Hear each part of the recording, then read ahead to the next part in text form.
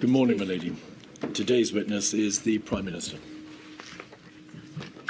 I swear by the Gita I swear by the Gita that the evidence I shall give shall be the truth, shall be the truth, the whole truth, and nothing but the truth. and nothing but the truth.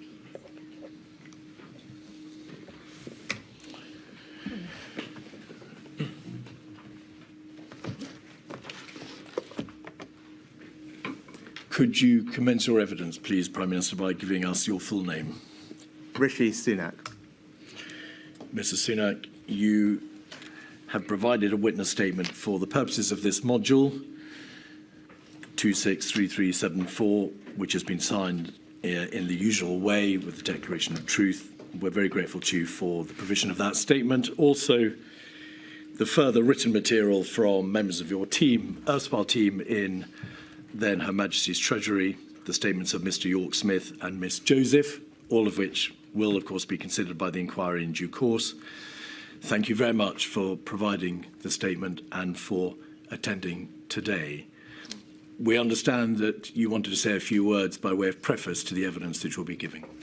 Thank you, Mr. Keith. Yes, thank you for having me here today. I just wanted to start by saying how deeply sorry I am to all of those who lost loved ones, family members through the pandemic, and also all those who suffered in the various different ways throughout the pandemic and as a result of the actions were taken. I've thought a lot about this over the past couple of years. It's important that we learn the lessons so that we can be better prepared in the future, and it is in that spirit and with enormous respect for all of those who were affected that I'm here today, and I look forward to giving evidence in a spirit of constructive candour to help the inquiry with its deliberations.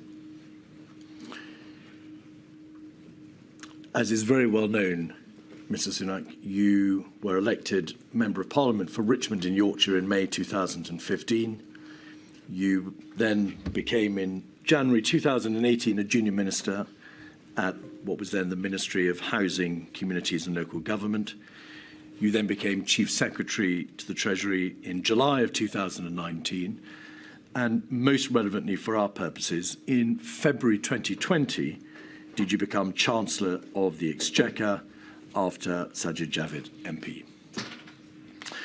You remained Chancellor of the Exchequer until July of 22, so after the conclusion of the coronavirus pandemic crisis, and of course you became Prime Minister on the 25th of October 2022 following the resignation of Liz Truss as leader of the Conservative Party. That is all correct, is it not? Yes, it is. Mr. Sunak, I'd like to start, please, just with some of the forensic building blocks underpinning your evidence today and the issue of the provision of material to the inquiry. In your statement, you set out how you rarely use text to communicate with colleagues. Your phone, you said, doesn't retain, and nor do you have access to text messages at all relating to the period of the crisis. And in addition, you said, although on occasion you use WhatsApp to communicate around meetings and logistics and so on, you generally were only party to WhatsApp groups that were set up to deal with individual circumstances, such as arrangements for calls, meetings, and so on and so forth. Is that broadly correct? Yes, that is all broadly correct. You don't now have access to any of the WhatsApps that you did send during the time of the crisis, do you? No, I don't. I've changed my phone multiple times over the past few years, and as that has happened, the messages have not come across. As you said, I'm not a prolific user of WhatsApp in the first instance, primarily communication with my private office, and obviously anything that was of significance through those conversations or exchanges will have been recorded officially by my civil servants, as one would expect. Evidence has been given to the inquiry to the effect that Mr. Johnson announced the institution of this inquiry in May 2021. And around that time, officials discussed the need for ministers and others to retain WhatsApps. It was a matter of debate, in fact, in WhatsApp communications between officials themselves. Around that time, April and May 2021, did nobody say to you, Chancellor, it's important that you do retain your WhatsApps, or we need to put into place measures for them to be backed up in case they become relevant to an inquiry. No, I don't recall either of those conversations that you referred to between officials, but you might have been referring to officials in number 10 rather than at the Treasury. No, yes, and I don't recall anyone in my office making that recommendation or observation to me at the time. Do you happen to recall, it's probably quite a long shot, but do you recall changing phones around that time as it happened? Not around that time, as I said. I have changed my phone multiple times in the years since then, and as I said previously, every time that's happened, the messages wouldn't have come across. But as I said, I'm not a prolific user of WhatsApp, and with the private office again, that would have all been recorded formally on the record, or indeed where I've had exchanges with other individuals, some of those have been part of the evidence that's formed the inquiry's deliberations. They have indeed, and I should make plain that we've got some of your messages from the other interlocutors to the communications. Now, turning to the role of Chancellor of the Exchequer, and it is, of course, because you were Chancellor of the Exchequer that your evidence today is of the greatest importance. You describe how, in your statement,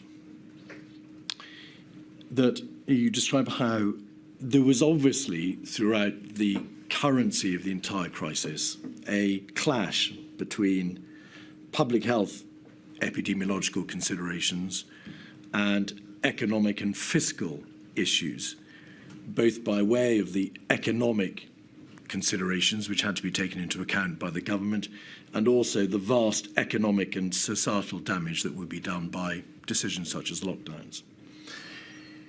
In that debate, which raged throughout the pandemic, what was the general position of the Chancellor of the Exchequer? What position generally did you and Her Majesty's Treasury take? Well, I don't think I ever referred to it as a clash. I think I saw my role as Chancellor of the Exchequer as making sure that the Prime Minister had the best possible advice, information, analysis relating to the economic impact or consequences of some of the decisions that he was having to make. Obviously, the Chancellor of the Exchequer's role is to be responsible for the country's economic and fiscal policy and the financial services sector. So that was my primary responsibility in the role. And then as it pertained to the pandemic, my jobs were not just to design and implement economic interventions like the furlough scheme or support for public services and businesses, but also, as I said, to provide analysis and advice to the Prime Minister as he made his decisions. And more broadly, just touching on what you said at the beginning, Mr. Keith, as a senior cabinet minister, one of the consistent arguments or points that I made from the beginning throughout was just making sure that we collectively in the Prime Minister considered the totality of the impacts of the decisions that we were making. It wasn't, I didn't ever describe it as a clash just between public health and economics. I think that's to think about it in far too narrow a way.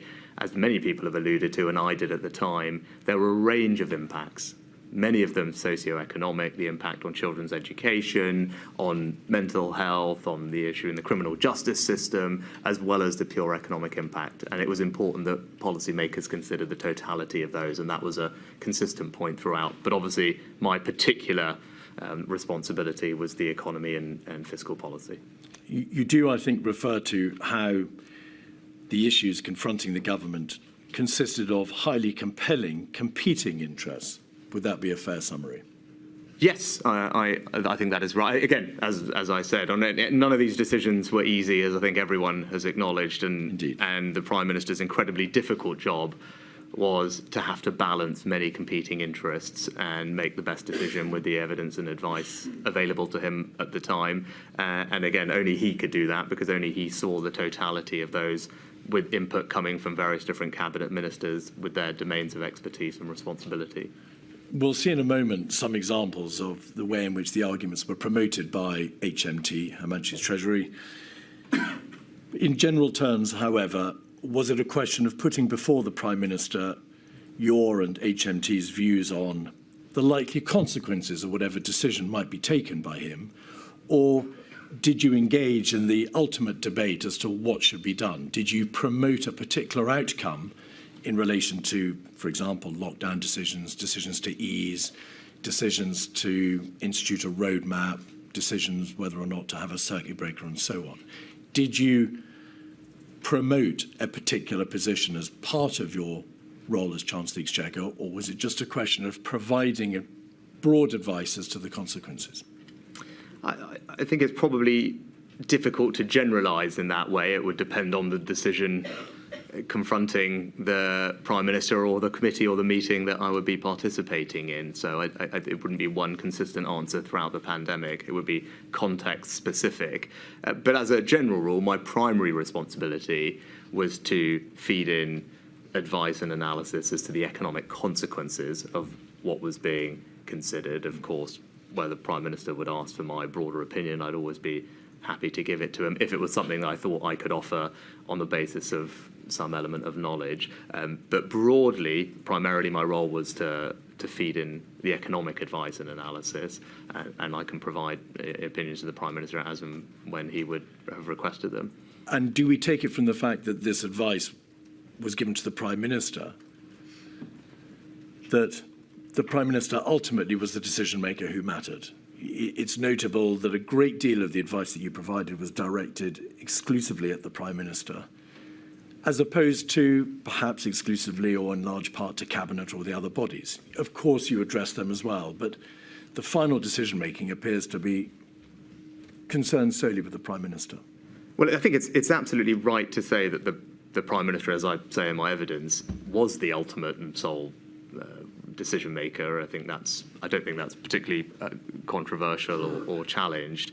Only he has the ability to make those decisions across competing interests. I wouldn't say it's fair to say I only fed advice into him. I mean, I'm sure we'll go on to discuss it shortly, but there were various committee structures that were set up to facilitate that decision making and provide forum for debate and discussion where the Prime Minister could hear different views from colleagues and obviously through bilateral meetings as well. So there was an extensive process by which information was shared.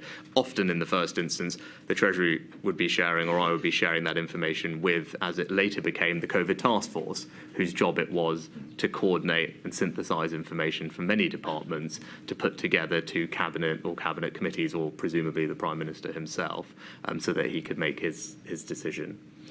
There was indeed a very developed process, and it was a process that altered over time. Yes.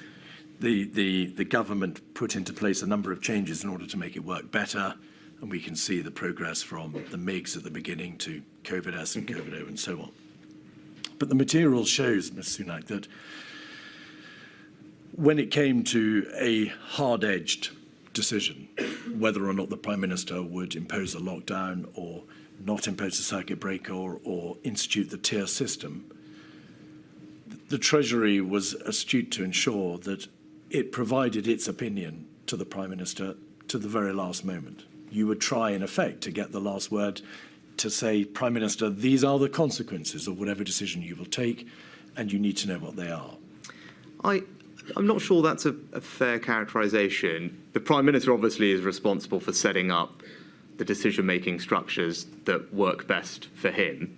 And he had done that through the task force, the COVID-Os and S's, complemented by bilateral meetings with different ministers. All of that really is a question for the Prime Minister as to how he wanted to hear the arguments and see the evidence analysis from colleagues. And I participated in all of those, as was my job. And I certainly felt that I always had that opportunity. So there was no point did I feel that I didn't have that opportunity to input analysis or my point of view into the process. But in general, the way that decisions were made was through the committee structures that he had set up, COVID-O, COVID-S and Cabinet for the most part. That's where decisions were taken. Now, there may be an iterative process leading up to that final decision-making meeting. But again, that question for the Prime Minister as to how he liked to organise that. For my part, I would say I was always able to feed in appropriately and adequately into those mechanisms, and ultimately it was up to him how he wanted to hear the different views from different people. But ultimately the decision was made in one of those forums, as one would expect in the way our system of government works. And so that we're absolutely clear about this, there was never a time when you felt that you didn't have an adequate opportunity of making your views plain. Whatever it was that you wished to say about the various difficult decisions that the Prime Minister faced, you had that opportunity. Yeah, as a general observation about my reflection over the period, I don't sit here today thinking, gosh, there were many opportunities where I didn't have that opportunity. As a general rule, I always felt that I could. I mean, I saw the Prime Minister probably more than I saw my own wife for this period of time. We were working very closely together, as I was with my other cabinet colleagues, and as a general rule, I was able to participate in everything that I felt I needed to or ought to in order to get the evidence analysis to him in a way that he could use it to make decisions. Let's look for a moment at the structure of the way by which material was an analysis was put before the Prime Minister. Have you set out in your statement, and we'll have, please, the statement at page 23, the various different ways in which HMT analysis was shared with the Cabinet Office and the Prime Minister. There were shared weekly monitoring products. There was a regular economy update meeting. You refer to particular advice on the 14th of February, a paper in March. There was then a rolling process by which HMT officials contributed to Cabinet Office advice for the Prime Minister on the reopening of non-essential retail. There were obviously publications of your own department's economic analysis. We can see that at paragraph 75. And going back a page to page 22, paragraph 72, have you provided certain particularly important papers around about the time of the first lockdown decision, dated the 12th and 15th of March, and then after the decision, the 15th of April? We'll have a quick look at one or two of those to see the nature at that time of the Treasury intervention. So 232069, INQ 232069. We can see here a document with a readout of a Prime Ministerial meeting on Sunday, the 15th of March, so the day before the lockdown decision. Prime Minister, that's correct, isn't it? For a meeting at 5 p.m, the PM commissioned advice on further options. It was agreed that a package of announcements would be put to COBRA on Monday the 16th. And then you can see at the bottom of the page, summary of papers to PM. And then information about the various options confronting him: household isolation, atypical settings, shielding, social distancing, and so on.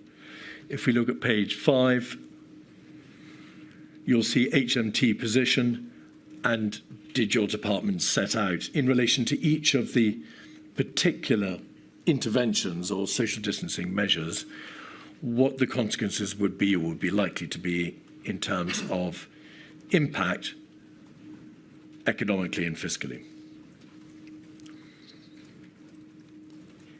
And then if we look over the pages to 6 and 8, we can see what the impact would be fiscally in terms of a number of other particular options. So does that give a fair indication of the sort of information which your department provided to the Prime Minister?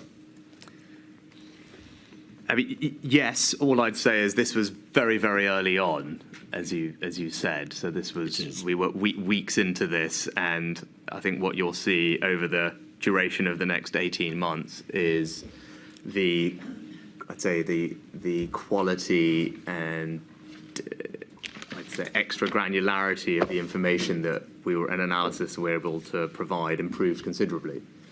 The focus early on, as you can see, was on labour supply impacts and analysing days that would be lost through isolation policies. Obviously, as the pandemic and in the following weeks, the Treasury was able to significantly increase the sophistication with which it was modelling the impacts of things, not least because they were actually happening. It broadened the use of data that we had access to on a much more real-time basis from non-traditional sources. It procured and developed other models, particularly at a microeconomic level, on firm-level impacts on employment and insolvency, and it extensively engaged with external experts as well. So I think this is very early on. As the pandemic progressed, what you'll see is, as I said, that the detailed nature of the analysis will have improved considerably over time. Would it be fair to say that perhaps on account of the speed with which the first lockdown decision was made, the degree of fiscal and economic analysis that was placed before the Prime Minister by comparison to later was significantly different? There was a much narrower debate, if you like, about the economic and fiscal consequences at that time by comparison to the second and third lockdown decisions. I think that is fair, not least because this was so unpredictable and uncertain. Once we had entered into the first lockdown, then you actually had data as to the impact of these measures, and you could use those to forecast what would happen in the future when you were going to repeat them. But at this point, this was not something that anyone had grappled with before or modelled with any precision. So it was very hard to be precise about the impacts. And as I said, we developed more modelling capability, broadened the source of data over time, and external groups like the OBR, who is, of course, the government's independent forecaster themselves, and about the middle of April published quite extensive independent forecasting of the impact on the economy from COVID. And again, they continue to iterate that, as did the Bank of England and other external bodies. So I think there was just a considerable body of external and internal work that was done from this point onwards. But as you say, this was very early on. In terms of the other economic information that was relevant around exactly the same time as this note was the situation in the gilt markets. We'll come to that. Oh, fine, because it was around the same kind of time, yeah, just days after that, from memory. In fact, the lockdown decision was the 23rd, and the debate about the gilt markets was on the Thursday before, so the 19th was the first conversation I had with him, and then followed up. But we'll look at that in a moment. Fine. Well, we'll have another look at another document, 232115. This is a document dated the 15th of April 2020, so after the lockdown decision.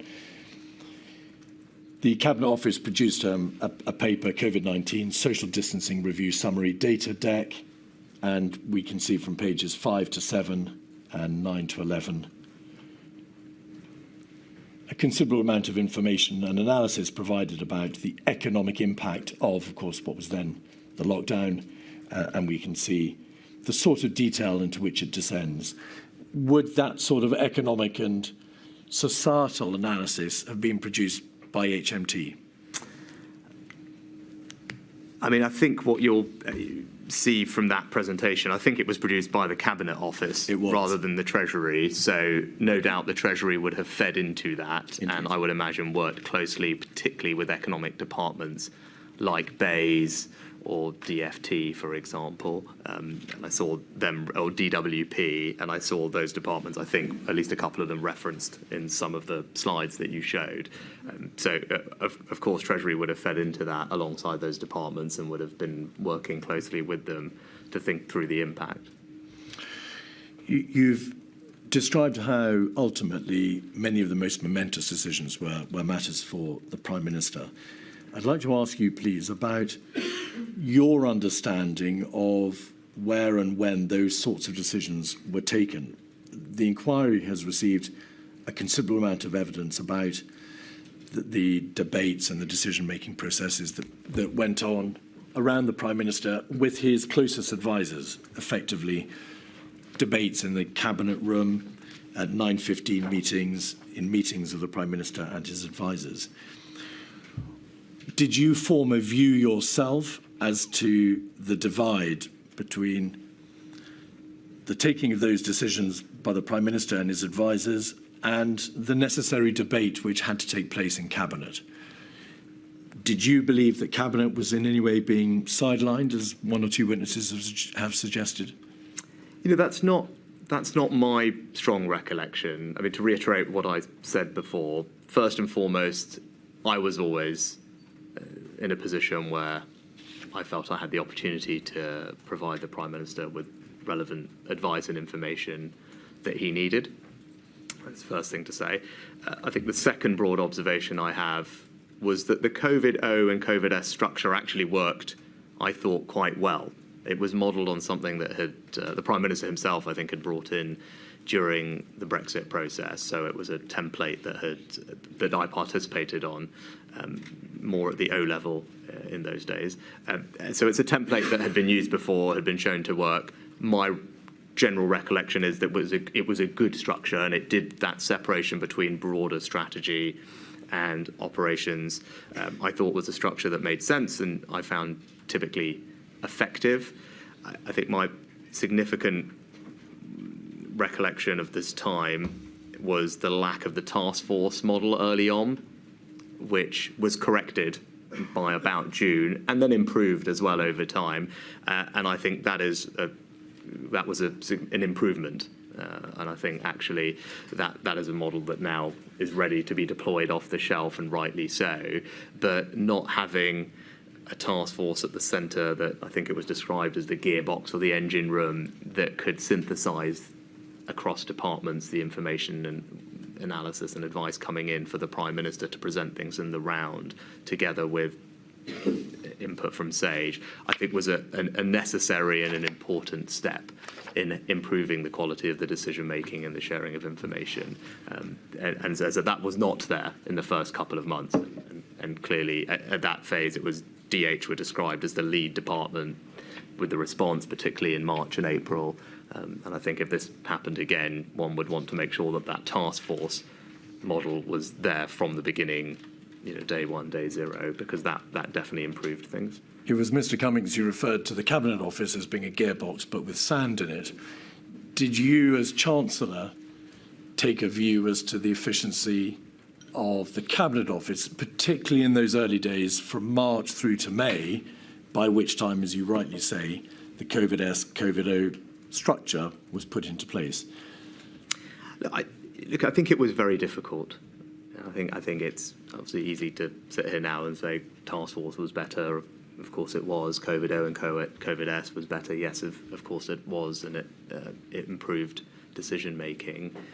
I think those first few weeks were extremely difficult for everybody. I don't doubt that everyone was trying very hard to do the best that they could in trying circumstances, dealing with something that we hadn't dealt with before.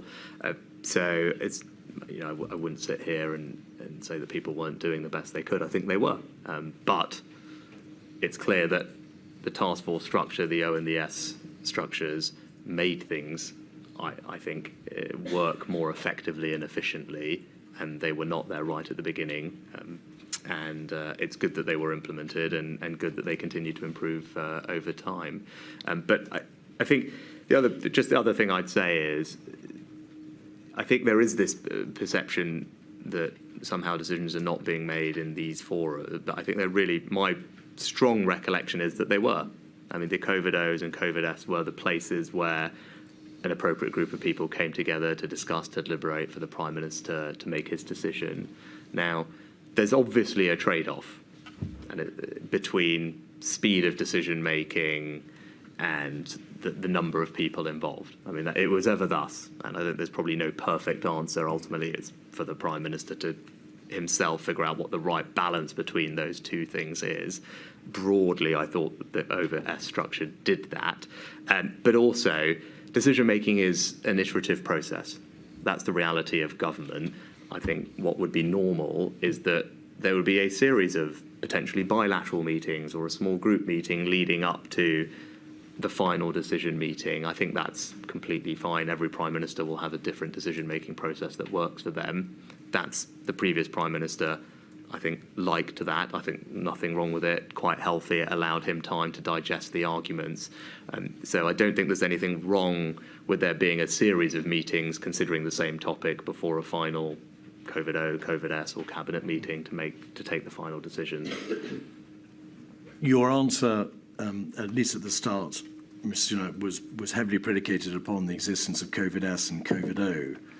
But in the earlier period, particularly around the time of the first lockdown and those decisions in March and April, the evidence from a number of witnesses is to the effect that there was a circumvention of cabinet governance, a certain level of dysfunction, and I emphasise it's only evidence and these are all matters for my lady in due course. But the witnesses have spoken about dysfunction in number 10 in the Cabinet Office and how the system around the Prime Minister was not working well, to put it neutrally. That must have been something that was apparent to you as the occupant of number 11. You couldn't not have seen how number 10 was responding to this unprecedented crisis. So you described, not what people saying about dysfunction in number 10 or the Cabinet Office. Obviously, I didn't work directly in number 10 or in the Cabinet Office. So it's hard for me to comment on that, other than to say that my interactions with number 10 and the Cabinet Office during this period felt fine to me. Again, I go back to, broadly, was I able to input advice to the Prime Minister or when decisions were being made? I felt I was. I didn't feel I'd been shut out or not able to participate. And my recollection of that period, that early period, was a series of, I think as it was then, as you say, not COVID-O, COVID-S, they were probably COBRA meetings, which involved groups of people considering these things. So lots of people were around the table, was my recollection, at the key moments on the 16th of March, the 9th of March. As far as I can remember, at all of those points, there was a COBRA meeting. I was probably at it. There were minutes that were circulated, or SAGE minutes that had been circulated that formed part of the advice pack. Deliberations were made, decisions were taken quite quickly and acted on in all of those key moments. So that's my general recollection of the period. You're absolutely right, and as I've said, the formal task force structure and the O and the S structure hadn't been established at this point, but things were moving so quickly, and largely, as I'm sure we'll get on to, the government, the Prime Minister, just largely acted on the advice that was put in front of him from SAGE with regard to what interventions to implement at what time. I mean, that's my strong recollection of this period of those 3 weeks in March, 2 weeks in March. The public health considerations took primacy. Absolutely. In effect, yeah. Which is why, although the arguments about the likely impact of lockdown were made, they didn't assume anything like a comparable strength in terms of the overall. Yeah, you've said that before, and I agree. It was the Department for Health were very clearly, as per all the evidence, the lead department leading the response. My strong recollection of this period is the advice would come in from SAGE. Obviously, that advice changed over the weeks, which I'm sure we'll get into. But largely, my recollection is the government acted on the advice it was given with regard to interventions, and the economic advice, as you pointed to, was provided. I'd say not just for information, that's to downplay it, but it was not driving the conversation, and that's right in the way that you've described it. In your statement, you describe how you would, in addition to these formal procedures, see the Prime Minister informally, but that no decisions of significance were made in those situations. And you state all major decisions were made within formal structures. But presumably during these informal debates, COVID was at least part, if not the predominant part of the debate, and how economically and fiscally there were issues to be debated. Yes, I think when I was talking about that, I wasn't referring to this period. I mean, obviously, I didn't know the Prime Minister particularly well at this point in time when I became Chancellor. Obviously, that relationship grew over time, and both of us living in the same building. So this went on for almost 2 years. So over the course of that period, as we got to know each other better, there's clearly more opportunities for, we might be sitting in the garden together at the weekend or something. So as is completely normal. So it wouldn't just be COVID, because by the point those types of conversations were happening between us, there were other things as well. Not just COVID, but of course always with an economic or fiscal bent to it. That is, of course, what your role was. You were the Chancellor of the Exchequer. Yes, I would say all our conversations were work-related. We were also able to talk about things that were not work-related. But I'd say my conversations with them on policy would obviously be predominantly based on the economic and fiscal considerations of what. Of course, there were debates about the matters which were of the greatest concern to the government at that time. That is why, of course, you were discussing them with the Prime Minister. And I asked. I mean, I'd say, Yeah. yes, I think there is a distinction. I think you just work with colleagues, and if you happen to be neighbours, it's impossible not to see each other outside of a formal COVID-S meeting. That's just the practical reality of being neighbours and sharing a garden and living in the same building. So it would be weird not to have had conversations about life, family, friends, work at the same time. But in terms of decision-making structures, as I'm very clear that there was rigorous and proper debate and deliberation with colleagues in those structures after they were set up, and even before that, more generally. And that was my consistent view throughout. I mean, those debates and deliberations did happen throughout with not just me, but with other colleagues as well. I ask, as you know well, because of the article in The Spectator, Rishi Sunak on What We Weren't Told, dated the 27th of August 22, in which the author of the article says that you said that you tried not to challenge the Prime Minister in public or leave a paper trail. I'd say a lot of stuff to him in private. This is, of course, it's on page 8 if you want to see it in all its glory. This is all, of course, in the context of COVID. The article is, of course, about your role in COVID.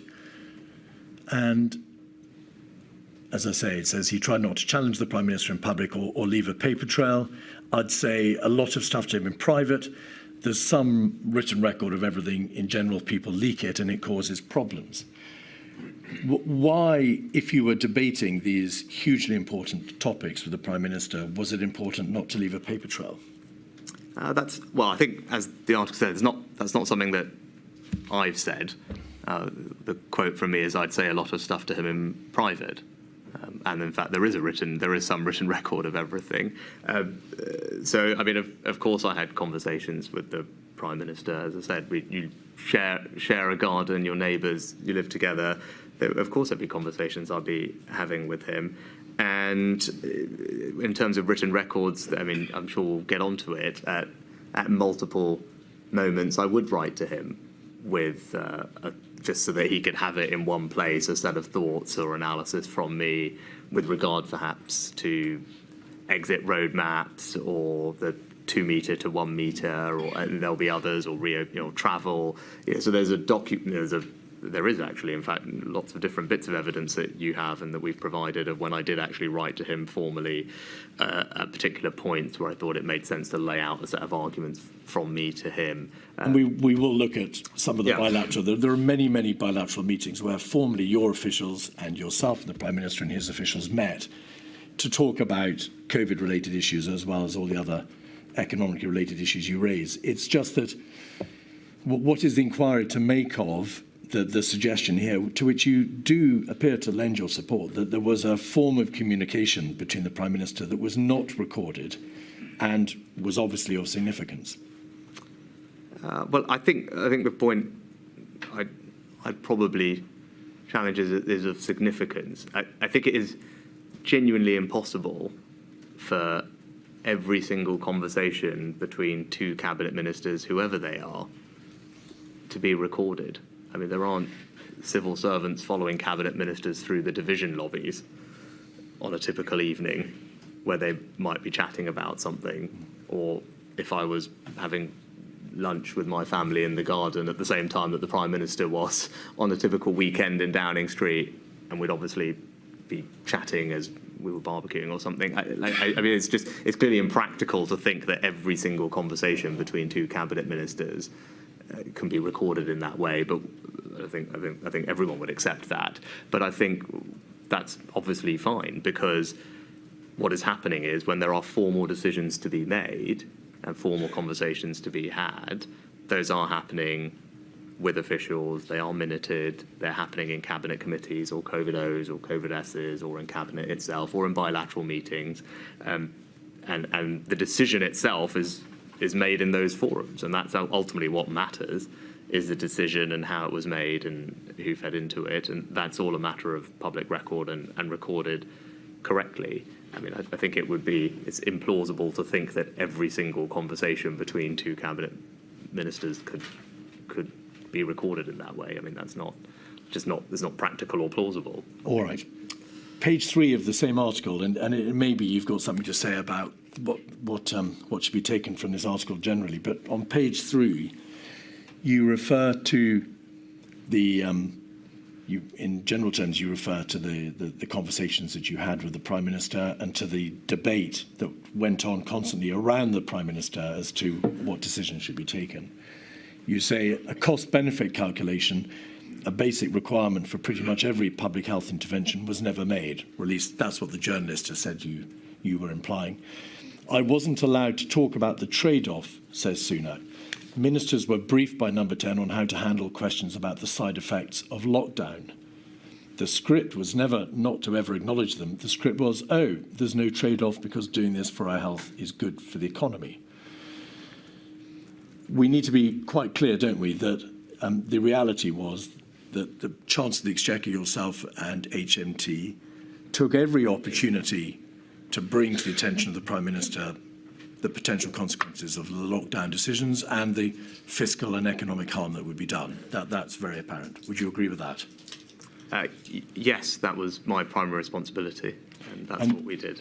And if we look at 182359, this is an analytical note which expressly refers to it being a trade-off between continuing COVID-19 social distancing and minimising foregone economic activity and other costs. Was this a document produced by HMT dated the 22nd of April, provided to the Quad group of ministers, that's to say the group of yourself, the first Deputy Prime Minister, Mr. Rabb, Mr. Gove and Mr. Hancock, whilst the Prime Minister was ill? So a Treasury document that expressly addresses the trade-off between continuing social distancing and economic activity. I'm not familiar with that document, so I don't know if it's clear who you may it's not come know from. the individual document, but well, I do recall, because the person who wrote it, I worked with him in a previous guise, and I don't think he did work at Treasury. I thought he was in a different department, so it's not obvious to me that the document does come from the Treasury or not. So I can't say that it does come from the Treasury. My point, though, referring to the quote you had from the Spectator article previously, was not about the substance of the discussions that were happening in government, which, as you rightly said, and I was making the point about some of the consequences. Again, not just economic, but the other impacts in all other walks of life as well. The point was about the communication strategy. And I can certainly sympathise, actually, with a communication strategy that wanted to simplify things, because we were dealing with something that was, again, unprecedented. We didn't know how people would respond, behave, comply. And so the sense was a simpler communication strategy would be better for achieving that objective, and it was just better to focus on the health impacts, and because that would be the way to improve compliance. And I have sympathy. That's a reasonable argument to make, but that argument that was made to achieve that aim came at the cost of not having from the beginning a broader conversation about the other impacts and other walks of life. And again, impacts that may not be felt immediately, but would be felt down the line. And I think that was the approach of the communication strategy. That's what I was referring to in the Spectator article. And again, it doesn't mean that it was wrong, by the way, because I think it's a reasonable position to have taken that it was better to have a simpler communication strategy that didn't talk about all those other things, because we wanted people to comply with what we were asking them to do. Reasonable position. I was making the point that, I think you could have said, actually, we could have had a broader conversation from the beginning about some of these things. That was the point I was making in the article. But this document, as I said, I don't know or recollect. The article itself makes no reference to this being a comms issue. It simply quotes you as saying the script was not to ever acknowledge them. The script was there's no trade-off because doing this for our health is good for the economy. But you say that was just a question of communication. Yes, because I think if you can bring it back. Page 3 of 280042.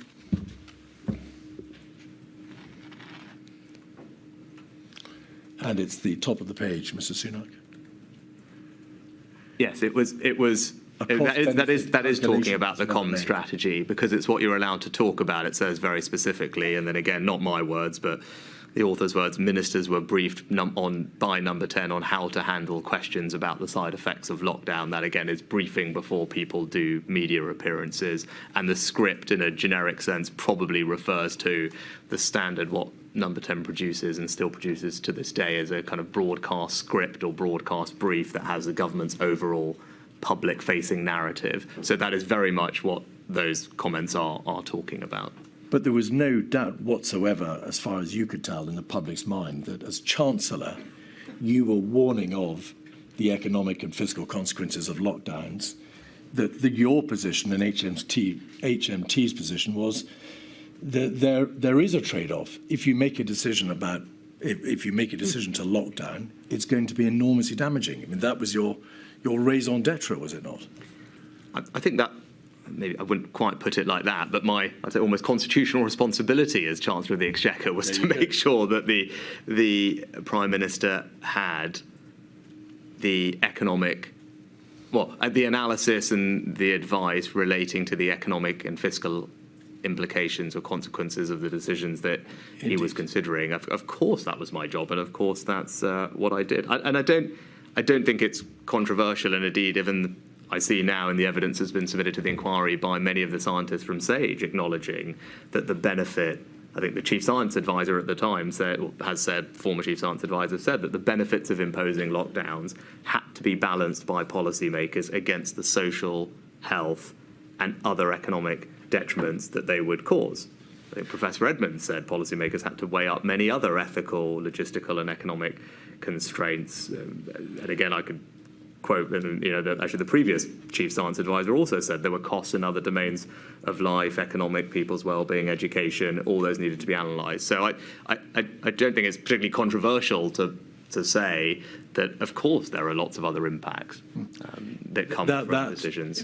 My particular responsibility was to make sure that the economic ones were considered, or the Prime Minister had an opportunity to consider them. It is obvious that you've spoken. There's a separate question. Sorry to interrupt, and then there's a separate question about how much it is appropriate to talk about those in public, which is what this refers to. We need to be clear about this, Mr. Sunak.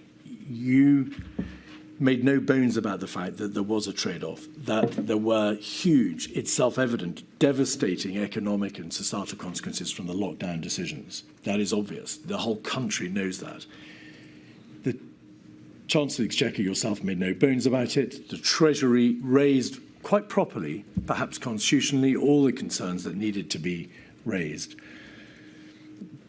But you reject the suggestion, which appears to be given by this article, that full debate, the nature of the trade-off, wasn't properly identified, or at least wasn't properly ventilated by you, perhaps because of briefings by number 10. And I want to ask you whether that was in fact correct. Sorry, I'm not sure I understand the question. Did ministers brief you, or rather did number 10 brief you, that you couldn't raise the obvious issue of the economic and fiscal harm that would be done by a lockdown decision? Was that not, in fact, a debate that was obvious to everybody, and it was a debate in which you played a full part?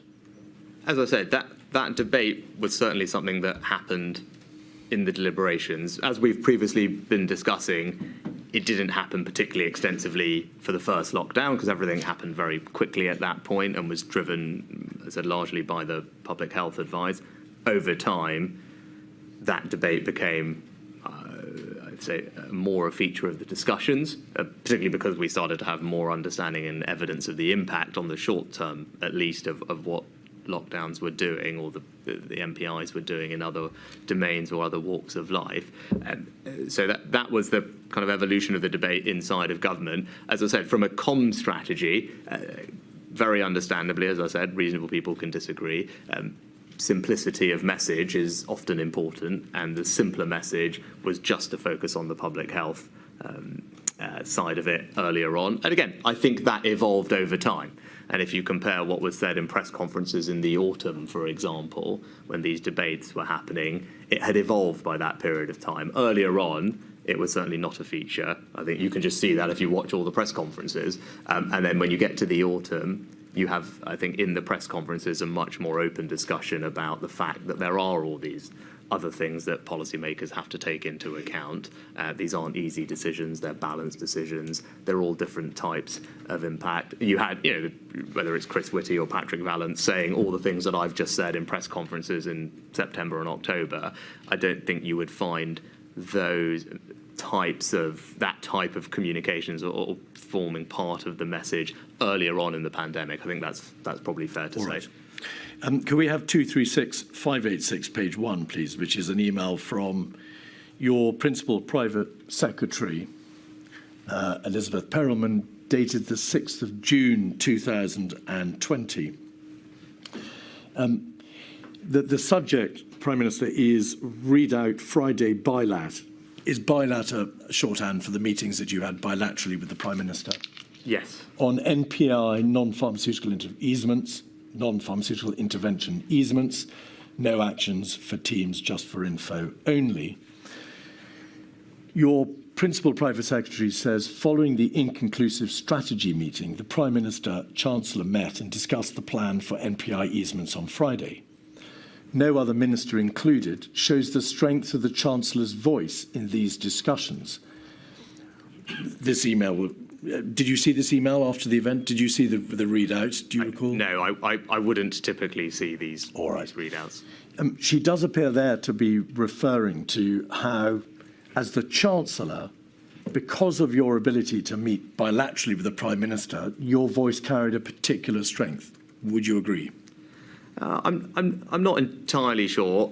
I would agree in any disproportionate sense. It's completely normal for the Prime Minister to meet with the Chancellor bilaterally. I do the same now in this job. Previous Prime Minister did the same. I mean, that's unsurprising. So that we're not at cross purposes. There is no suggestion, any impropriety, meeting with the Prime Minister bilaterally. You are the Chancellor. He is the Prime Minister. It's a vital relationship to the workings of government. But I want to ask you to assess the strength of your voice in those discussions on the issues which directly concerned the pandemic because of the debate about SAGE and the NPI easements and so on. As I've already said, I felt I always had the opportunity to convey my thoughts and provide advice to the Prime Minister. I said that early on. And that happened in a range of forums, whether in these bilateral meetings or through the smaller group meetings or the COVID-O or the COVID-S. I've been, I think, consistent in my evidence that I always felt I had the opportunity to provide the Prime Minister with advice. Indeed. I wouldn't read anything particularly into the fact that I had a bilateral meeting with him. I'm sure he was having bilateral meetings with other ministers as well, all part of how he would like to make decisions, and that ultimately is a question for him. But for my part, of course, I had the opportunity to feed in. If we look at page 2, we can see a reference to next steps. And after a list of next steps or actions which are envisaged to be taken, your principal private secretary says this: on Monday, I'm just going to check where number 10 have got to and ensure on track for Tuesday. Until announced, you never know. That would appear on one reading to be a reference to an understanding held by her that there was a degree of backing and veering or change in position or perhaps just debate within number 10, which meant that until decisions were actually announced, there was a risk they might not be adhered to. Would you agree?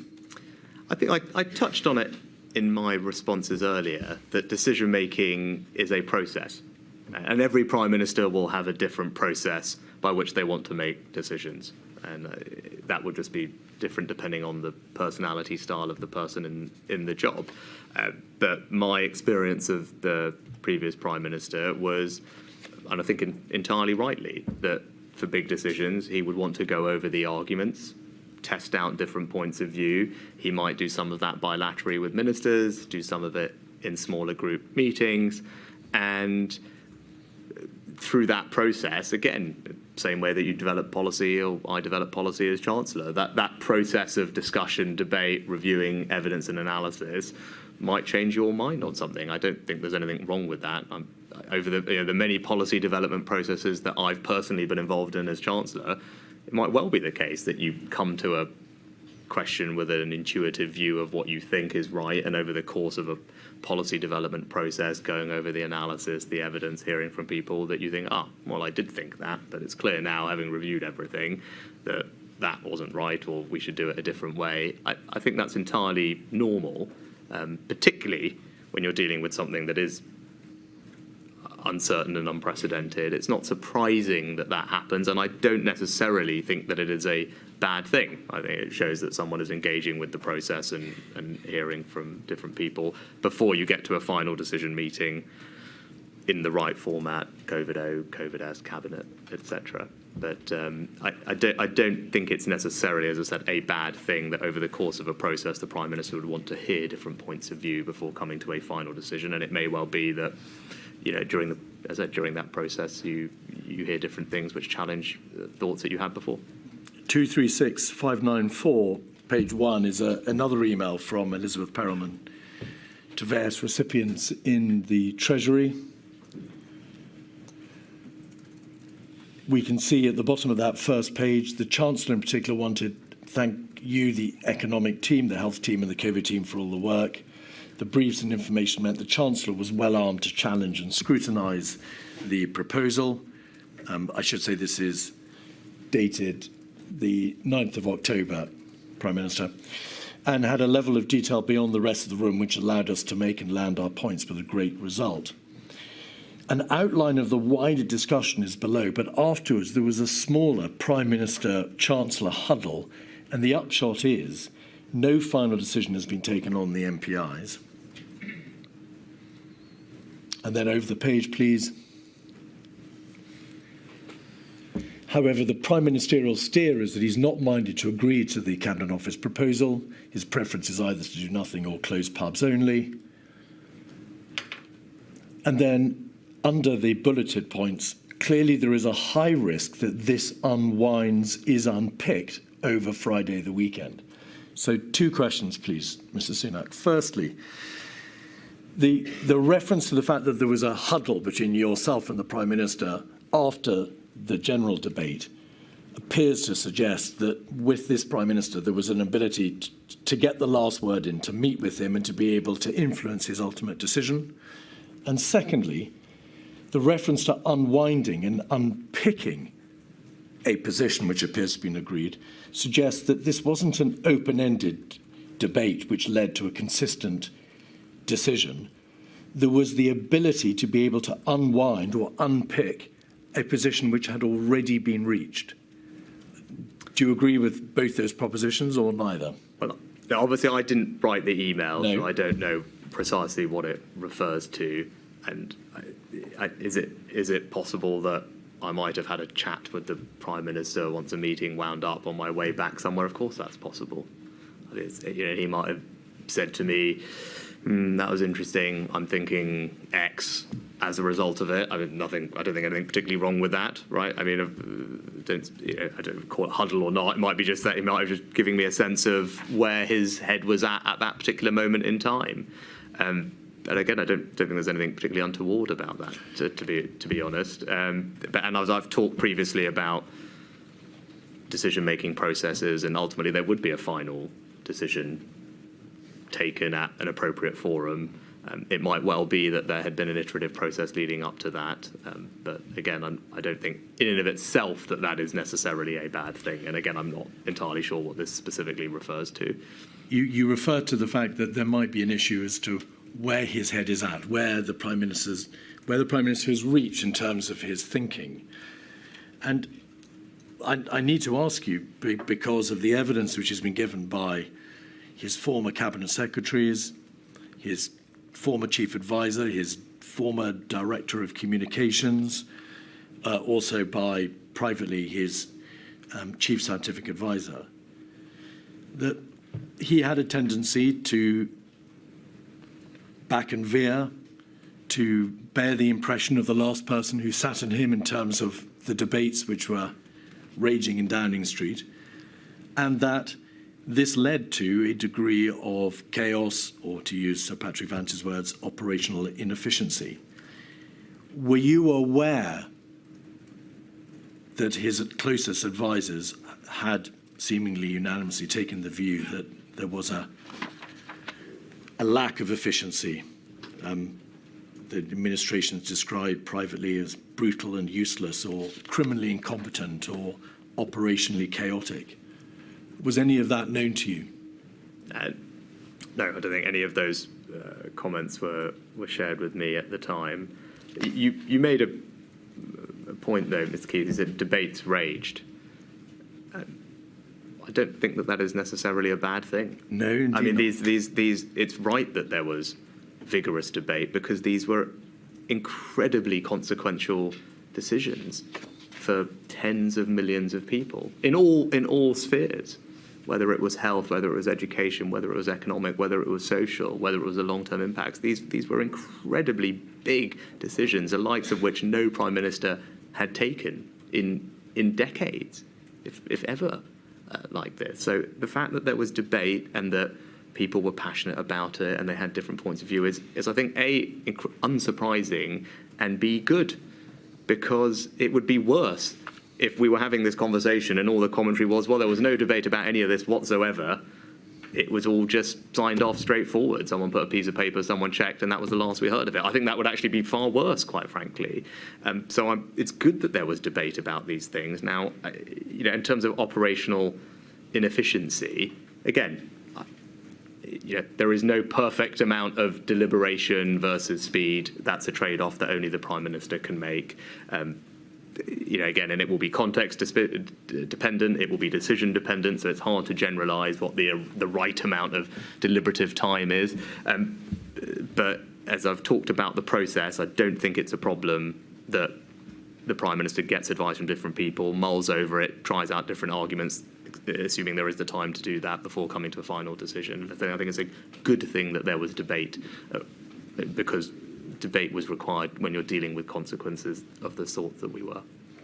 How often, if at all, Mr. Sunak, did you leave Downing Street or leave number 10 Downing Street after debating issues with the Prime Minister, perhaps in a bilateral or multilateral conversation, and been told that a decision had been reached or that his view was X, to find out later that his view had changed or that a decision had been unwound or unpicked? Can you recall any such instance of that happening over this particularly fraught period from March through to October? I'm sure it did. I mean, we make so many decisions over the course of 2 years. We know which decisions are the most important. We know the momentous decisions, Mr. Sunak. Did he change his mind when you had been given to understand that he had reached a view on the decisions which you and his closest advisors were debating at such ferocious length? Again, I think if you could be more specific, I mean, if we talk about the first, there were many momentous decisions, right? So, I mean, that's why this is an important piece of work that is extensive. But we'll get into, if we talk chronologically, the decisions around the first lockdown. No, I don't think that happened, because we haven't got into it yet, and we haven't touched on the economic analysis, which I think we'll come to later. You said, where I can talk about the economic context we're operating in, but. My strong recollection of those few weeks in March was that advice was put to the government, to the Prime Minister from Sage, and advice was followed pretty much imminently on the same day in most cases, if not all cases, during that period. The advice changed from Sage during that period, but the government, when the advice changed, the government acted. The Prime Minister didn't say, I'm going to do this and then I'm going to change. We were sitting there, we got the advice about when we should implement self-isolation, household isolation, originally not to close schools, not to ban mass events. Things changed, particularly on the 16th of March. That's when the advice from Sage changed considerably about the speed of implementation. But again, Prime Minister reacted. Schools were closed on, I think, that was announced on the 18th, because that was put before the committee at the time, and again, that was just acted on immediately, I think the same day, both on the 16th and the 18th. I think the Prime Minister stood up the same day and announced those decisions. And again, even up to about, I think, the 19th or of March, the view from SAGE, the view from the Chief Medical Officer was that the existing measures that had been announced, if there was, in their words, 75% compliance, they should do the trick, right? And again, then it was clear that compliance maybe wasn't high enough and further interventions had to be put in place. But my strong recollection in that period of all those decisions is there wasn't a, we do one thing and then change our minds. It was just the government responding to the advice from their scientific advisors. The scientific advice changed, and then the government obviously changed with it. But there wasn't, not, I think that's not, again, that's what the government did at that time. It followed the advice from the scientists and didn't change its mind. And may we take it, because you've referred to the first lockdown decision by way of your answer, may we take it that the same position took place, the same position was reached in relation to the later decisions, for example, roadmaps and easements, circuit breakers, package A, tiers, and so on and so forth. Are you saying that there was a consistent, clear position adopted by Downing Street after the debate that obviously took place, and decisions weren't made, which were then unpicked, or that there was a consistent approach adopted? I mean, for those later periods? I mean, you just named, I think, almost 6 different decisions, all of which probably merit, and I'm sure we will have a fulsome discussion on each of them. But I'm asking you just generally, your impression as the Chancellor. Were you a Chancellor in an administration in which there was an absence of clear, consistent decision-making following full and robust debate? Or was it your impression that the decisions were being made properly, that there was a proper opportunity for everybody to have their say, and then the Prime Minister took decisions and stuck to them? Which is it? So I can only answer for myself in terms of, did everyone have the ability they wanted to feed in? Ultimately, because I'm not, I don't know the extent to which other cabinet ministers felt that they were sufficiently included or fed in or met the Prime Minister. It's a question for them. I've been consistently clear. For my part, I did have that ability from the beginning and throughout to feed in to decision making. And as I said, throughout, it's right that there was debate and discussion and debate. That's my general recollection. There weren't decisions that were made by fiat. There was good debate and discussion about decisions as we went. And unfortunately, we were just dealing with an unpredictable situation which people hadn't experienced before. And so did things have to iterate as we went along? Of course they did. And we'll get into that, I'm sure, when we address each of those individual decisions that you mentioned. Now, in each of those, of course, there would have been a period of iteration where we adjust the circumstances or facts as they changed. Don't think that is wrong, and I think it's hard to generalise, but what we should do is go into each of those things in detail, as I look forward to doing, and I'm sure we will over the course of today. We will.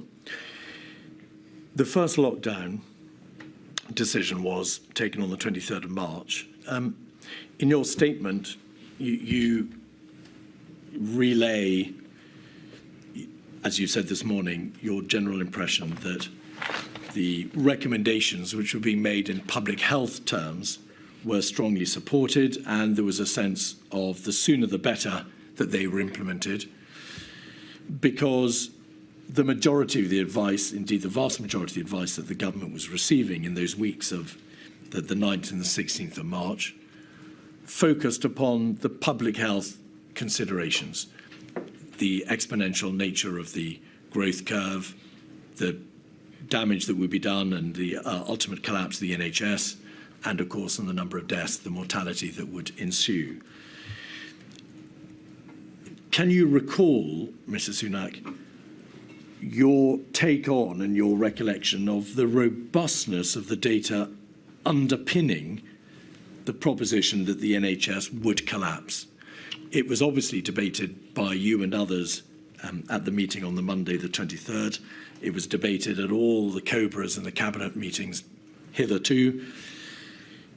What was the understanding that you had? Was it undoubtedly going to be the case that the NHS would collapse, or was it a question of it's in peril, there are very grave concerns as to whether or not it'll be overwhelmed or overtopped, but we've got to see to what extent surge capacity and the heroic efforts of the NHS itself could save the day. Where was the final line reached? You know, I can't specifically recall the analysis that was presented. My overall recollections of this period, which may be helpful for context, were obviously we're starting to get information coming in about COVID internationally. The general response was being led by DH. I think you will be familiar with the contain, delay strategy, which is what we were advised by the scientific experts to follow. The strategy was, as you said, to prevent the NHS from being overwhelmed. I vividly recall at the time the chief scientific advisor saying, and I think it's recorded in the minutes, that the strategy was not to completely suppress the disease, right? Which I think there was a misunderstanding about this, but that he was very explicit that wouldn't work, and that would just lead to a later second peak later in the year, which did overwhelm the NHS. So what they wanted to do was flatten the curve, change the epidemiological shape, and they were very concerned about going too early.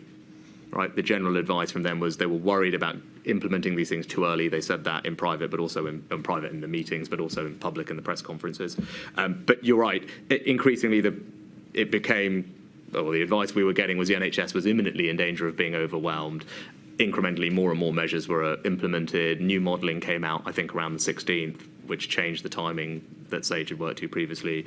Government acted on that, acted again on the 18th. And as I said, I think Chris Whitty on about the 19th was clear that the decisions we'd made, having closed schools at that point, were announced. So if there was good compliance, should be sufficient. That turned out not to be the case, and obviously subsequent measures were implemented. I don't remember the specific analysis that we were shown about the NHS being overwhelmed. I don't think I would have been in any position to challenge it if it was coming from the NHS at that moment. But and how much of the debate on that Monday revolved around an understanding of what the impact on the NHS might be? The reason I ask, so that you can understand the genesis of the question, Prime Minister, is that there was a great deal of information about beds and ICU beds and the number of beds and so on, and how many would be needed and whether they'd be overwhelmed and so on. But there was also a fair amount of information from the NHS as to what could be done by way of additional surge capacity, whether the NHS would survive, whether it could survive. And given that ultimately the decision to lock down rested, at least in part, on what the impact on the NHS would be likely to be if that decision were not taken, we need to know to what extent the actuality of the impact on the NHS was debated. Was it taken as said that there would be a collapse and therefore you had to act? Was there a detailed debate about the reality of the NHS and whether or not, in fact, an alternative position could be taken which wouldn't inevitably lead to the collapse of the NHS? So I can't specifically recall. You're absolutely right. There was a lot of talk about ICUs and monitoring of ICUs, what was happening. And then you had the forecast from the scientific advisors with degrees of infection and hospitalizations. Indeed. And then, as far as I can remember, but I might be confusing it with a later period, you could easily plot the curves of here's a line of NHS capacity, here's the predicted emissions. There were curves then, undoubtedly. And look, of course, you would look to see, well, how can we improve capacity through Nightingales or flexing staffing ratios, all these types of things, which we did. I don't think I was in a particular position, or I don't remember there being enormous challenge of those assumptions that we were presented with the NHS. I'll be honest, though, I can't precisely recall, but I think it was just I think it was largely taken if they were saying we were going to be overwhelmed in a matter of days or weeks if this carries on this projected curve. There wasn't an enormous amount of disagreement with that. Regardless, we should do everything we can to increase capacity, and I think we did, investing in Nightingales in particular, and changing staffing ratios was the other thing that helped. But I don't precisely, as I said, recall the data that was presented and the debate that was had around it. But you are right that was what was driving everything. I said it was not a total suppression, and I think this is where this issue of herd immunity came out. I'm so sorry for interrupting. Can we address herd immunity and the other strategic or the conceptual issue separately. Sure. Just finally on this question of the NHS. In hindsight, Prime Minister, and you've looked back at the documentation from that weekend, of course, and on the Monday, and the COBRA meeting on the Monday at 5 p.m, and the Cabinet meeting, which took place afterwards, after the public announcement on the Tuesday. Are you surprised by a relative absence of hard data as to the direct impact on the NHS and on the amount of debate which was directed towards working out what really would happen to the NHS if, by contrast to taking that further ultimate step on the Monday, the government had simply waited to see whether or not the measures imposed in good faith the previous week should be given more time to work?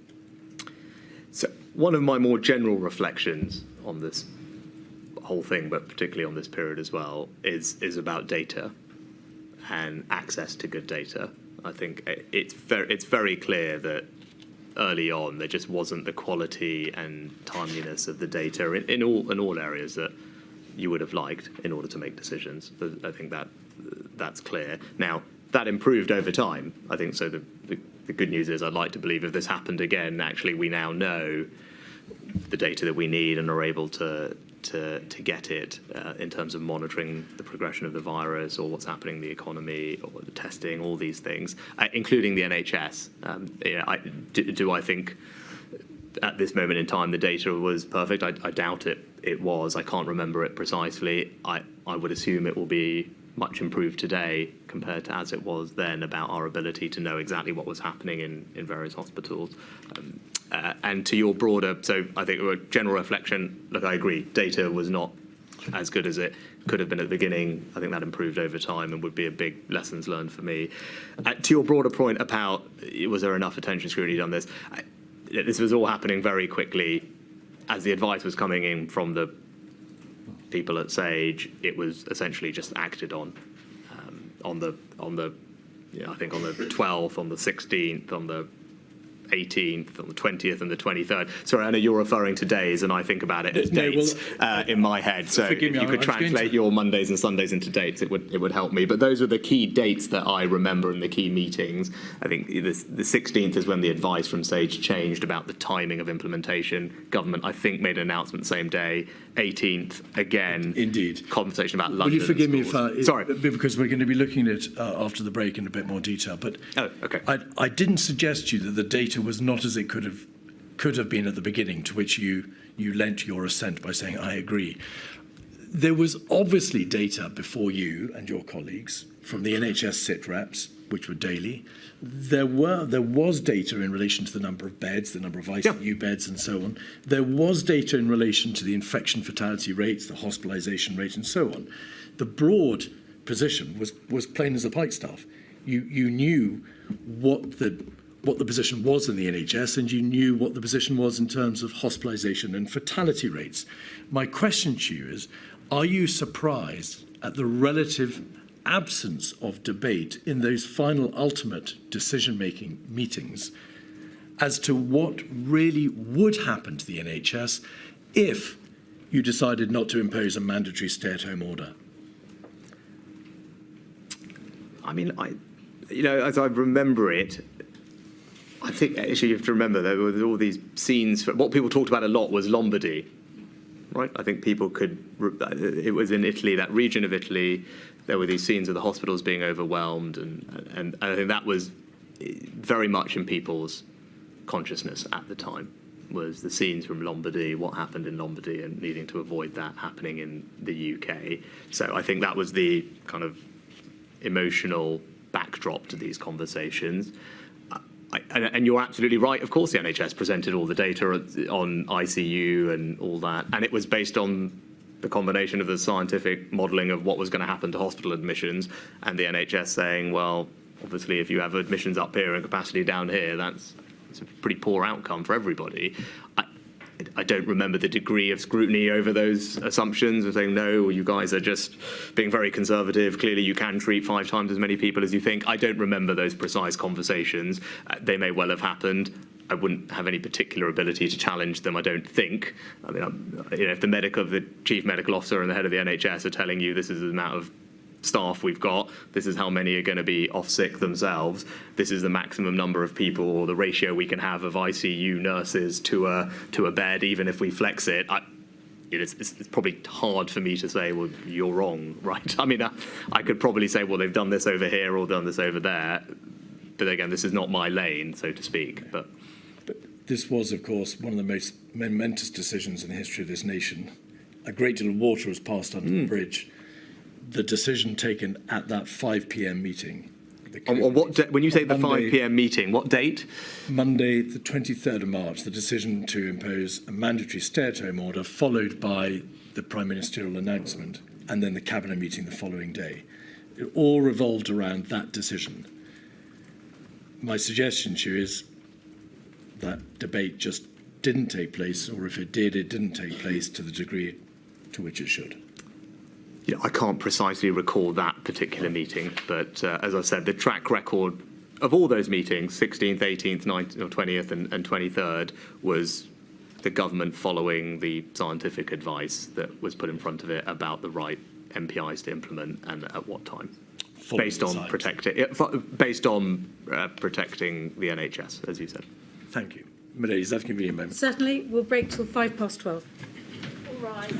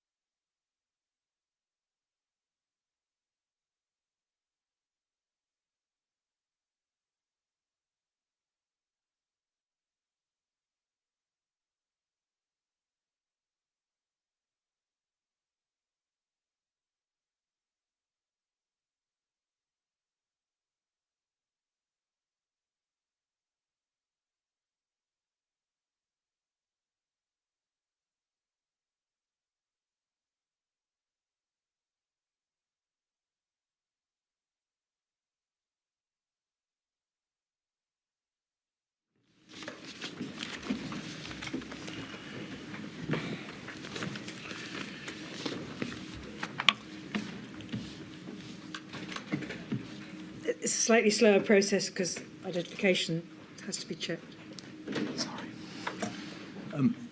Prime Minister, just some final questions on the first lockdown decision. You referred earlier to the debate about herd immunity and also the advice that the government received to the effect that implementation of the measures, plural, should not be undertaken too early. A great deal of evidence has been received about the nature of the debate about herd immunity, the danger of suppression, which might lead to an uncoiled spring, and the issue of the timing of measures, which then led into the wider debate about behavioural fatigue. You'll recall all these debates. What should the inquiry make of those debates? To what extent did they occupy valuable time and bandwidth in the weeks of the 2nd and 9th of March? Do you recall there being a great deal of time spent on debating these somewhat conceptual issues? You know, I don't precisely. I think I was probably a receiver, as it were, of information on that topic. The Department for Health were the ones who were the lead department presenting the information. The delay contain strategy was one that, to best of my knowledge, had been signed off by our scientific health advisors. That's what we were told, I think, at Cabinet. So I had no reason to particularly doubt it. That was a document that was published on the 3rd of March. It had its genesis in a commissioning email from the Secretary of State on the 10th of February. I'm more concerned with the weeks leading up to those you mean after the decision to implement the measures of the 12th, 16th, and then the 20th of March. I don't think the overall strategy changed. I think it always was the strategy, which was to not completely suppress the curve, but to flatten the peak and push it out. I do remember that this concept, I don't have any strong recollections, but I remember the chief science advisor talking about herd immunity in that context. And I think the minutes of one of the meetings in I think maybe it is on the 12th, to your point, where I think the minutes say that he said a good outcome being that by September 2020 herd immunity would be reached. So that's in the reference to herd immunity. In fact, that's in the minutes of that meeting attributed to him. But I think it was just to get to the point across that the aim and the goal could not be and should not be to completely suppress the virus. It was about changing the shape of the curve. And all these interventions I saw as via our previous conversation at the end of the last session were about doing that so that the NHS was not overwhelmed. There were a number of SAGE meetings and COBRA meetings where the issue of don't go too early, timing is vital, dominated the debate, at least the debate about whether or not measures should be implemented. You were, of course, present at the COBRAs. To what extent do you assess that had the government not received advice, don't go too early, there is a limit to which the population will be able to countenance and to deal with such measures? To what extent did that debate slow down the ultimate decision-making?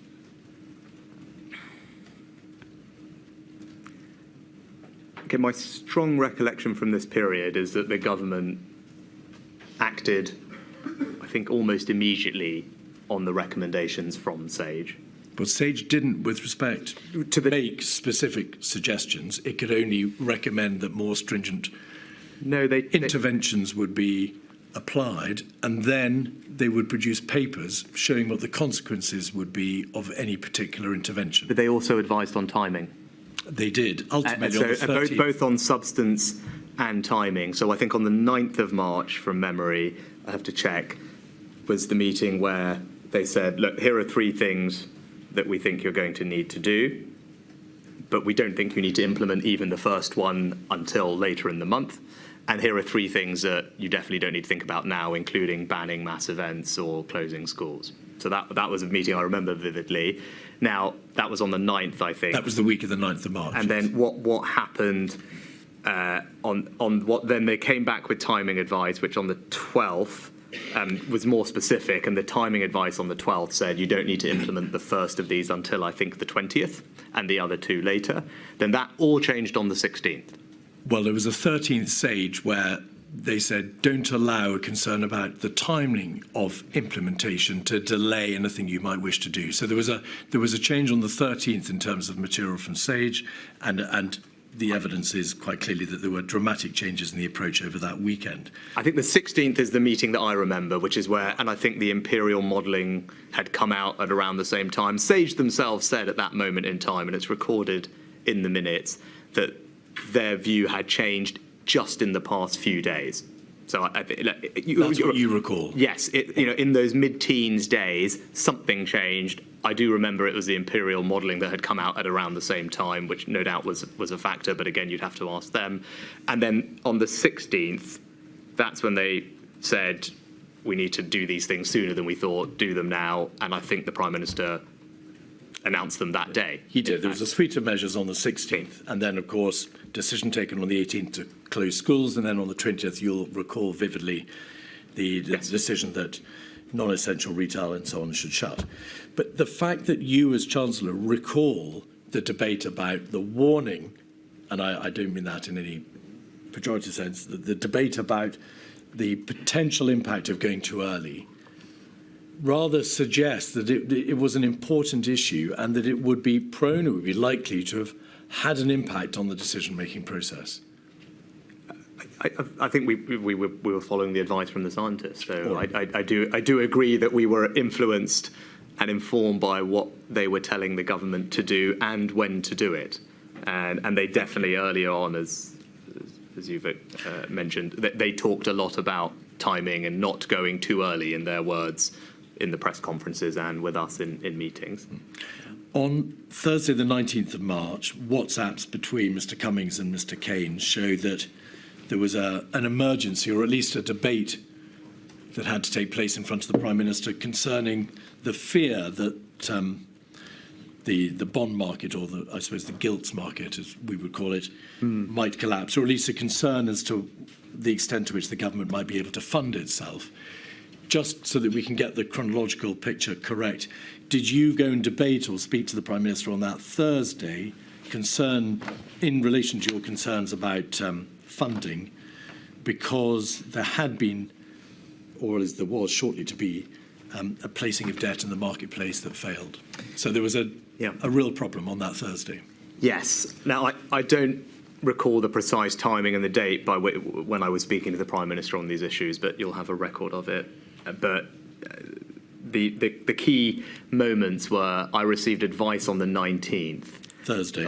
Yes, and the reason for that was the day before there was a very significant move in gilt rates. So the cost of our borrowing, to put it in ordinary language, and there had been a move across most developed markets, bond markets, but the move in the UK was outsized relative to our peers, and that was obviously concerning. So that was the global investment community starting to take a different view on the UK government's ability to borrow, or the price that we should pay for that. And the cost of our borrowing at that point had tripled in a matter of probably about a week.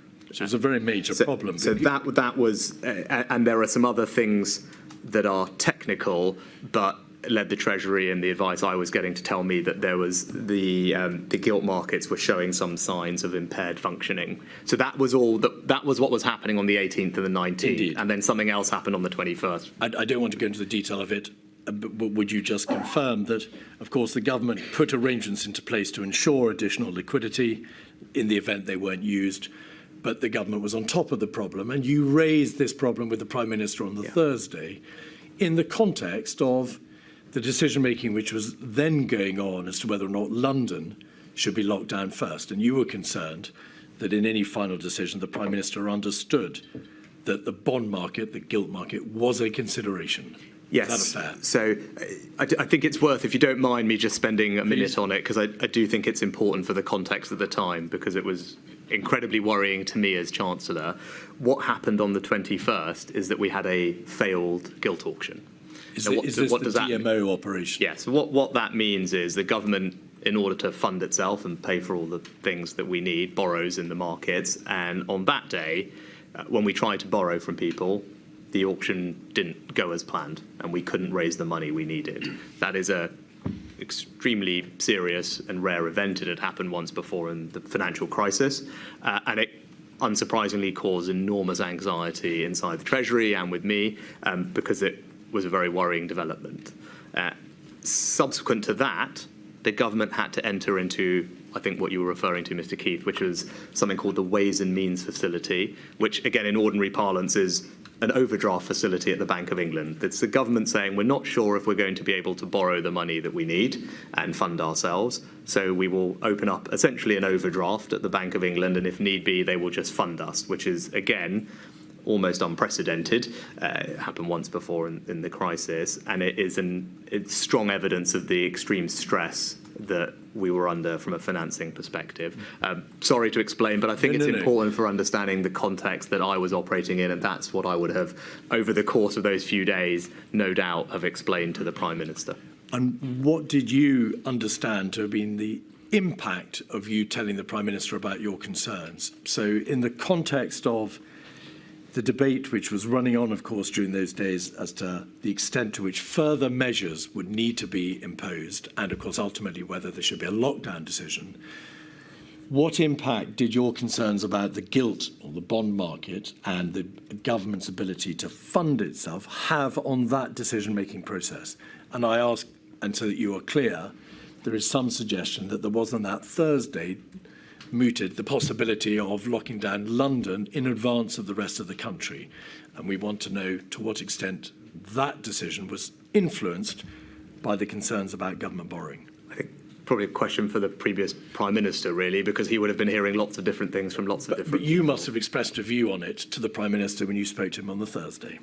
I don't recall, other than explaining to him the stress that we were under, and it was a relevant consideration for him. That's why he had an impossible job in many ways to balance all these very difficult things.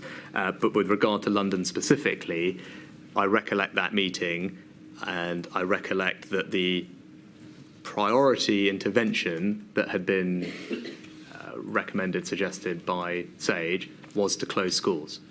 And we did that. The Prime Minister announced that, I think, on the same day as the meeting, on the 18th, not just in London, but nationally. Yes. So in terms of the substantive, here are these set of options for London, the one in the papers that it says would be most effective was closing schools. That was announced the same day by the Prime Minister, acted on. What debate did you have with the Prime Minister about whether or not locking London was an advisable step to take in light of your concerns about the gilt market? I don't recall a specific meeting or conversation about those two things. I think more generally, as I've said, my job was to provide him with best economic evidence, advice, analysis, and it was a relevant consideration for him that there was this situation in the gilt markets. It was right that he was aware of that. And of course, with regard to London, we took the advice of SAGE and closed schools, not just in London, but across the entire country on the same day that that advice came to the committee.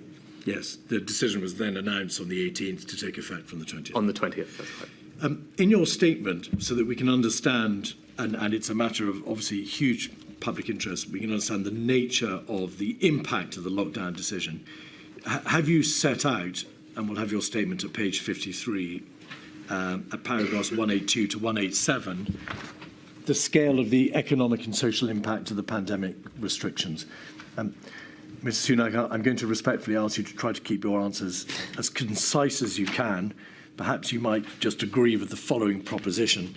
Do you set out in those paragraphs the damage that was done in terms of the impact on GDP, the damage on the economy, the government's borrowing, the costs, of course, the fiscal impact, and the scarring, that is to say, the long-term damage that was done to the economy through alterations in labour supply and the like? So you've attempted to set out in very broad terms what the lockdown decision did. Yes, my witness statement contains a summary of the various economic impacts. As you highlighted, biggest fall in GDP was predicted in hundreds of years, borrowing reaching World War II levels, the impact that would have obviously on the labour market, unemployment, and tax levels, which obviously we're grappling with today. Economic scarring is the long-term impact on the economy from things that happen in the short term. Again, I won't go over it in great detail, but I think it's clear that as a result of what was happening, that the economy was being impacted, jobs would be impacted, which is crucial for people's livelihoods, businesses would be impaired, and because of the borrowing that was necessary, that would have an impact on future tax levels. In summary, those are high level. I'm happy to elaborate if you need, but they're contained in my witness statement. So just to reassure you and others, I don't just take into account your oral evidence, but I do, before reaching any conclusions, take into account everything you've said in writing. So don't worry, it'll all be considered. And to be plain, I've asked you because it's important that the public understand that you have attempted to set out in your witness statement some of the overarching consequences of the major first lockdown decision. If I might, Mr. Keith, people can see it. I think it's important, and this is always tricky in public policy, is many of these impacts are not felt immediately. They're felt over time. And that is always a tough thing to deal with when you're communicating. But as it turned out, we were able to borrow what we needed to fund the pandemic response. The impact of having to pay it back only comes well after the fact, when everyone everyone forgets why it was necessary, and now everyone is grappling with the consequences. I am grappling with the consequences of that as we have a historically high, a tax burden that is higher than I would like. That is a direct consequence of the support that was provided during the pandemic and then later on. But as I said, those things were often hard to get across, but they're all contained in the statement. Let's please not go into the issue of tax burdens. There are two issues to which you pay particular attention in your statement following the lockdown in March and April 2020, Mr. Sunak. The first is the HMT expressed concern that there'd been over-compliance with the government's stay-at-home messaging during the first lockdown. Essentially, you were concerned, and your department was concerned, that the public hadn't understood sufficiently clearly from the government's communications that they should go to work only if they could not work from home, and that the messaging perhaps had the nuance of that position had been lost in the overall messaging, stay at home to help us save lives. What did the Exchequer do about that? Was there any means open to you to try to change the messaging or to try to ensure that people did go to work where they permissibly and legally could do so? You're right in summarising the situation. Perhaps the best example of it is in the construction industry, which, because it was by its nature outdoors and we'd seen what had happened in other European countries, more activity was able to be continued in Europe than was the case in the UK. So that was a good example of the messaging being slightly lost. I don't think there was anything that we could do about it particularly. It was a relevant point when we came to the exit roadmap in the May plan and trying to get that messaging right. And because the scientific advice and the modelling was predicated on an amount of people who were working from home, an amount of people who were at work, and what ended up happening is those assumptions were essentially undershot and fewer people were out at work than had been anticipated. Indeed. Could I ask you, please, also just to slow down a little bit when you give your answers, Prime Minister? There's a record, of course, being kept by our stenographer. If we could just look at 236583, it's an email from, again, your Principal Private Secretary in the Treasury to various recipients. And as you rightly say, this is in fact dated April, but it's on the cusp of the debate about the recovery plan. So, as you say, the debate about coming out of the lockdown. The email, it says, the Chancellor is considering the paper for the Cabinet Office process. Quick readout of the discussion in the meeting this afternoon, and then obviously references to your position in relation to the various issues which are being debated within the Treasury. How difficult it is to argue that the MPI should be lifted while the number of cases and deaths is still rising. but that you are broadly supportive of the strategy that encourages return behaviour back to the economy. Then there's a reference to economic groups starting to model, and your wish that you have very clearly in mind the exact timetable of what advice on modelling has been given, and then a reference to the timing of any decision. If you could go forward, please, to page 4, we will see this specifically following up on NPI Commission, Non-Pharmaceutical Intervention Commission. I know you're already working on a paper updating the Chancellor on the economic impact of NPIs. There's going to be a wider cabinet discussion. And then this at 3B, Prime Minister. I propose the following as a next step: a paper that we can share with the Prime Minister ahead of the bilateral, an opportunity for the Chancellor to set out his views and the economic analysis of the Prime Minister without it being watered down by the Cabinet Office process. Do you know what that is a reference to, the watered down by the Cabinet Office process? Because plainly, you as the Chancellor are absolutely entitled, you suggested it yourself, perhaps constitutionally obligated to bring the economic angle to bear in front of the Prime Minister without it being watered down by any other part of government. So what is that a reference to, do you think? Obviously, I didn't write the email, so it's hard for me to comment. And if you flick back to the earlier bit of the email, I think, actually, as you can see from that, it clearly mentions a Cabinet Office process. Yes. Which is right and appropriate, but also, even when it talks about modelling on sectors, to bring that together with CMO thinking on the health impacts. But I think very... even in that email you can see, as I said, I didn't write it, so I'm not sure entirely what it's referring to, but it's clear that there is a Cabinet Office process that we are feeding into, CMOs feeding in, and that's the right way for the Prime Minister to receive. There is no suggestion but that there shouldn't be a process. There has to be a process. The Cabinet Office will synthesise to some extent what is contributed by other government departments.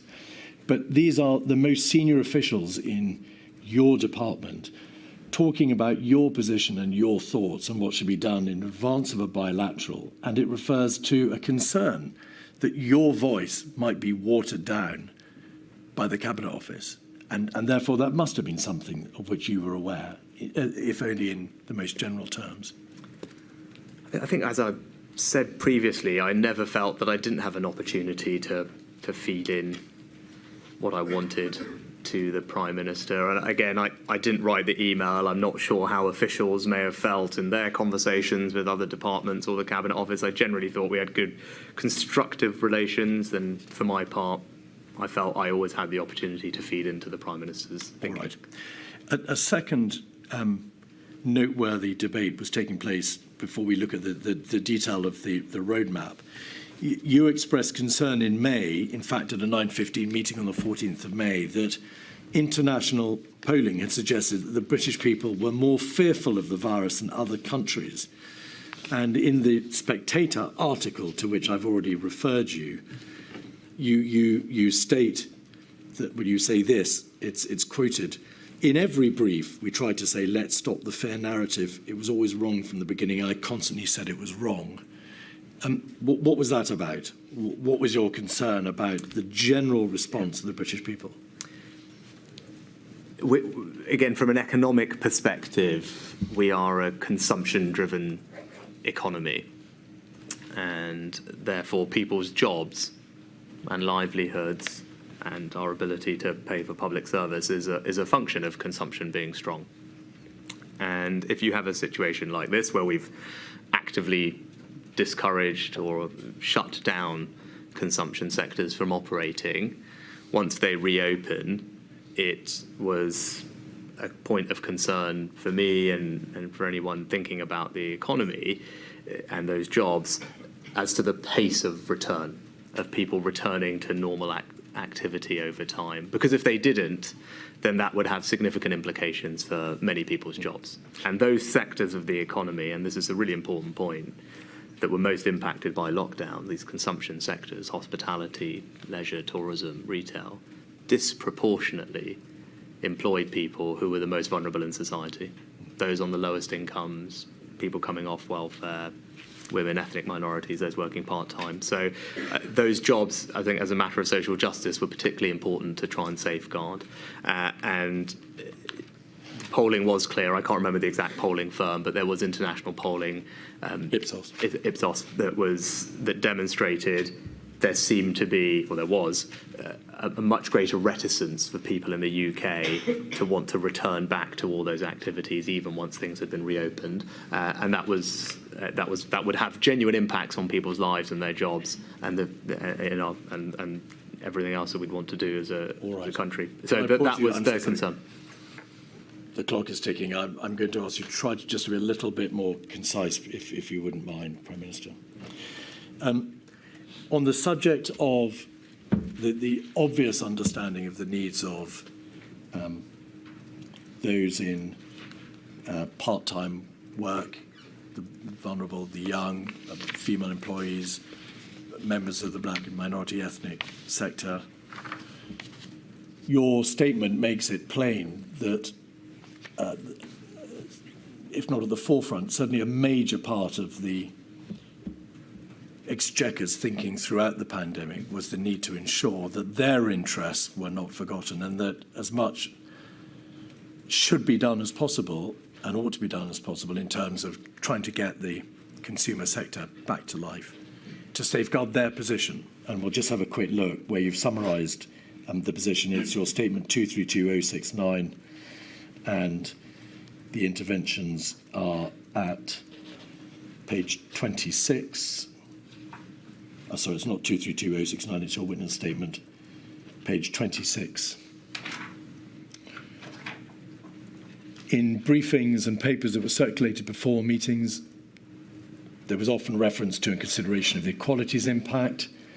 You received equality impact assessments in relation to HMT policies. And then if we scroll back out, paragraph 82, you were obviously aware from an early stage that less well-off households were particularly vulnerable to the economic shock. How could you not, of course, be aware? And consideration was therefore purposefully given to at-risk and other vulnerable groups in your economic decision-making. So that's clear. I think in paragraph 83, you also refer to long COVID. Do you recall at what time long COVID presented itself on the Exchequer's horizon? I don't specifically. I recall in the May plan having a conversation with the CMO about including in that document consideration of other health impacts beyond the immediate COVID impacts. And I think there's some language in the May plan that talks about the various other health impacts at that point. It's something I was keen to stress that was a consequence of all of this that we should understand. I don't remember specifically. All right.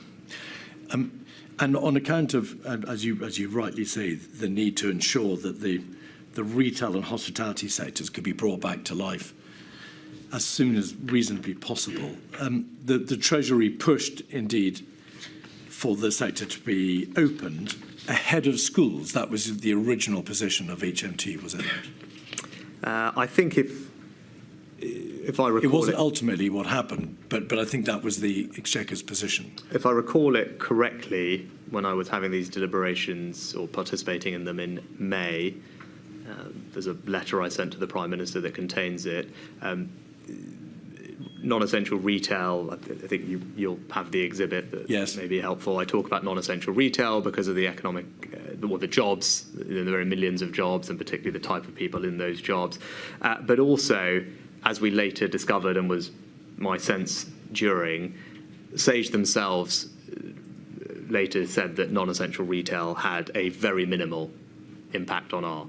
That was what all the evidence concluded, that it was very minimal impact on R. And now, with regard to schools, I've said in that May thing, they should be opened, particularly the early years, alongside or immediately after non-essential retail and before hospitality, because I care very much about the impact on children and their educational attainment and development, and that letter talks about those things. So retail because of the jobs and because it had minimal impact, immediately alongside that, particularly the early years education of schools and nurseries, and it was only after that hospitality. So that was the sequencing in the Indeed. letter I wrote in May. If we have 236585, it's an email from your principal private secretary to various recipients. And on the first page, there is a reference to the Chancellor focusing in, perhaps is on page 2.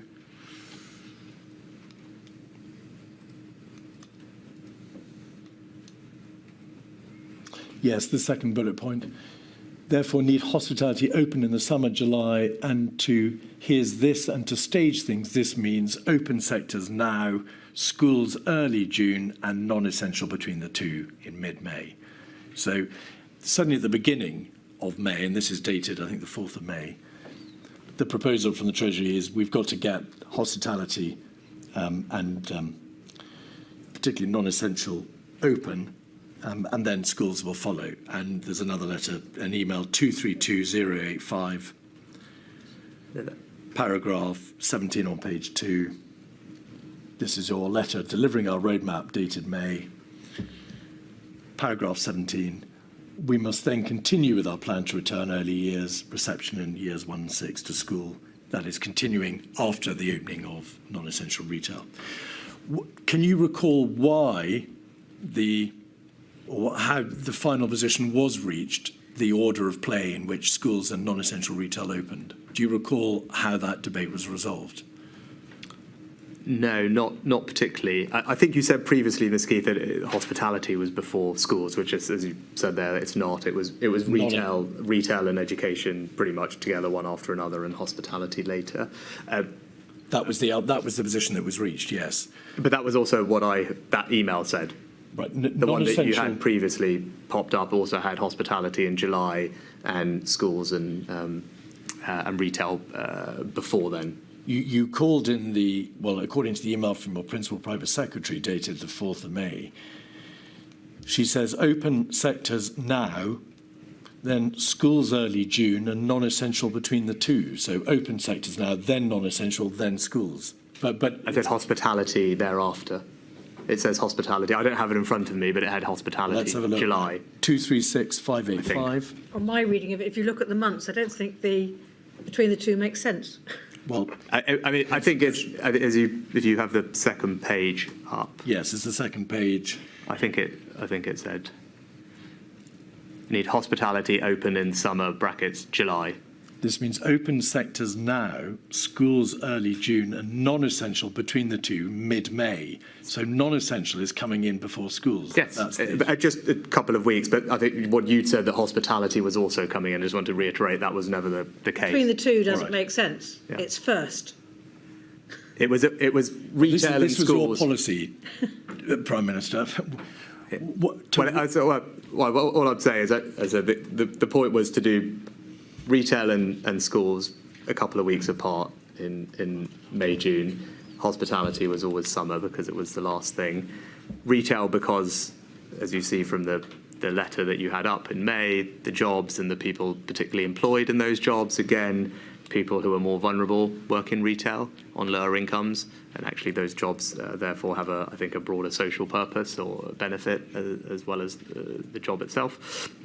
And in schools, as far as I remember it, again, not obviously my particular responsibility, there was actually a real concern that it would be very difficult to get schools to come back. And I would imagine you've taken evidence on that point. But my recollection was that there was quite a lot of resistance from the sector about schools coming back. I think parents were also concerned, and there was an issue that many school teachers were themselves either isolating or impacted, and actually it would be very difficult to have schools open in full.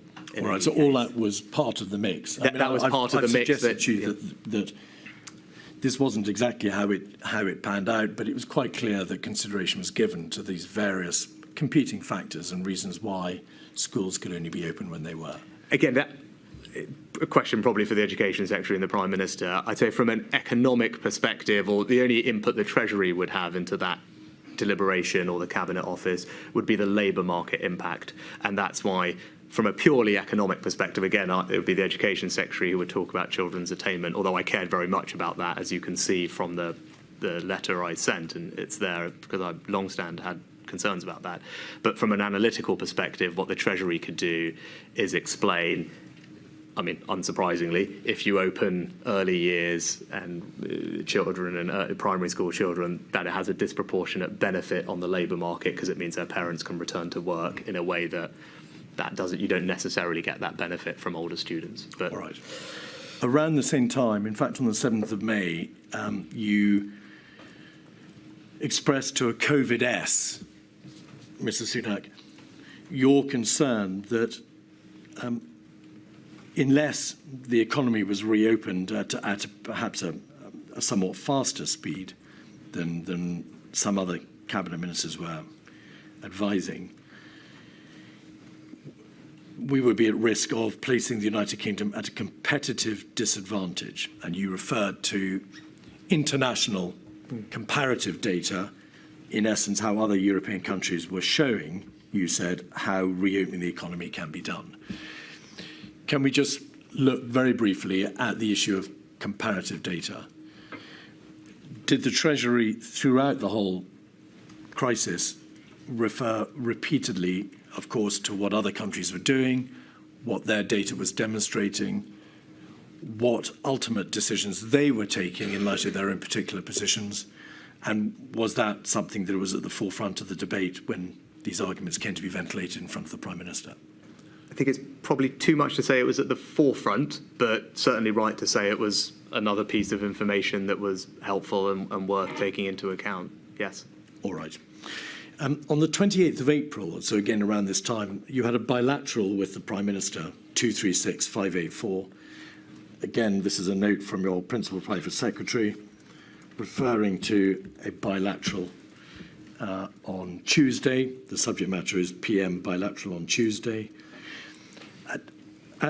On the first page, there is a reference to the Prime Minister's instinct, we can see there in the first bullet point, being that we might have overdone lockdown, telling that no other countries closed construction, turned to our international slide, but said interesting that there are new opportunities coming out of this and online is growing. And he also says a little later down the page, a little further down the page, that the sooner gets this open, the better, but then refers to the risk of another exponential increase. And I think he says, overall, he's agitated that he didn't have a plan. Yes. To what extent in these early days of the roadmap, Mr. Sunak, what was the Prime Minister concerned as to how he would equate the imperative of making sure that there be no unnecessary risk in growth in prevalence and the need to get the economy back going? It must have been a source of perpetual anxiety, and you had these debates with him as to how he should resolve them. Again, probably better addressed to him, but we recapped previously the economic impacts. By this point, we had a much greater sense of what they were because we were, I don't see the date of this email, but I think did you say May or end of April? Yes, it's the end of April, 28th of April. The government's independent forecaster, the OBR, had published their reference scenario, I think perhaps a week, 10 days before this, so that would be in the public domain. It was pretty stark. I won't recap it all again, but that was then out there, and we were collecting real-time data on the number of people who were furloughed, the businesses that were shut, et cetera, et cetera. So it would be unsurprising if that wasn't something that he was considering. There is an email from, again, the same Elizabeth Perelman on the 21st of May, 232168. This is an email which follows yet another meeting with the Prime Minister, in which she says, I think probably on page 2,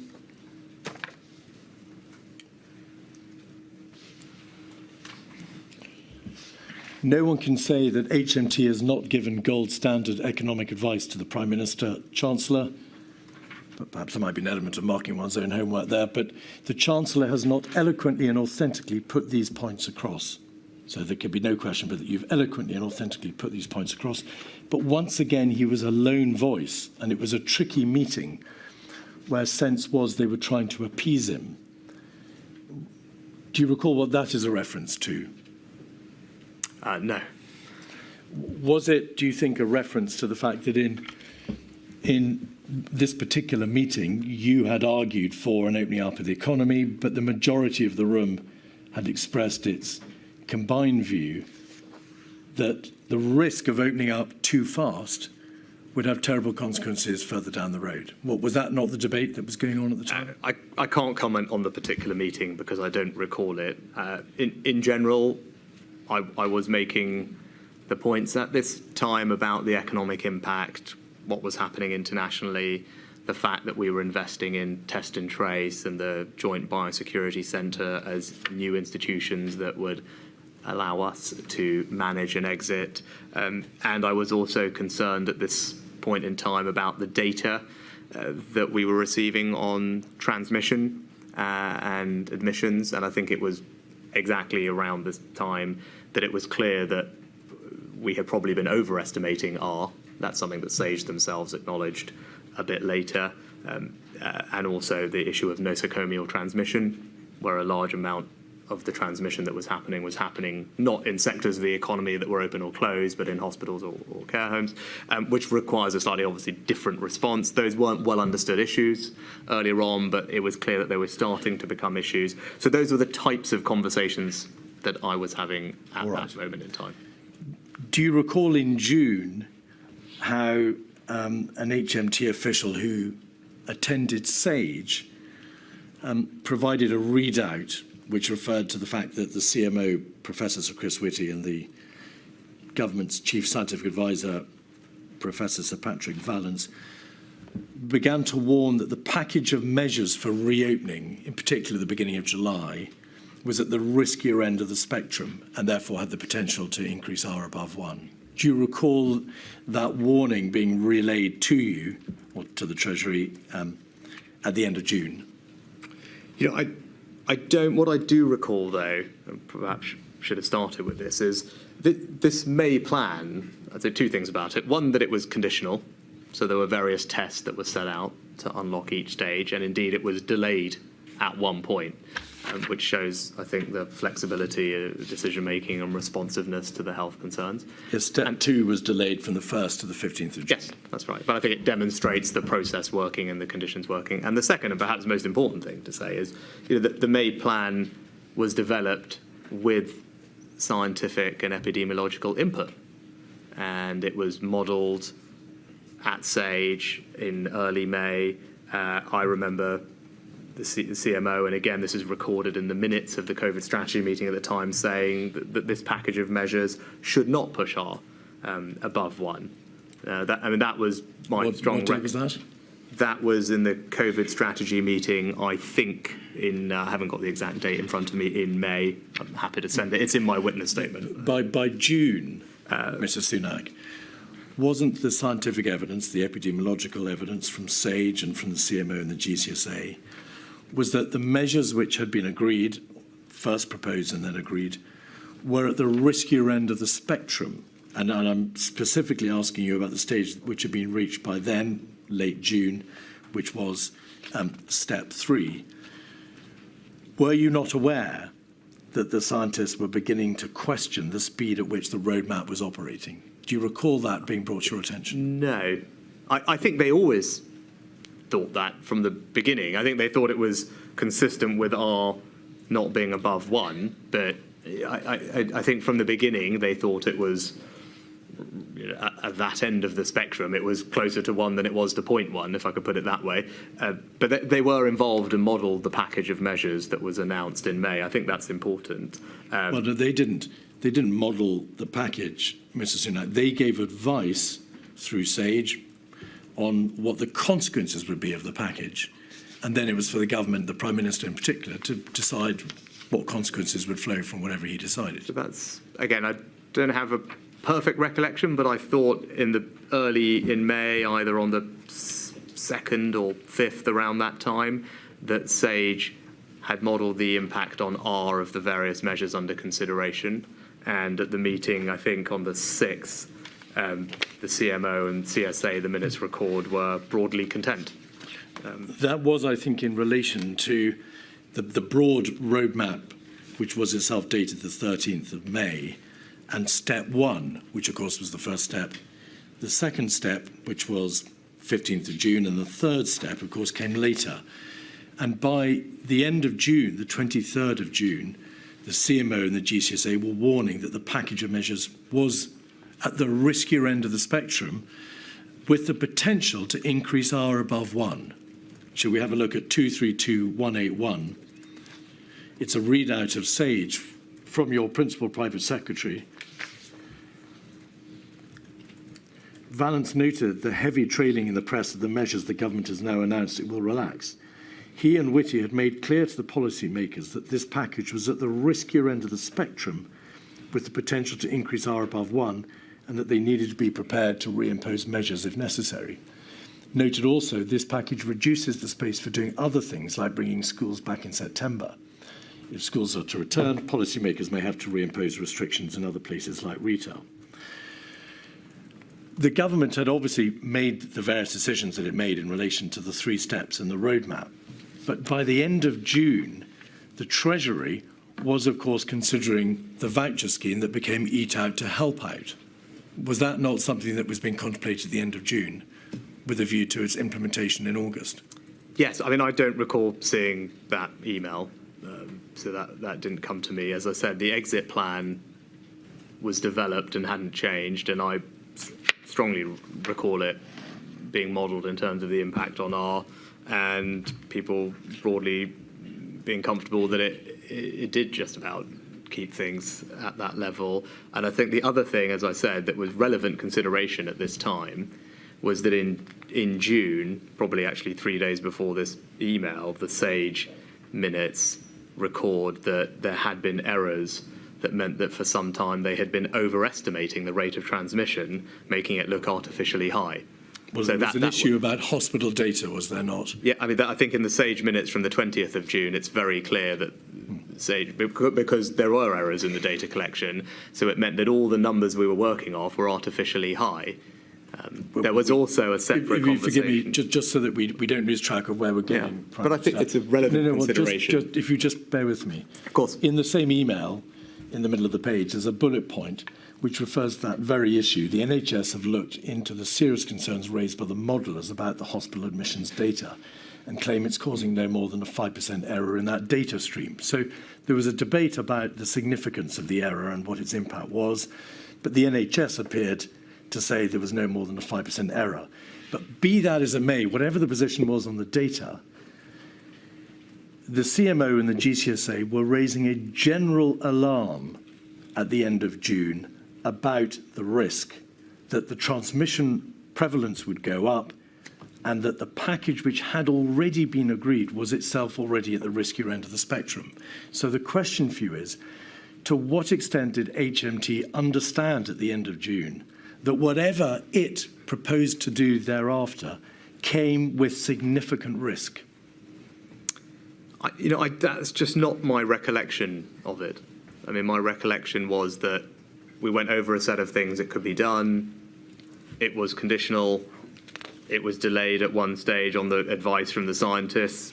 So I think that shows that the process was working. I think there were genuine issues about the robustness of the data, but also where the R was coming from, because there was this issue about nosocomial transmission that was definitely not properly understood at the time, potentially accounting for up to a quarter of the transmission, which obviously requires a very different response. But also, I think analysis has been done subsequent to this that I wasn't aware of at the time, from I think professors of medicine and economics at Imperial and Manchester, that applied a Quayle analysis to the first lockdown and its duration, and their Quayle analysis, which you'll be familiar with as a tool of health, public health analysis, suggested that the lockdown in its severity and duration is likely to have generated costs that are greater than the likely benefit. Well, So I think I wasn't aware of that at the time. I'm so but sorry. I think I don't want to get into quality life assurance models.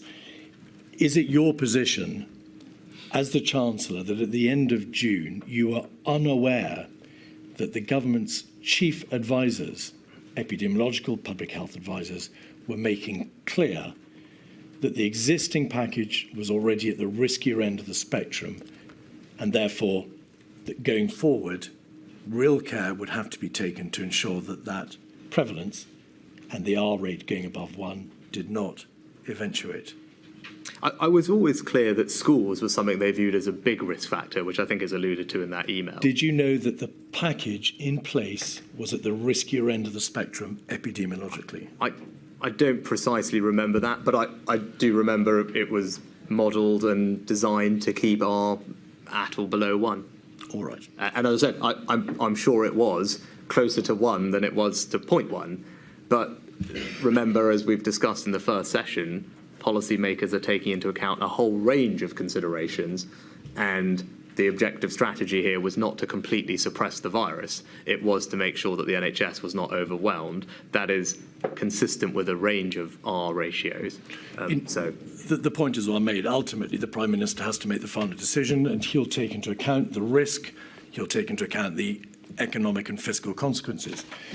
But the point here is that this demonstrates that the Treasury, because this is your principal private secretary, were told, rightly and responsibly, that there were alarm bells ringing about the package already in place, and therefore the Treasury could not have been unaware that whatever it proposed in the public interest economically going forward came with risks. I mean, there is no way which any responsible Treasury could consider implementing plans without having at least half an eye on the epidemiological consequences. Otherwise, she wouldn't have been writing to you in this term. I said I didn't write this email. And you didn't see it, you think? I ever saw these emails. That's just not something that I would have done, right? I would have been briefed here and there on things that I needed to know, but I definitely didn't see these emails on a regular basis. Questions like risk and whether or not Treasury plans would have an impact upon prevalence and an increase in transmission and ultimately hospitalisation and death were obviously issues which were brought to your attention. Yes, and my strong recollection is that the set of measures that were announced in the May plan was one which the scientists had fedded on, had modelled, and was consistent with R being at or below 1. And on their advice, one step of that plan was delayed for, I think, a fortnight in June.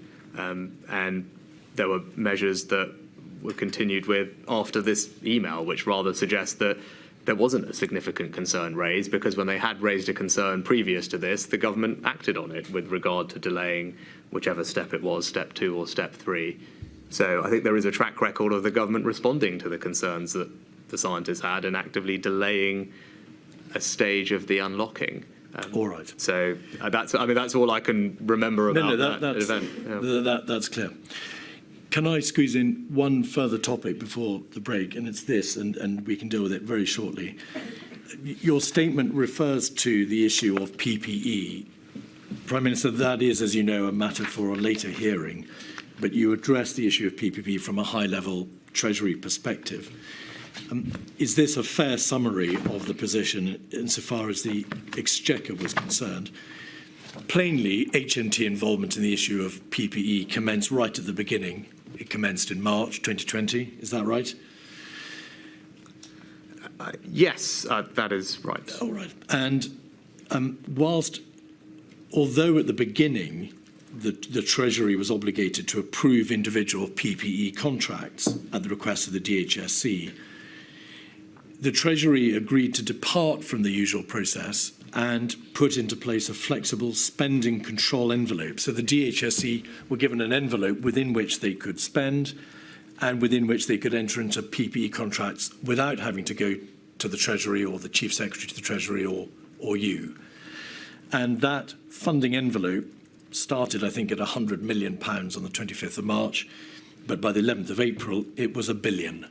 Is that a fair summary of the envelope position? Yes, it's probably worth me expanding on it.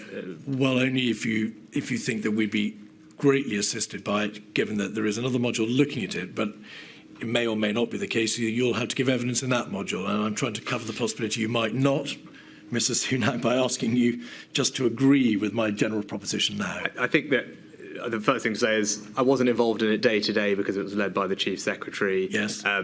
Generally, we aim to move at pace, given the urgency of the requirements.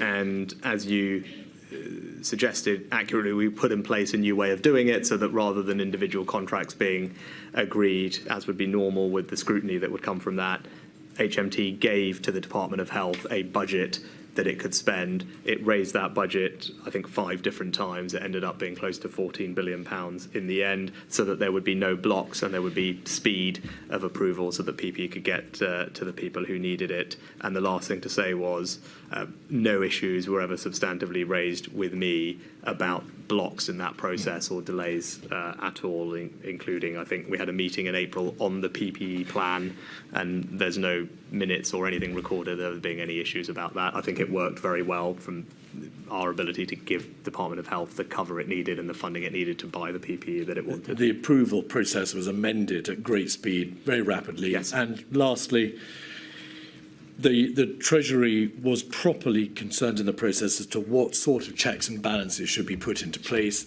and that was something then that was negotiated between yourself and the DHSE. So you might suggest, well, these are the sorts of conditions which you need to apply when you enter into individual PP contracts. So you kept a controlling hand on the overarching system of checks and balances whilst not being concerned with the individual deals. Yes, but those overarching conditions were deliberately flexible. And they changed over time. So that there could be no issue with Department of Health procuring the PPE that it wanted at the speed that it wanted. And as I said, led primarily by the CST, but there was a deliberate change to the normal processes to enable pace at the expense of the same normal amount of rigour and scrutiny that would go into those approvals. Thank you. Right. I've been asked to take a shorter lunch hour. I'm very sorry. Sorry, lunch break. So I shall return at 5 to 2. All right.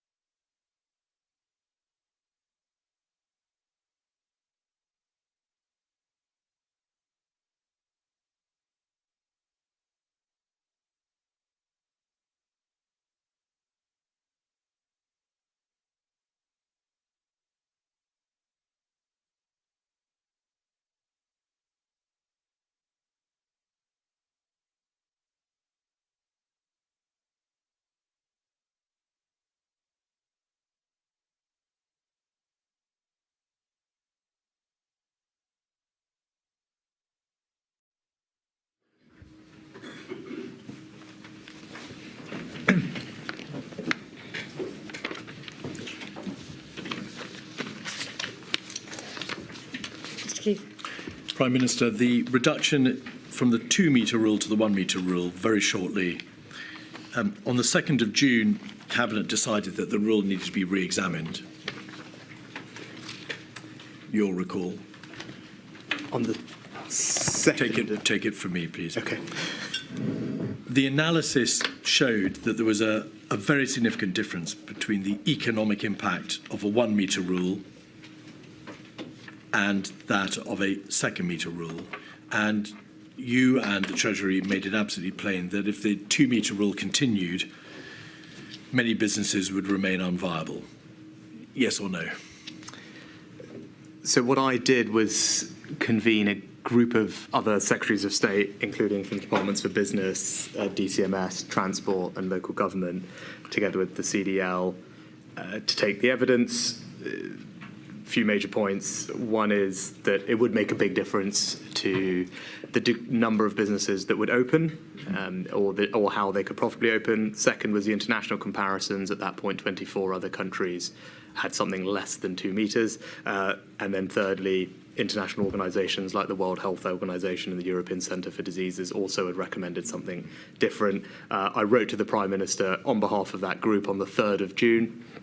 The Prime Minister then convened a review panel involving the Chief Medical Officer, the Chief Economist, I think convened by the Cabinet Secretary. I wasn't involved in that process. Sorry, I know I've asked you to speed up inferentially. Please try not to speed up too much. Prime Minister. It makes it very hard for this to I wrote the letter on the 3rd, containing our analysis and evidence. The Prime Minister established a panel which included the Chief Medical Officer, yes, chaired by the Cabinet Secretary. They made a recommendation to the Prime Minister, which he accepted, to move to 1 metre plus.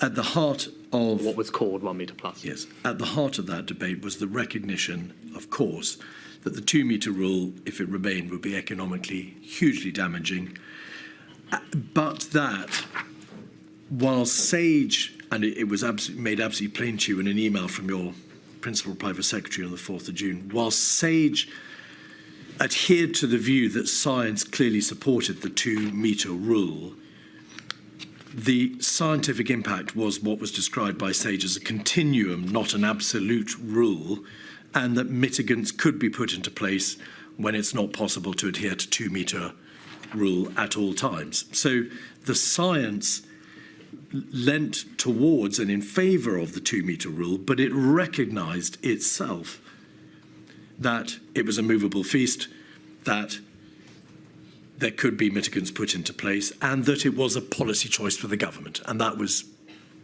a matter for government to decide. That's a fair summary, isn't it? Yes, and I'd just go back to, I think there are important points, the World Health Organization and the European I don't want to ask you about what support there was for it in policy terms. It is obvious that the government was entitled to produce that policy, but also that there was a risk with it, but that it was a risk which the government was entitled to run. Also worth bearing in mind that the Chief Medical Officer himself sat on the review panel that published the final recommendation about moving to 1 metre plus. I think we do need to remember that the review panel included the Chief Medical Officer, and it was their recommendation to move to 1 metre plus or 1 metre with mitigations that the Prime Minister accepted. No, the Chief Medical Officer was on the review panel, and the review panel recommended that there be that reduction. But the Chief Medical Officer's position himself was there is a risk, but that it's a matter for government, not me, to resolve the degree to which that risk is entered into by virtue of this policy decision. He never said, Mr. Sunak, in terms of the epidemiological risk, you, the government, can go ahead with the 2 metre reduction to 1 metre rule with my blessing. That's just not what occurred, is it? Well, my recollection is different, and I'm looking at my witness statement to jog my memory, but the review panel, I think, I was not involved in the work of the review panel. It was chaired by the Permanent Secretary to Number 10, included apparently the Chief Scientific Advisor and the Chief Medical Officer alongside the Chief Economic Advisor. It says here, and again, I assume I'm quoting from the report, the guidance should change to state that 2 metres or 1 metre with risk mitigation are acceptable, and that businesses should set out the mitigations that they will introduce in their risk assessment. The review was a policy review which the government was entitled to implement. That is common ground between us, surely. It was a policy decision which the government could take and did. Of course, it's the government's, but I think this is an important point. My recollection of it was the Prime Minister deliberately established a panel to bring together, as he would like to, bring together the input from the scientific advisor, the medical officer, as well as the economic analysis, consider them together to come up with a recommendation. And I said, I'm quoting from it, I think the report or the summary of its conclusions said that the guidance should change. So that is a recommendation jointly from the panel as I read it, which obviously is different to what you said, but I'm just quoting from the panel's summary recommendations. In that debate, an important part, perhaps as equal as the economic considerations, was the question of risk. And the SAGE meeting and the COVID-S meeting and in particular the COVID-S meeting, the 22nd of June, made plain that obviously in that decision was a balance between the transmission risks and the economic consequences of not doing it.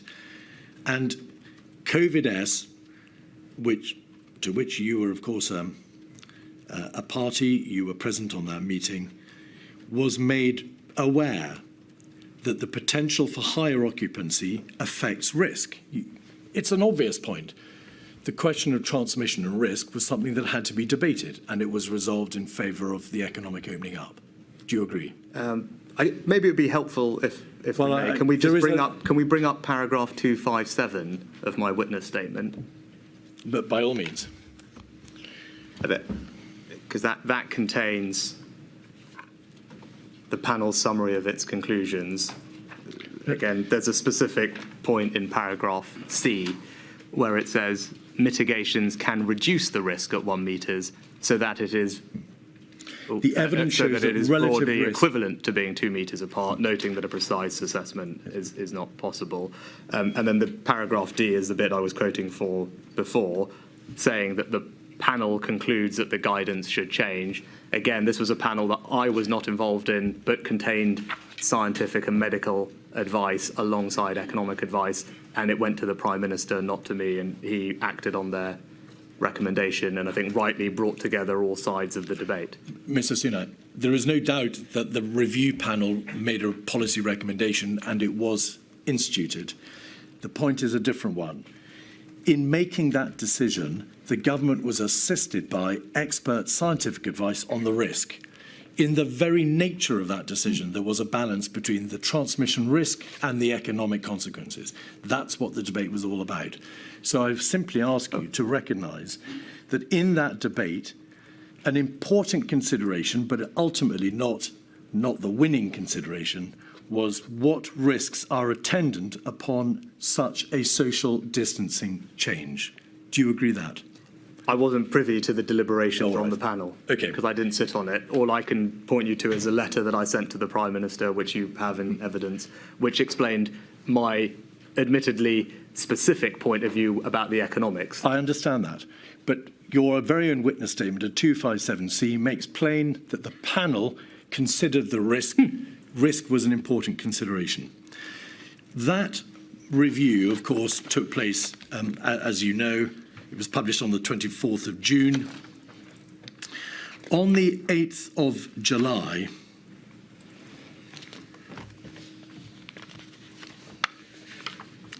you presented your plan for jobs to the Cabinet, and Mr. Hancock said in evidence, when he gave evidence on the 30th of November, that it was at that Cabinet meeting on the 8th of July that he heard about the Eat Out to Help Out scheme for the first time.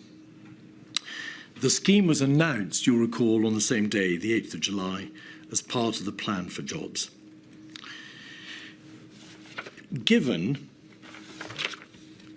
that the Eat Out to Help Out scheme encouraged the coming together of different households in indoor spaces, which it did, of course, in restaurants, why was that plan not put by the Treasury in front of SAGE, in front of the Secretary of State for Health, and/or the Chief Medical Officer for their consideration of the very same issue of the absolute risk of transmission?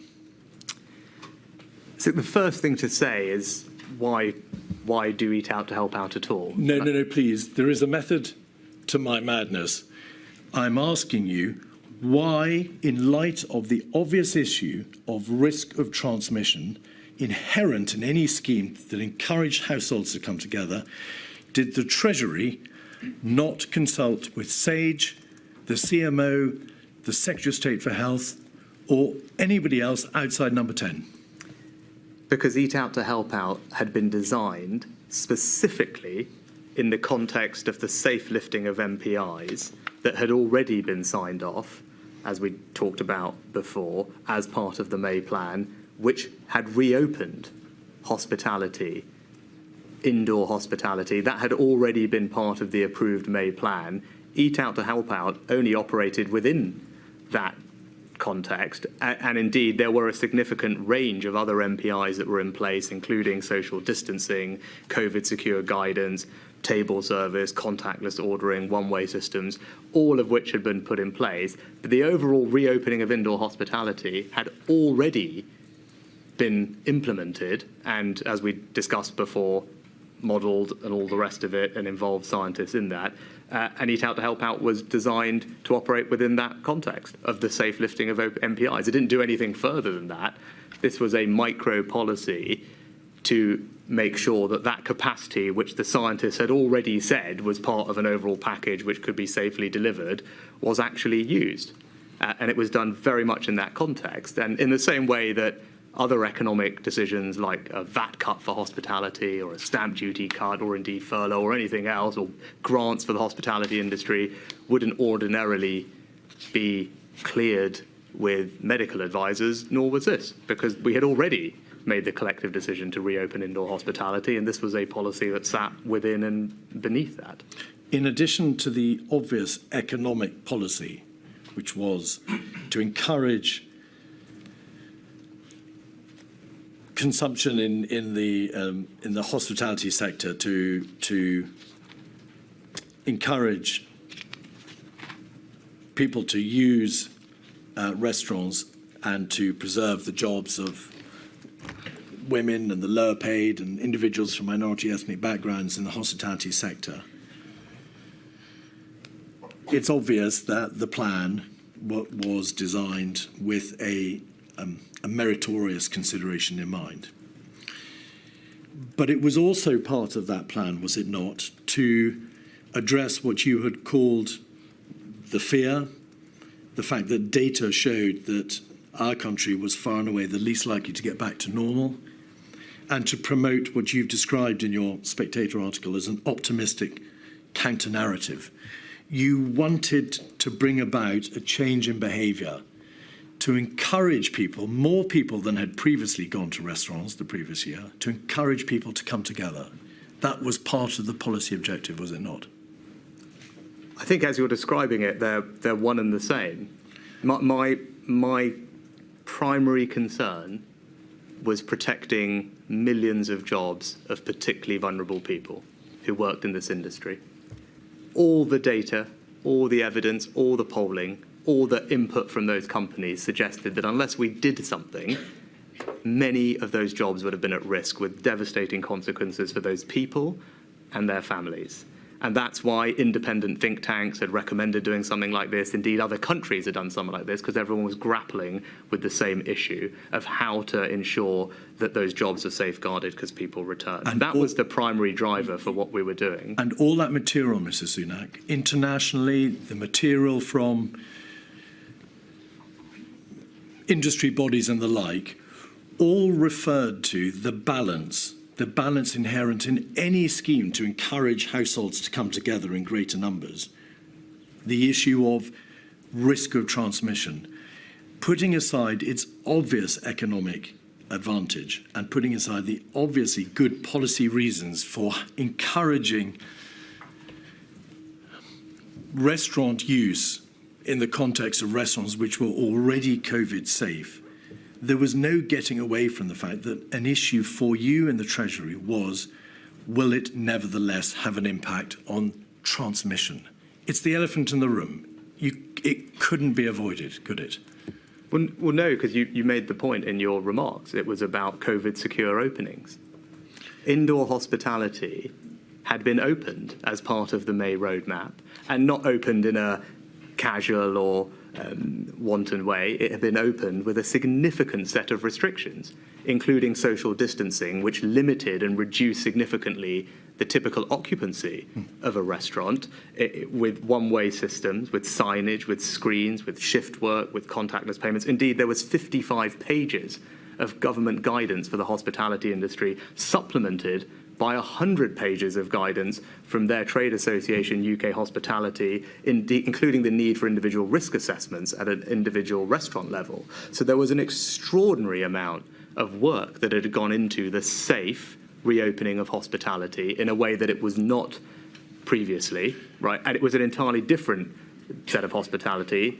And within that context, this policy was designed to ensure that the capacity that was available, that had been deemed to be safe, would actually be used in order to safeguard the jobs of some vulnerable people.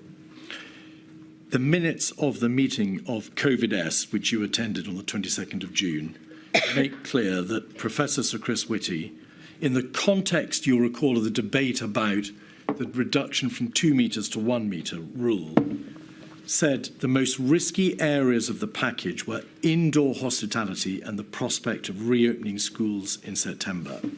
So there was a clear flag, of course there was a flag, to the issue of transmission in the context of indoor hospitality. Why did the Treasury not raise expressly the scheme for Eat Out to Help Out in the COVID-S meeting of the 16th of July, the COVID-S meeting of the 22nd of July, the COVID-S meeting of the 6th of August, all of which were concerned with transmission risk, August planning, self-isolation periods, schools, scenarios, September return dates, but nothing about Eat Out to Help Out. Why was that? But I think that exactly illustrates my point, because I think what people have missed in this conversation is that there was almost a month between the announcement of Eat Out to Help Out and its commencement. A month. A month for people to raise concerns that they may have had. And actually, it's precisely in those 3 meetings that you mentioned. COVID-S on the 16th of July, the Chief Medical Officer in the minutes talked about 2 significant risk moments, schools and winter. He did not mention Eat Out to Help Out. On the 22nd of July, if I could just finish because it's important, on the 22nd of July, the agenda item is August planning. And again, it was not raised by the Chief Scientific Advisor or Chief Medical Officer. On the 6th of August, the COVID-S meeting that you acknowledged, again, the minutes show that returning to schools was the single riskiest element of the government's plan. Those 3 meetings all happened after the announcement of Eat Out to Help Out. All of them involved the Chief Scientific Advisor and the Chief Medical Officer. They considered specifically the forthcoming risks, and in none of those meetings was it raised by them as an issue. Indeed, the PPS to the Prime Minister has also been specific in his evidence to this inquiry that he doesn't recall representations being made to them to revisit the policy.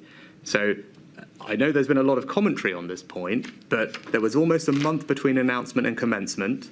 I've outlined my reasons for why we implemented the policy and why we thought it was the right thing to do, and I believe it was the right thing to do to safeguard those jobs in the context of the safe reopening that had already been agreed. But at none of those moments, in those meetings, there was plenty of opportunity for people to have raised it either with me or with the Prime Minister.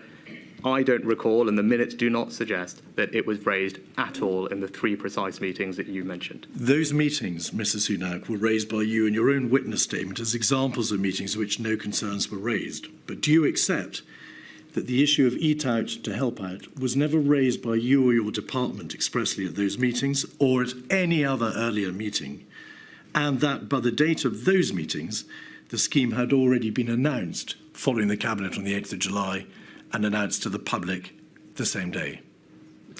It was already in place. But why would I raise it as a risk when I didn't believe that it was? Because it was designed in the context of a safe reopening. The onus is surely on the people who now believed that it was a risk to have raised it at the time when something could have been done about it if they felt strongly. I'm very clear that I don't believe that it was, because hospitality had been deemed to be safe to reopen with a considerable, as I said, hundreds of pages of guidance, changes in practice, and had been recommended by think tanks and had been done by countries elsewhere. This was a very reasonable, sensible policy intervention to help safeguard those jobs in that safe reopening. That was my view. I didn't believe that it was a risk. I believed it was the right thing to do. But if others are suggesting that they didn't, they had ample opportunity to raise those concerns in forums where I was or where the Prime Minister or others were, and they didn't. Why didn't you tell the Secretary of State for Health in a public health crisis before the 8th of July that you were planning on announcing, once it had gone through Cabinet that day, a scheme to eat out and help out? Why didn't you, bearing in mind that this was a scheme to encourage households to come together, and you'd been debating at the very same time the reduction in the 2 metre to 1 metre rule, say to the CMO, we have this plan. It's to encourage the economy to open up, to help the hospitality sector. There are very strong public policy reasons in support of it, but it's obvious there are transmission risks. Of course there were, but our position is it's all right. We are just simply going to have to do this in the greater good. But you never raised it at all with anybody outside Number 10. Because, as would be completely normal for all economic policy before fiscal events, that's long-standing practice. It always has been so. I wouldn't have discussed the VAT cut on the hospitality sector with the Secretary of State for Health, or the stamp duty cut, or the grants. These are all either market-sensitive or economic issues. Mr. Sunak, forgive me, those are all fiscal measures. The Eat Out to Help Out scheme encouraged more people, additional numbers from different households, to come together in restaurants to eat. It wasn't just a fiscal issue, it was a behavioural matter. Was it one that was applied across the whole of the United Kingdom? Yes, but so were many of the economic interventions. But again, the point remains, indoor hospitality, all the points you made about people coming together and eating was already part of the May plan, had already been collectively agreed and announced. It had been said to the country, restaurants were safe to visit with all the extra COVID secure systems that had been put in place. That was the message, so much so that the Cabinet Office ran a national campaign entitled Enjoy Summer Safely, backed it with considerable funding and national advertising, partnered with brand name companies, because the overall approach was to tell the country it was now safe to return to doing these activities because we had made progress on the virus, because we had track and trace, because we had the JBC, because we had all this COVID secure guidance. That was the very clear message backed by a national advertising campaign. It just wouldn't be entirely normal to discuss individual fiscal measures with people that sat within that context. Do you acknowledge that the evidence from Professor Chris Whitty, Professor Sir Patrick Vallance, Professor Sir Jonathan Van Tam, respectively the CMO, GCSA, Deputy CMO, is unanimous that had they been consulted, they would have advised it was highly likely to increase transmission. And whilst, of course, it's a policy matter over which they wouldn't have had the whip hand, it was an issue on which they would have expected to be consulted, given the behavioural aspect of the scheme, the bringing together of more people from different households. Do you acknowledge that?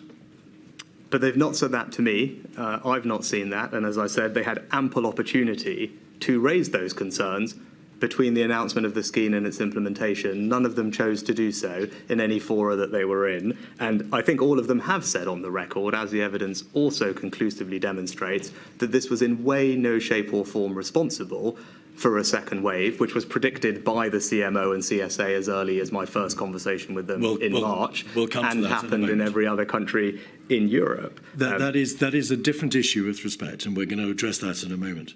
The scheme itself, was it brought to the attention of the devolved administrations? Did you ask for their input or consult with them in any way before the scheme was imposed and introduced in the other three nations? Again, that wouldn't have been ordinary policy. It wasn't on things like the furlough scheme or other support that we did. These are competencies of the UK government are competencies of the UK government, and they are announced in the normal way. Now, on the question of impact, it is absolutely right that you make plain that whilst there is some slim evidence to suggest that there was a correlation between the take-up of the scheme and new cases of COVID, there is other evidence, primarily in fact a paper prepared by HMRC, to suggest that there was no correlation. Some local authorities with very high eat out to help out take-up had relatively low levels of new COVID cases. Some other local authorities with high take-up had higher take-up of the COVID virus. So the evidence doesn't significantly support the proposition that there was an impact on infection rates. Nevertheless, why was the scheme not extended? Because it was always designed to be temporary. A submission from HM Revenue and Customs titled Eat Out to Help Out Extension dated the 26th of August said, this is a submission concerning the possible extension of the Eat Out to Help Out scheme. There have been some concerns that opening up the hospitality sector has contributed to the rising rate of infection that have led to local lockdowns. So was one issue, one concern at the time that debate was had around the extension, that there was in fact or might have been an impact on infection rates? No, the primary motivation was that it was meant to be a temporary intervention, because in order to elicit, and this is standard economic policy, in order to elicit a behavioural response, by definition what you want is for something to be temporary and credibly temporary, because otherwise you don't elicit the behavioural response that you are hoping to achieve. And as a general rule, the Treasury was always wary, as it should be, of temporary things that cost money becoming permanent, because that comes with significant fiscal implications. So the idea was very clearly to have something that was temporary to elicit the behavioural response, and that was always meant to be the case. So it was about behavioural response in part. It wasn't just about the fiscal support for the sector. You've just said. I mean, that's exactly right, because in order to safeguard the jobs of 2 million people working in the sector, you need people to go and use those businesses. And all the evidence analysis and general view of everyone was that it was unlikely that that was to happen, because people were not likely to return to those old behaviours, and this was designed to help encourage them to do so in a safe way. I mean, that is the explicit purpose of it. You can't safeguard those jobs without people being at the businesses so that they have the money to keep those jobs and employ those people. That's the whole point. One codicil to this, please, Mr. Sunak. Mr. Hancock told this inquiry that he'd received feedback that the scheme was, quote, causing problems in our intervention areas. And he said that he told HMT about those concerns. And that must have been because from the time that he said it at the end of August, in the context of the debate about whether or not there should be an extension.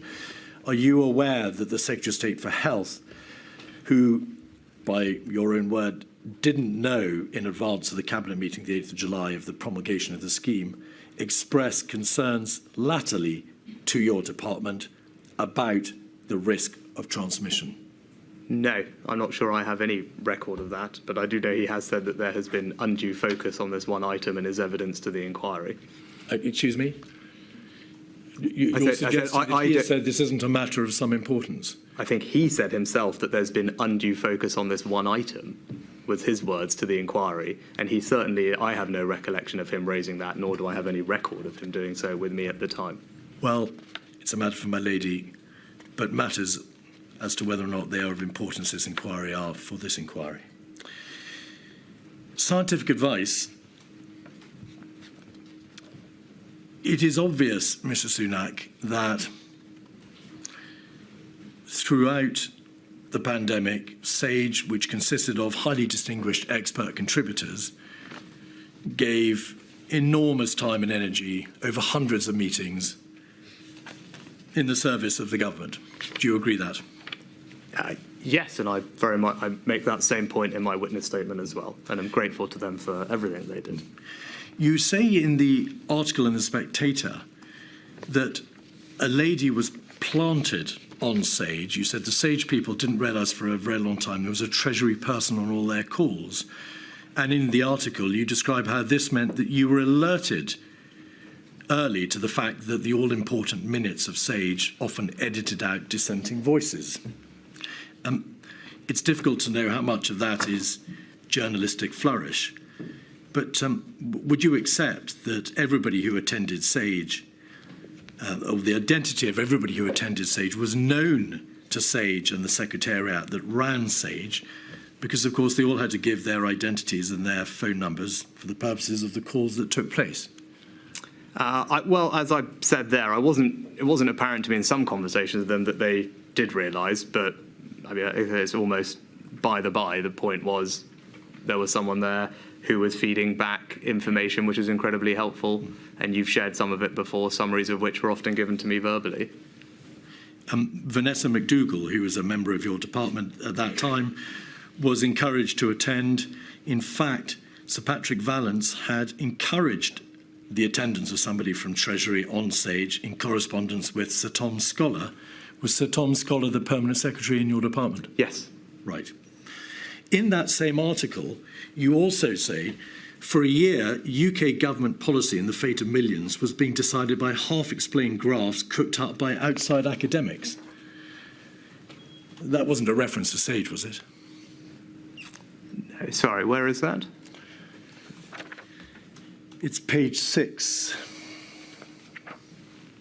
UK government policy in the fate of millions was being decided by half-explained graphs cooked up by outside academics.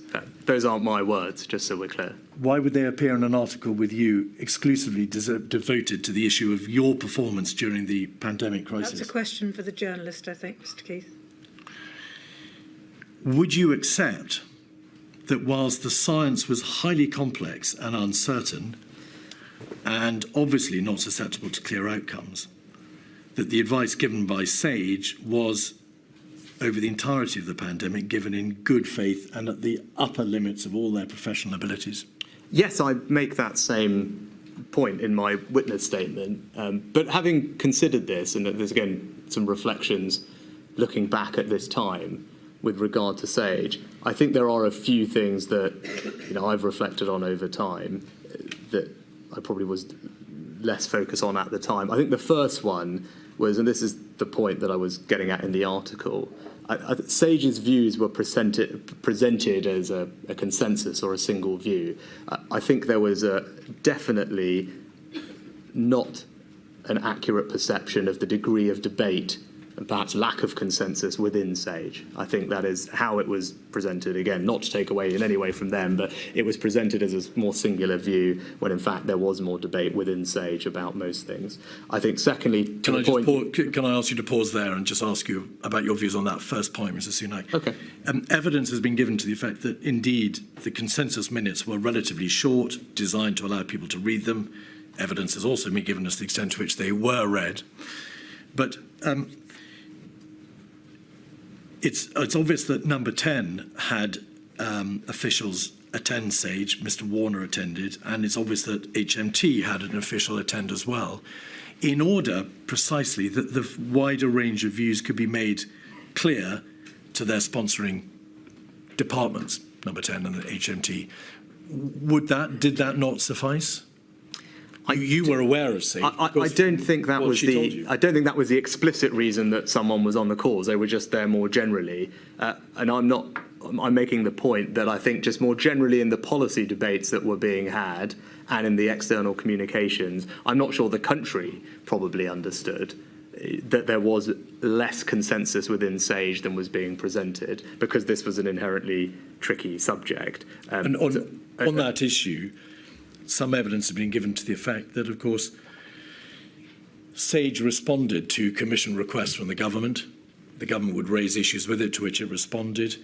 And, of course, Sage advised while government decides. That's self-evident. In your reflections, do you think Sage could ever have been put in a position of making specific recommendations, that is to say, giving specific advice on policy outcomes off its own bat? No, I think that they're conflating two different things there. The first is, even on the advice, not the specific policy recommendations, even on the scientific advice that they were putting, I think as many of them have now said, that they themselves were deeply divided over the scientific evidence. That's from one of them that was there at the time. I think that was underappreciated.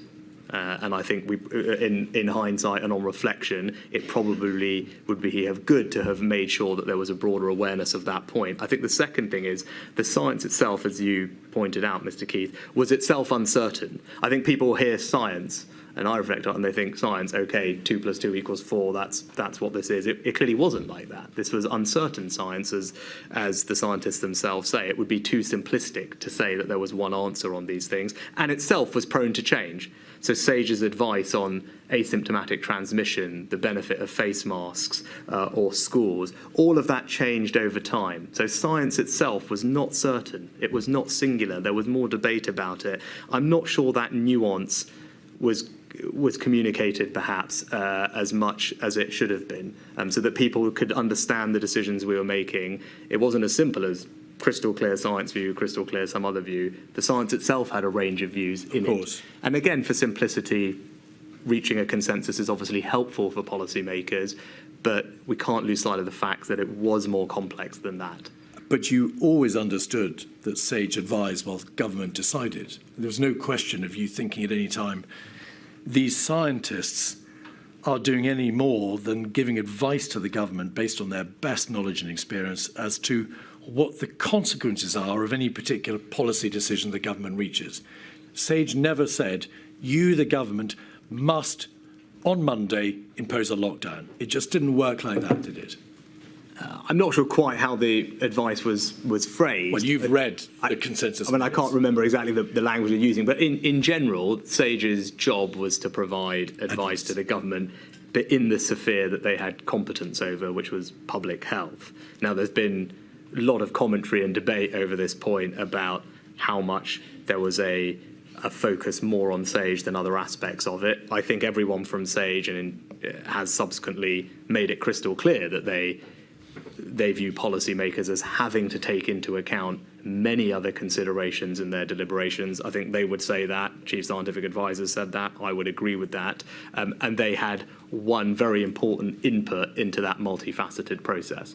Forgive me, if all they were doing was providing advice, why did you say in that Spectator article, if you empower all these independent people, you're screwed? We shouldn't have empowered the scientists in the way we did. Yeah, I think what I would refer to there is, I think a similar comment was made by the director for the Institute for Government, and he talked about the public attention and distorting consequences of extreme focus on SAGE. I think that was the point, that in the debate, there was, I'd say, kind of an elevation of SAGE in that debate. And I think, again, on reflection, that is something to consider, whether that was appropriate, because SAGE, as we've discussed, and they would themselves would be open about, had a particular focus, but it was only one focus that policymakers had to take into consideration when making decisions. Yet there was no, and I'm sure we'll come on to it later, economic SAGE and the like, there wasn't an equivalent or a similar in the public's eyes, something like SAGE for other aspects of it, and whether that distorted, in the words of the IFG director, the debate is, I think, open to discussion and deliberation. And that we will come back to economic SAGE in a moment, yes, Sunak. Just before we leave, though, the question of SAGE as it was, did you form any view over time as to the process by which the SAGE advice was funneled through the Chief Medical Officer and the GCSA to the Prime Minister? It's plain that they gave verbal briefings to the Prime Minister, who may or may not have read the SAGE minutes, as to what the import was of the advice that was being given almost twice a week, 3 times a week during the crisis. Did you have a view as to whether that funnel system was working? It's probably not something that I had any great understanding of, the relationship between SAGE and the Prime Minister. I said I had, I think, a more granular understanding of what was happening at Sage because, as you pointed out, someone was there able to relay to me where it was relevant a slight nuance or where there were debates and disagreements. That was helpful for me when I went into meetings, knowing that there may be more debate within Sage than was necessarily being presented in the summary of their discussion. All right. On the issue of economic Sage, you are aware that the Institute for Government report on the Treasury during COVID from 2023 posited the possibility of a parallel committee to Sage being formed to address socio-economic issues so that the epidemiological and scientific issues could be fed through the existing Sage. In parallel, analogously, there would be a socio-economic Sage which would deal with the other countervailing considerations. It could then be brought together with another body or brought together at government level. Did you or your officials ever contemplate the institution of such a committee or take part in a debate as to whether this was a good idea to pursue? It was never something that was raised with me, and I think the evidence that you've heard from the Treasury corporate and the Chief Economic Advisor makes clear that it was never put forward as a formal proposal, nor was an official HMT view ever sought. So that's the evidence that you have from the Treasury. Can I just pause you there? She indeed, and it's Claire Lombardelli from the HMT, she attended a meeting, I think, or a seminar on the 5th of June. One meeting. And a number of options were posited, an economic Sage, a single model, or something more informal. She says in an email to her colleagues in the Treasury, thank you, 235-261, that the economists obviously killed the single model. Some like the idea of an economic Sage. It was agreed that Ben Warner would follow up with me, Vallance, Stephen Aldridge and Ian Diamond. Sir Patrick Vallance is obviously the reference to Vallance. Ian Diamond is the chair of the Office for National Statistics. Stephen Aldridge, is he HMT? I don't know. He was the person that was on top of the memo that you had before. I recollect working with him in a previous role in a different department, and I don't remember working with him at the Treasury, so I can't tell you definitively. But in any event, none of this was raised with you, notwithstanding what must have been your extant contemporaneous concerns about Sage. No, but this is a different point. This is about. Did you express internally or to others your concerns about the empowerment of scientists during the crisis, Mr. Sunak? In which case, why was there not more consideration given to this alternative model by the Treasury? So I think that the question is, there are different, as I understand the debate on the economic Sage, which again, just for the record, was not something that I remember being raised with me at all, or the Prime Minister during this period. I think we should just be clear about that. I don't think he has any recollection of it being raised, nor do his office, nor do I. But I think there are different rationales to why people think an economic Sage might have been helpful. And it's important to separate them because they're two very different rationales.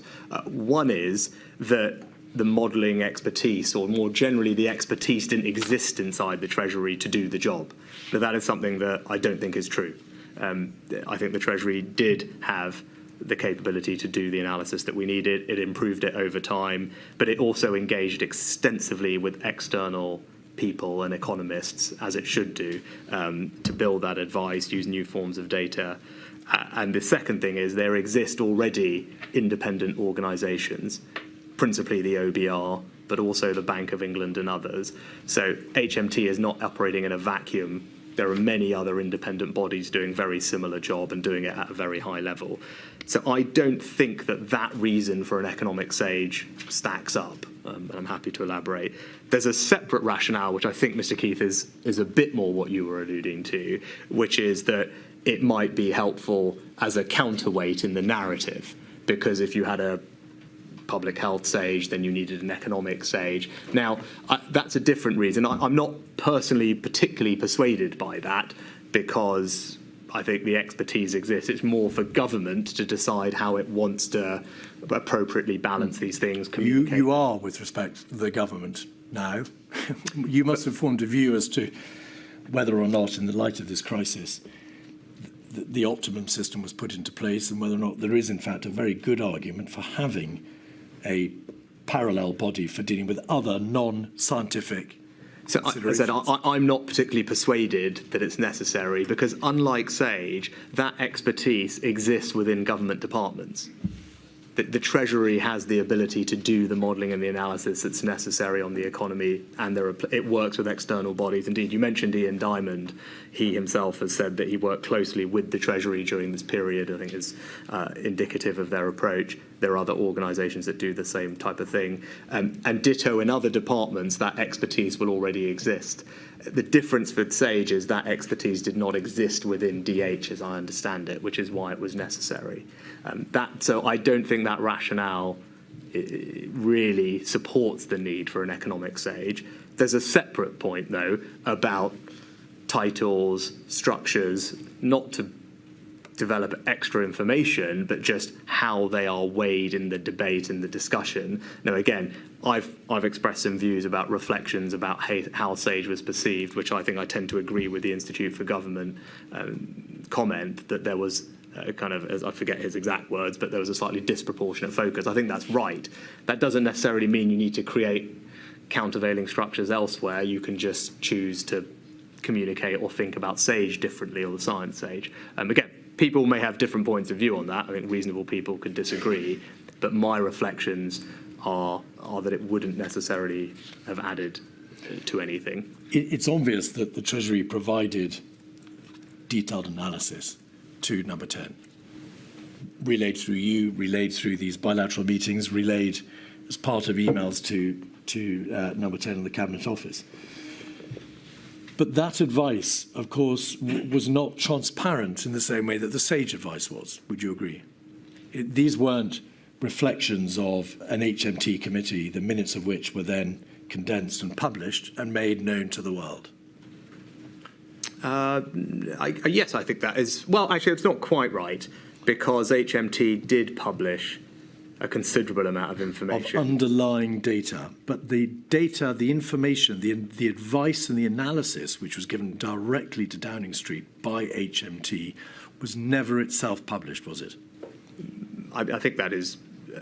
I mean, that's entirely normal. But yes, I mean, I think that's the same goes for every department, by the way, including Department for Health and everything else. Yes, but of course we are examining this issue in the unique circumstances of the ultimate decision-making process that the Prime Minister was forced to engage with, which is how to balance economic, societal, and the many other considerations in a way which would command confidence and bring, of course, the government and the public with it. But again, I think even if the precise advice itself wasn't published, there was considerable information in the public domain put there by HMT alongside all the fiscal events that I did, of which there were many during this period, but also by the government's independent forecast. So you have to remember, for over a decade now, the government has had an independent forecaster, so it doesn't mark its own homework in the OBR. They published extensively on the impacts of all these things, as did the Bank of England, who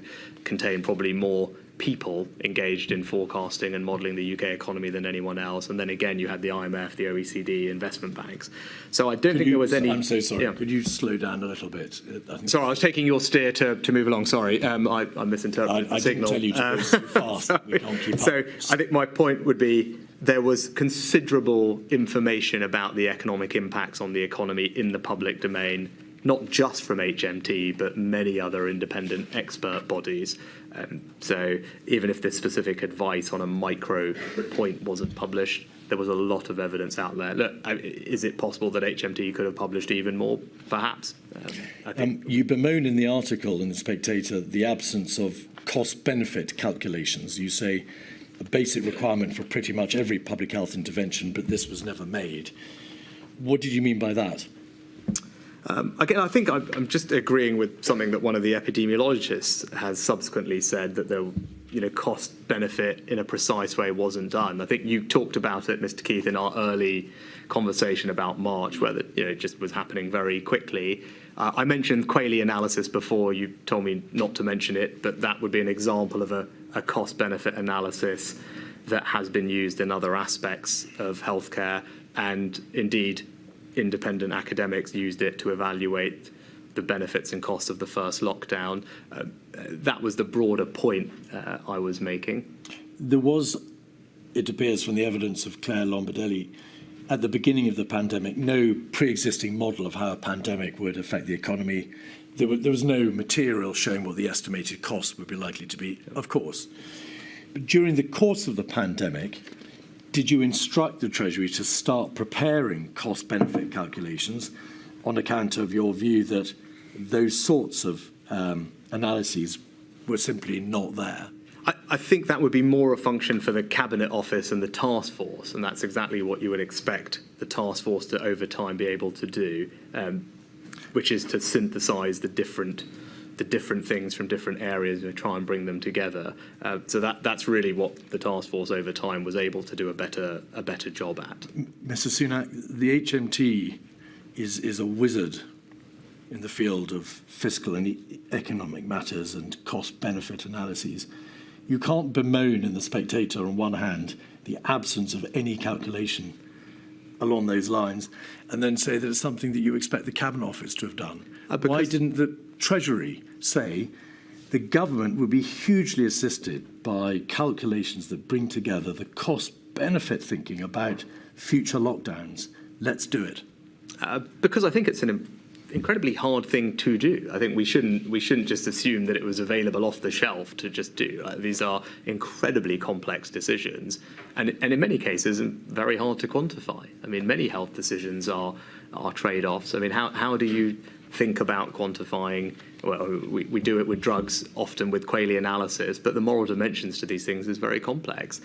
My point is the Cabinet Office, the task force is the right place to bring together different aspects of it. Now, actually Treasury seconded 10 people to the task force, particularly to help with all of this. And again, I think a reflection on all of this for the future is if someone has developed a better way to integrate these things, then that's something that expertise one would ideally like to have next time around. But I'm not sure that it's that straightforward.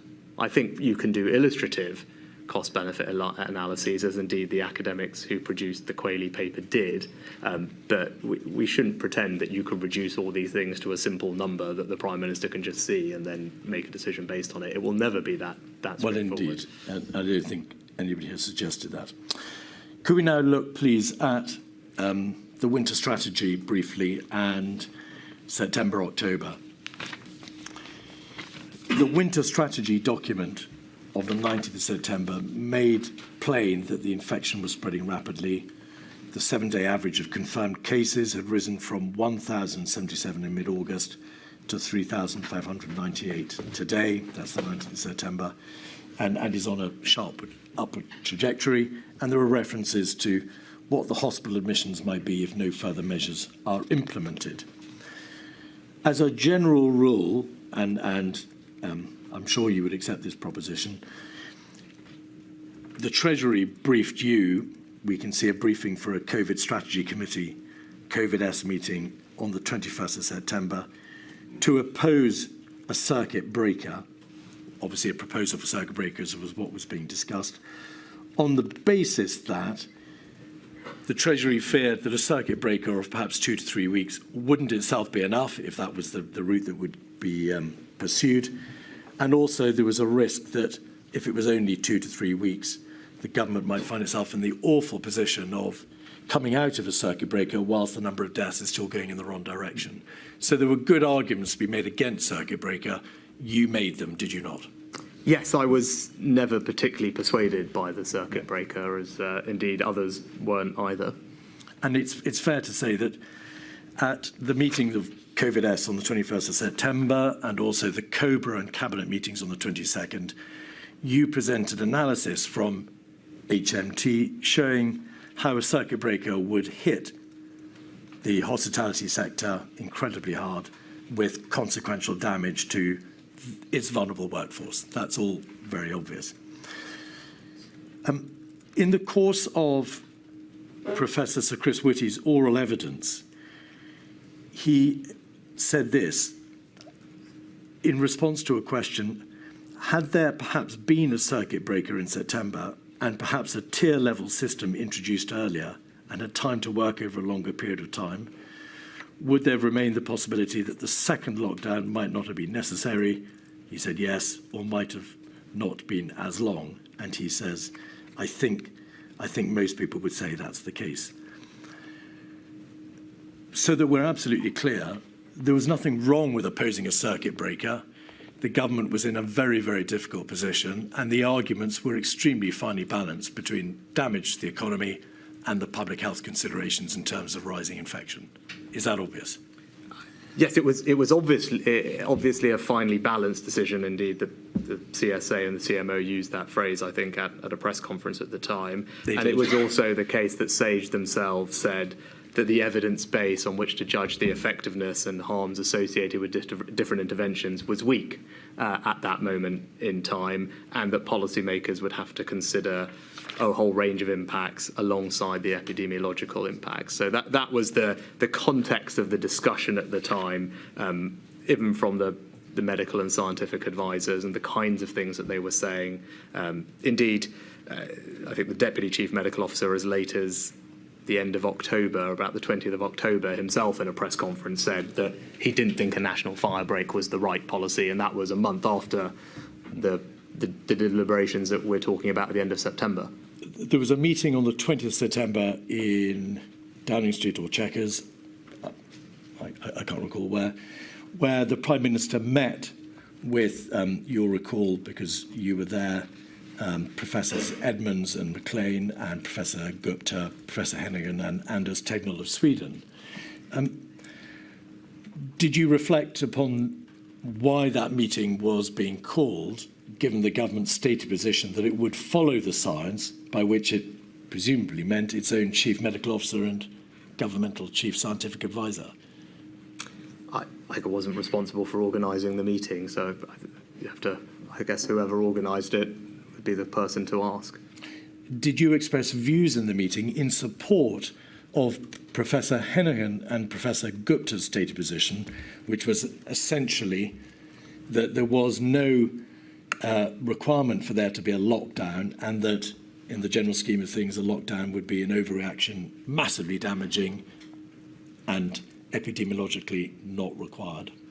I don't have any strong recollections of the meeting. It was a Prime Minister wanting to hear from a range of different scientists and get their views, some domestic and one from Sweden, as you mentioned. You must have asked yourself on a particularly intense time, at a particularly intense time, why am I attending this meeting to hear the views of scientists who are outside the range of, well, I suppose the consensus range of evidential advice that was being received from SAGE? It didn't strike me as odd, and I think entirely reasonable for the Prime Minister to seek a diversity of opinion as he's coming to make decisions. A question for him, really, more than me. I was invited to a meeting. I went to a meeting, but I don't think there's anything wrong with hearing from a range of people. I think that's a healthy process, and if some people, there's long evidence in behavioural psychology about people getting into groupthink, and the Prime Minister, if he wants to get out of consensus views, again, inherently, there's nothing wrong with that, I don't think, or the fact that they want from the UK. Mr. Sunak, so that we don't have an unnecessary hair run, I'm not suggesting that it was wrong to seek that advice. I'm merely asking you whether or not you wondered why you had been asked to attend alongside that scientific advice from the range, the spectrum from which it derived. You didn't think about it? No. All right. The tier system, we can deal with this very briefly because it is obvious that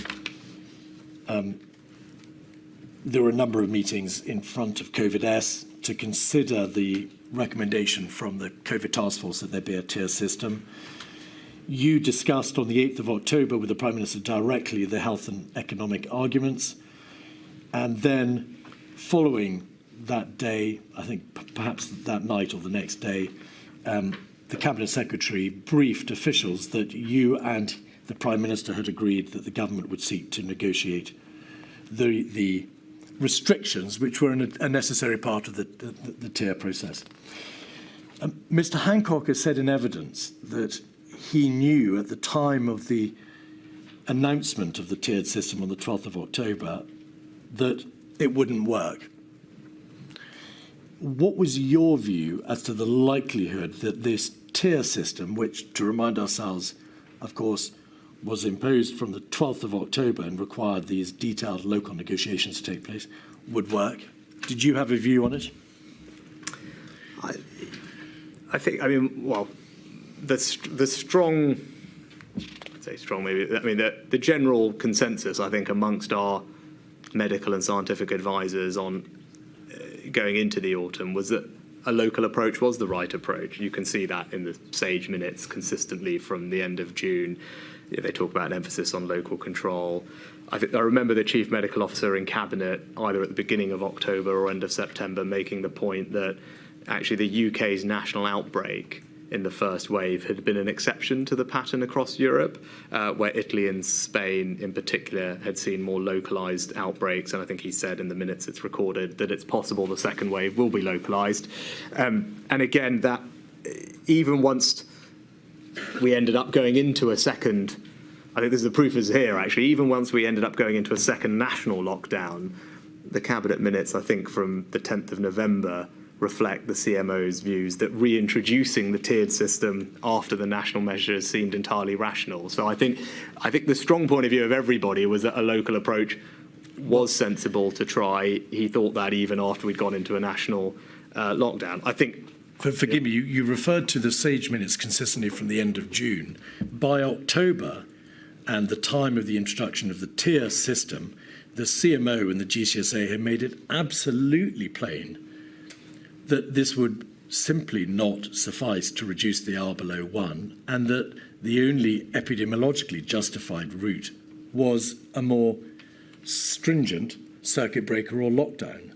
The position had changed, had it not by October.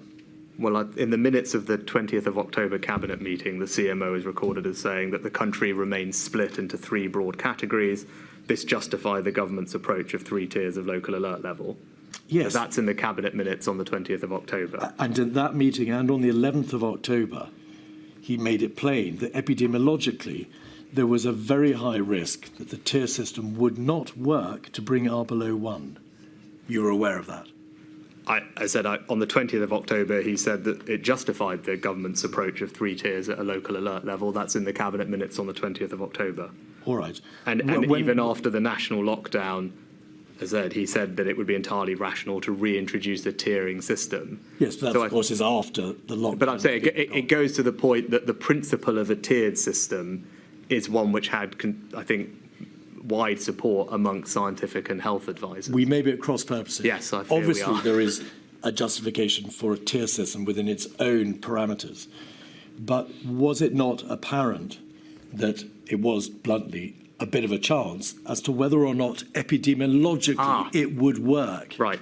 Well, I mean, there is a system in place concerning the negotiations. No, I understand your which question. were difficult. Well, in which case I would just point you to the remarks of the Deputy Chief Medical Officer on the 20th of October in the press conference, where he was asked, and he said, this national fire break you talk about, no, I don't think that's right, and I don't think that it's consistent with the epidemiological picture we are seeing. I think it would be very difficult to justify.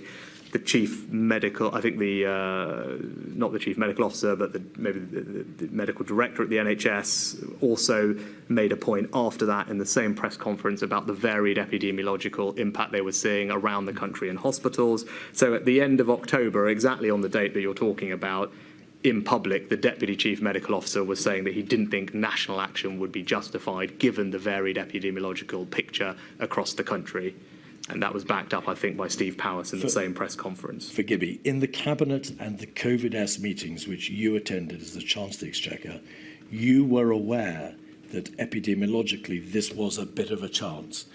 It was quite likely it would not work to bring R below 1, but it was, in policy terms, a position open to the government to take and one that you supported, because, of course, you would be violently opposed to a lockdown.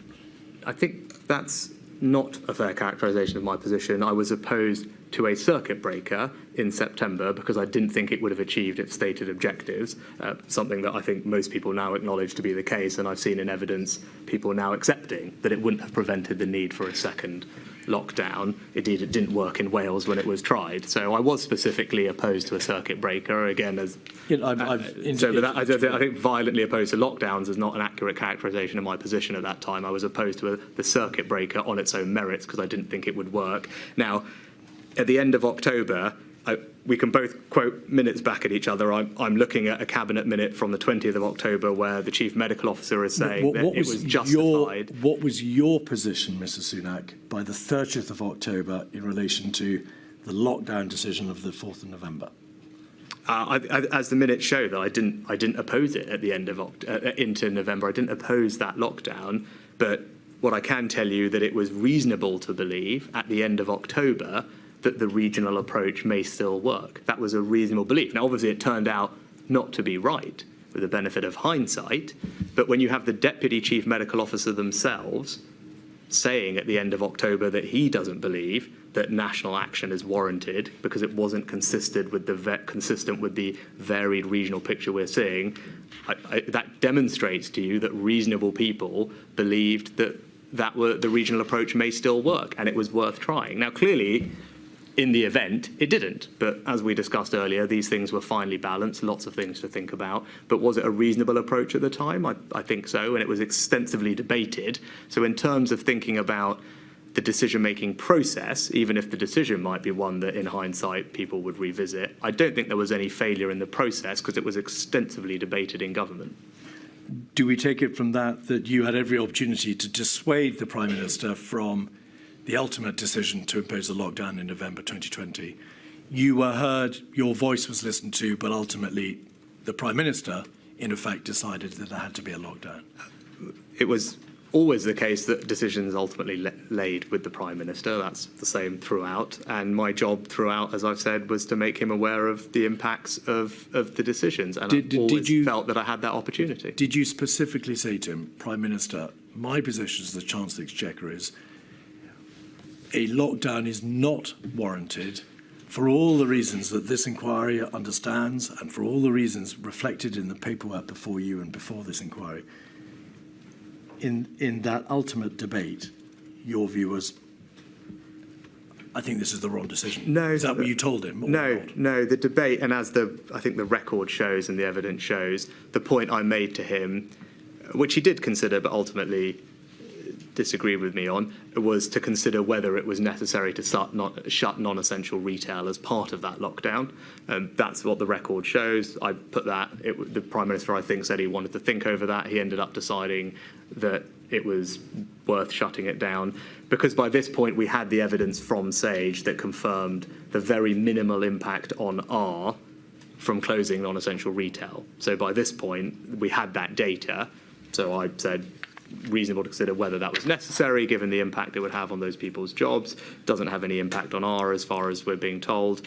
Prime Minister thought about it, decided to include it in the lockdown for simplicity or whatever. I don't know why exactly, but the simplicity of the overall approach. But that was my main specific point about that decision, was purely on non-essential retail. All right. And that is, I think, recorded in all the evidence that you have. It is. 3 final questions, please. Firstly, inappropriately and unattractively, there is material which shows that the Treasury was pejoratively associated with death. Some officials in number 10 described the Treasury as the pro-death squad, obviously on account of the fact that the Treasury was seen to be opposed to maximum public health interventions and was quite properly, as we've established, promoting the issue of the need to avoid economic and societal damage and harm. Were you aware that the Treasury was being referred to in those terms? You may not have been aware. I wasn't, and I do not think it is a fair characterisation. Indeed. On the incredibly hard-working people that I was lucky to be supported by at the Treasury. And in the same way earlier, you talked about the people at Sage being motivated by doing what they thought was best in the public interest. I would say exactly the same about all the people who worked with me at the Treasury, who worked extremely hard throughout the entire period. And as you kindly alluded to earlier in the IFG report, are widely considered to have done some things that no one had thought possible, that saved millions of people's livelihoods and helped the economy get through, and therefore help families get through and support the country through a difficult time. I'm grateful to them for what they did, and I said I don't think that is a fair characterisation of how they approach their jobs at all. Indeed. It is obvious that many of the very difficult decisions which had to be taken by government were themselves highly politicised. They are decisions which engage the public. They have given rise to an enormous amount of public anxiety as well as public heat and light, and it's obvious that the government acted whenever it acted in good faith and doing the best that it possibly could. That is its stated position, and there's no basis for challenging that. One particularly contentious issue is the issue of free meals in holidays. You'll recall, Prime Minister, that Marcus Rashford, the footballer, spearheaded a campaign, Make the U-Turn campaign. He campaigned for holiday food vouchers for children who were entitled to free school meals. And an extract from Sir Patrick Vance's diary refers to a meeting on the 13th of June 2021 when this issue came up. And Sir Patrick has suggested that somebody at the meeting said, good working people pay for their children to eat and don't want freeloaders. And he has suggested that in the context of, I don't need it up on the screen, thank you very much, in the context of the Chancellor of the Exchequer and the Chief Whip. Plainly, you couldn't both have said it if anybody said it, but I want you to please answer whether or not anybody did say those words and whether you recollect anybody using them. I did not say those words. I don't recollect anyone saying those words, and my concern throughout the pandemic was making sure that we had support in place for the most vulnerable. And I think, as all the evidence now shows, and as independent analysts such as those at the Resolution Foundation have said, that our schemes actually helped the most financially vulnerable the most. Poverty fell, unemployment remained low. The distributional analysis published by the Treasury again supports that it was the poorest households who were protected the most by what I and the government did throughout this time, because people who were least well off were uppermost in our thoughts throughout this time, because we knew it would be particularly difficult on them, and that's why we put a range of things in place to help them, and I'm glad that the evidence shows that they did get the most support. Prime Minister, thank you. Should we take the break now? Please. I shall return in 25 past. All rise.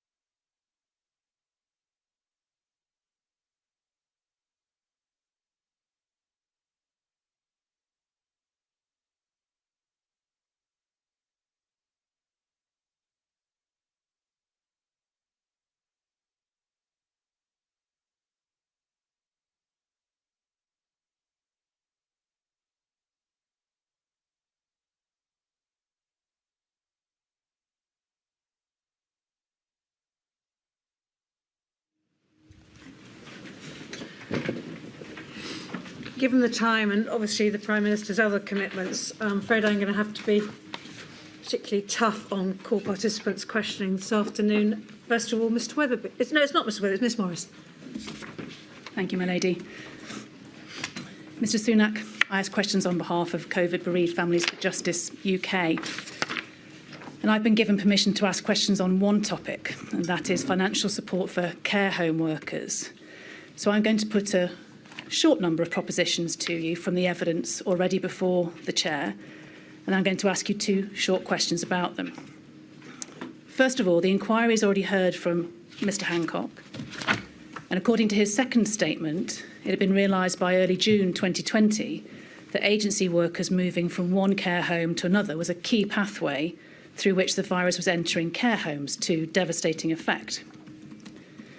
According to him, at a COVID-O meeting on the 15th of September 2020, it was agreed that regulations would be brought in to prohibit staff movement between care homes as a matter of law.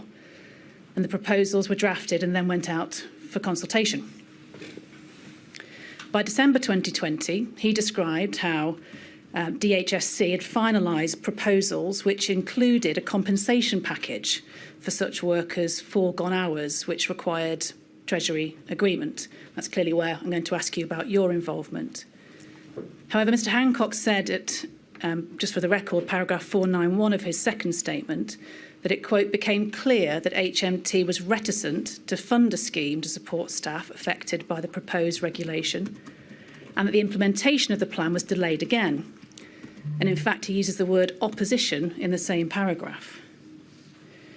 According to a later DHSC submission to Mr Hancock on the 5th of January, this time 2021, it noted that HMT ministers decided not to fund the compensation scheme, saying it was the wrong mechanism, but they are open to options to support increased staff supply. And Mr Hancock described how in the event the proposed regulations to restrict the movement of workers were not brought forward due to the lack of compensation and workforce shortages at that stage. So my first question is, what was your involvement in this process, Mr Sunak, and what was the reluctance and reticence? Well, the first thing to say that, in particular, from the beginning of the pandemic, I was cognizant that this would have an enormous impact on the NHS and social care workforce, family and organisations, which is why we put an enormous amount of funding in place to support them. Now, obviously, for social care, that largely goes through local authorities.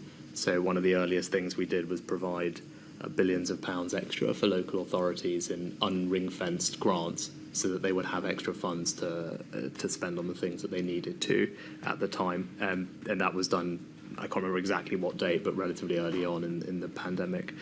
Now, with regard to social care in particular, I wasn't, and I don't have any strong recollection of these sets of conversations. I wasn't primarily involved with them to the best of my knowledge.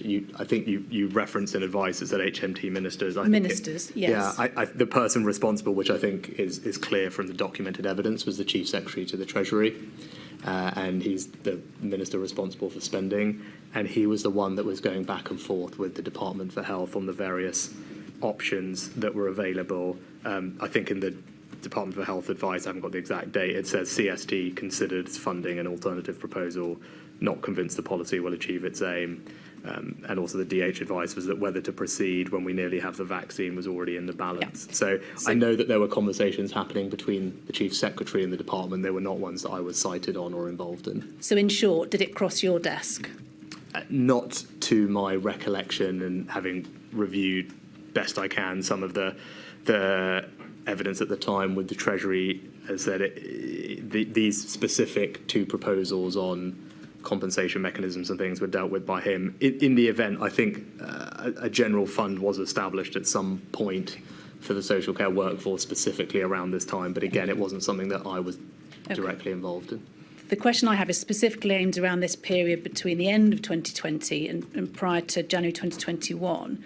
And my second question is this, that given that staff movement was a primary contributor to care home infections, and according to the Department of Health, still a key infection prevention and control concern at a time of increased incidence, why was there still no mechanism to incentivise and or to compensate care home staff to confine themselves to working in one care home by January 2021?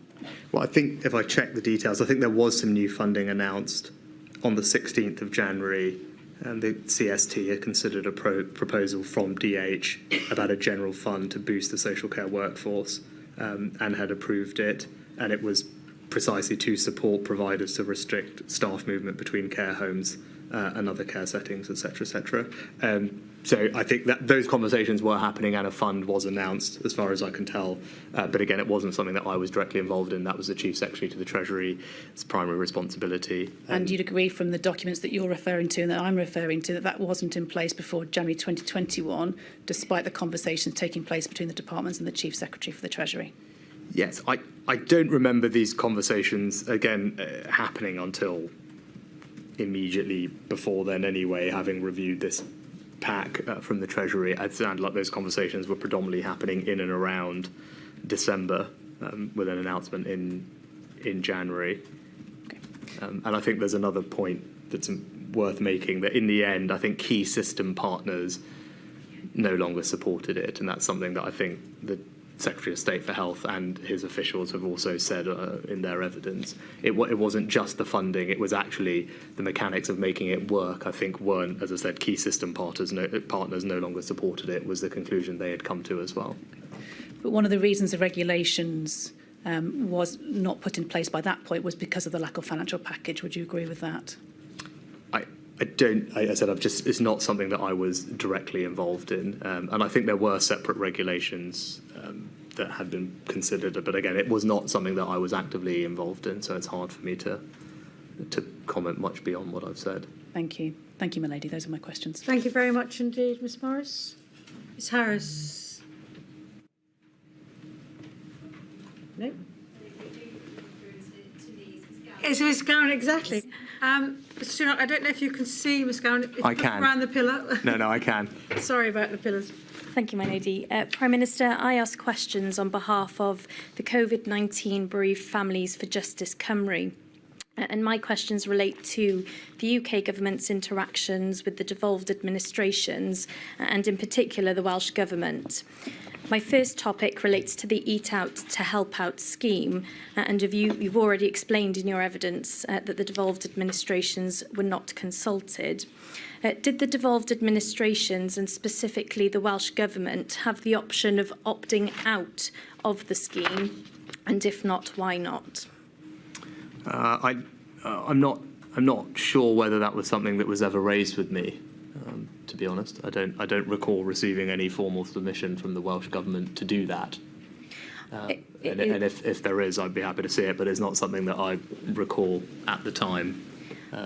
So if you have it, I'd be happy to have a look at it, but I don't recall them ever making a formal submission to opt out of the scheme.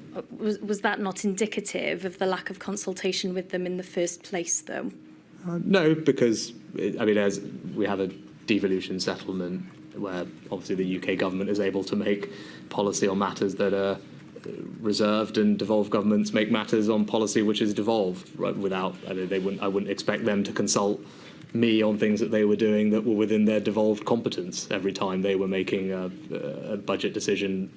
Ordinarily, again, they wouldn't expect to consult the UK government on that. That's how our devolution settlement works. But I said I don't recall them ever, after announcement of the scheme, and as we've discussed, there was almost a month between announcement and commencement, them formally saying to me or the Treasury that they wanted to not participate in the scheme. I don't think they ever did that.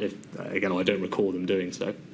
I think, Prime Minister, you've answered my second question on that topic, but did the Welsh Government have the opportunity, in your view, to raise concerns if they had concerns?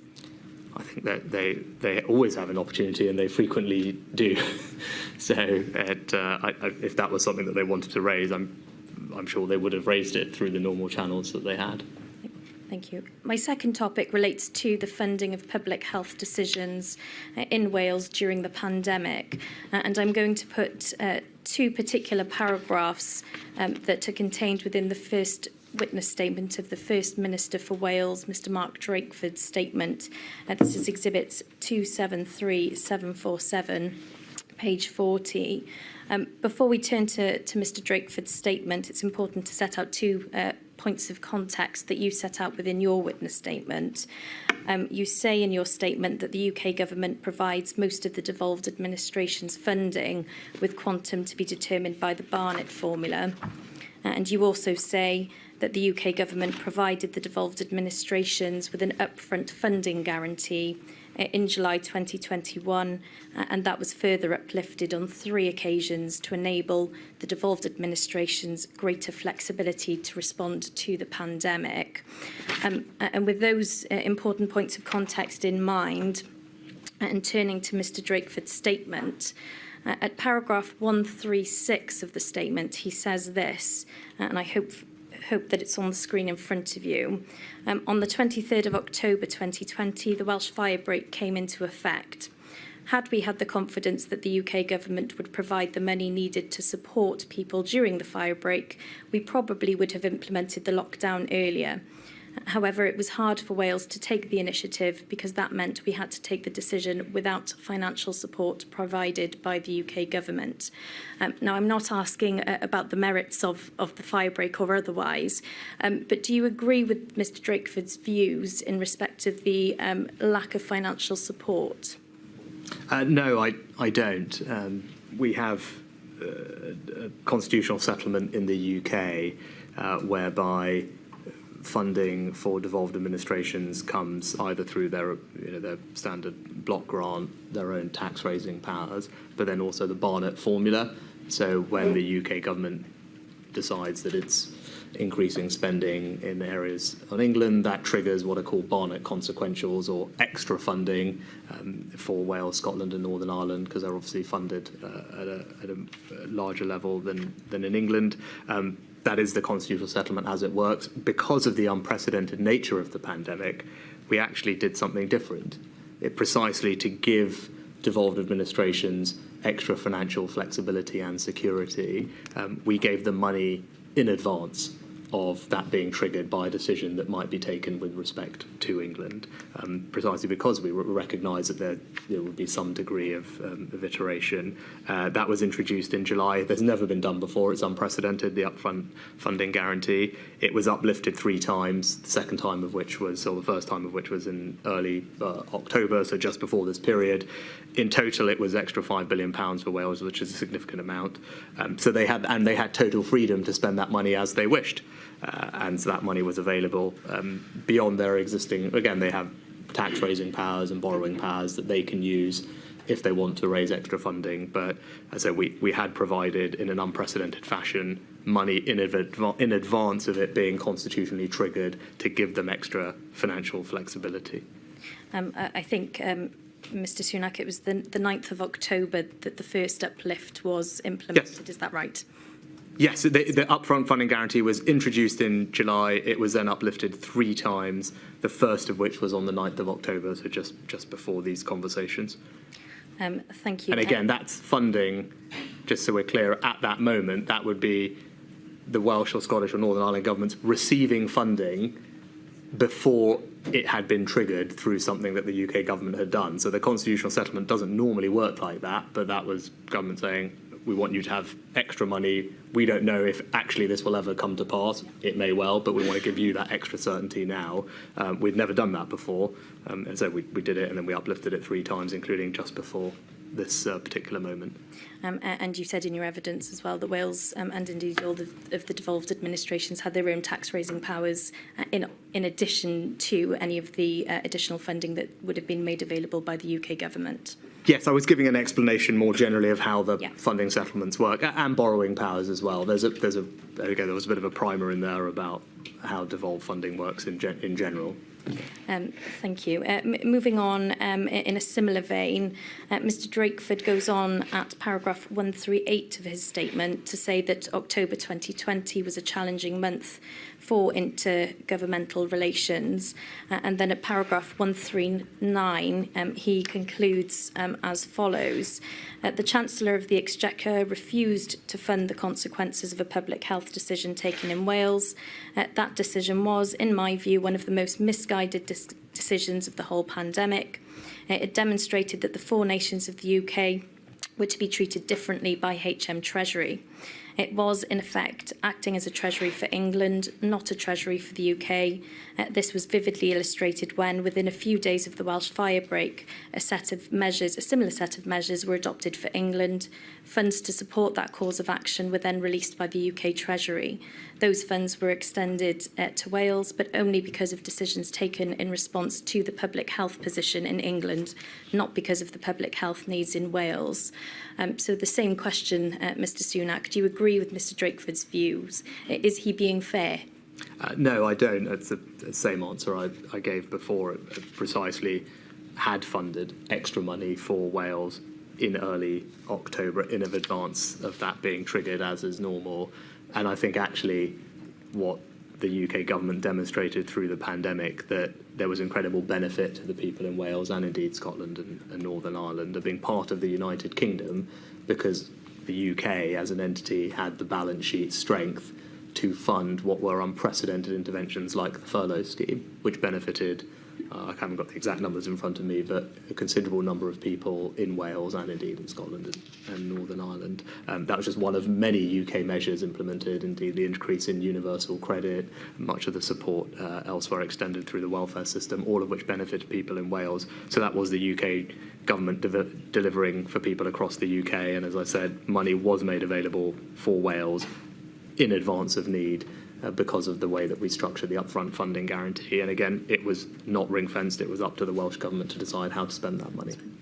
Thank you, Prime Minister. Those are my questions. Thank you, my lady. Thank you very much, Ms Garman. Ms Mitchell. Ms Mitchell's over there.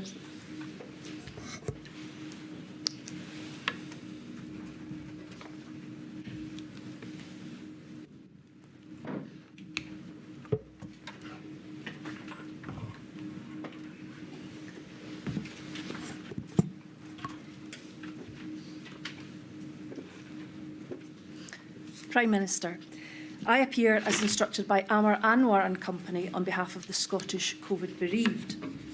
You've given evidence this morning in relation to the difficult job of balancing economic consequences of the pandemic with the decisions that have to be taken on health by those who have to make those decisions. Health obviously being a devolved matter, the First Minister of Scotland was tasked with that responsibility, and the funding of that matter rested with the UK Government. Can I have inquiry number 217057 up, please?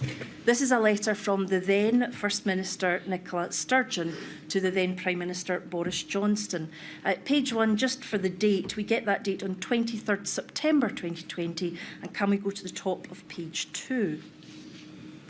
Now, I appreciate you won't have received this letter directly unless it was forwarded on to you, but what this says on that date, the 23rd September, is, and third, if it's not possible to reach a four-nations agreement on further restrictions with associated support, what arrangements can be put in place to ensure that devolved administrations are not constrained in making what we judge to be essential public health decisions because we lack the financial flexibility to provide support to affected sectors or individuals? Now, you've already touched, obviously, on that issue with my learned friend who's already asked you questions. The first question I would like to ask you about this was, were you made aware either by Mr Johnston or Mr Gove as to the concerns the First Minister had at that time? Yeah, I can't recall this specific letter. You may not recall the specific letter, but were you made aware of concerns either by Mr Johnston or Mr Gove about that particular concern of the First Minister? Not in a specific sense. I think in general there were conversations throughout the pandemic about points of difference with the DAs, but I can't remember any specificity around those conversations at this particular time or more generally. Yeah, because I'm keen to explore the timescales that you've identified, because I think you mentioned July 2020 in your answer to my learned friend, and I'm wondering if July 2020 is the correct time, because it seems both Mr Drakeford and Ms Sturgeon were expressing concerns much later than that the issue hadn't been raised and dealt with. The reason I mentioned July is because July was the first time that the upfront funding guarantee was put in place. So it was as early as July, in fact, before these conversations, that the UK government had decided to do something unprecedented, which is to provide extra funding to Scotland, Wales and Northern Ireland in advance of that funding being triggered constitutionally through the Barnett formula. And then that funding was uplifted 3 times subsequently to that. The first of those uplifts was in October. Indeed, it would appear, though... I mean, so shortly, I think shortly after this letter, by the look of things. Yes, actually. indeed, it would appear, though, notwithstanding what you've told us about, there were still concerns in relation to both the Scottish Government and also the Welsh Government in relation to this particular issue. What I'm saying is that after the arrangements had been put in place that had been made, were you aware of these further particular concerns in relation to the quandary that Scotland and Wales found itself in questions of making decisions on public health that might require additional public funding, for example, funding that might be different from that? I'm not sure I agree with the sequencing. I thought the date, if you can flick back to the first page of the letter. That letter can be placed up on the screen. If you just flick back to the... Indeed. Yeah, so that was on the 23rd of September. So actually, 2 weeks after that, there was an uplift in the Indeed, I'm upfront not funding asking... guarantee. So again, I wasn't familiar with this particular letter, but Forgive me, Prime subsequent Minister. to that, if there was a concern raised anyway, there was action in early October to increase the funding to the Scottish Government beyond its, at that point, as a constitutional amount that would be due. And again, I'd make the same point that I made previously, as we have an existing constitutional settlement. Indeed, Prime Minister, I'm not... which obviously we acted in unprecedented fashion, but that is the constitutional settlement we have. I'm not looking for that analysis. What I'm looking for is specifically just to ascertain whether or not, even in absence of the Barnett formula, so in absence of reacting to what was happening in the rest of the UK and uplifting the amount even in advance, I'm asking separately about the issue. If I can give an example, I don't need this to be put up, but for the purposes of the inquiry number 235213, the statement of Nicola Sturgeon, paragraphs 102 and 103. In her written evidence to this inquiry, Mr Sunak, she states that the Scottish Government had pressed for a more generous approach to financial support for those required to self-isolate. In particular, the Scottish Government analysis showed that the labour impact of requiring self-isolation was unequal. People who were able to work from home were unlikely to lose income as a result of complying with self-isolation, but people who were not able to work from home were more likely to face a loss of income if they self-isolated and did not attend the workforce. Firstly, I would like to ask you about this.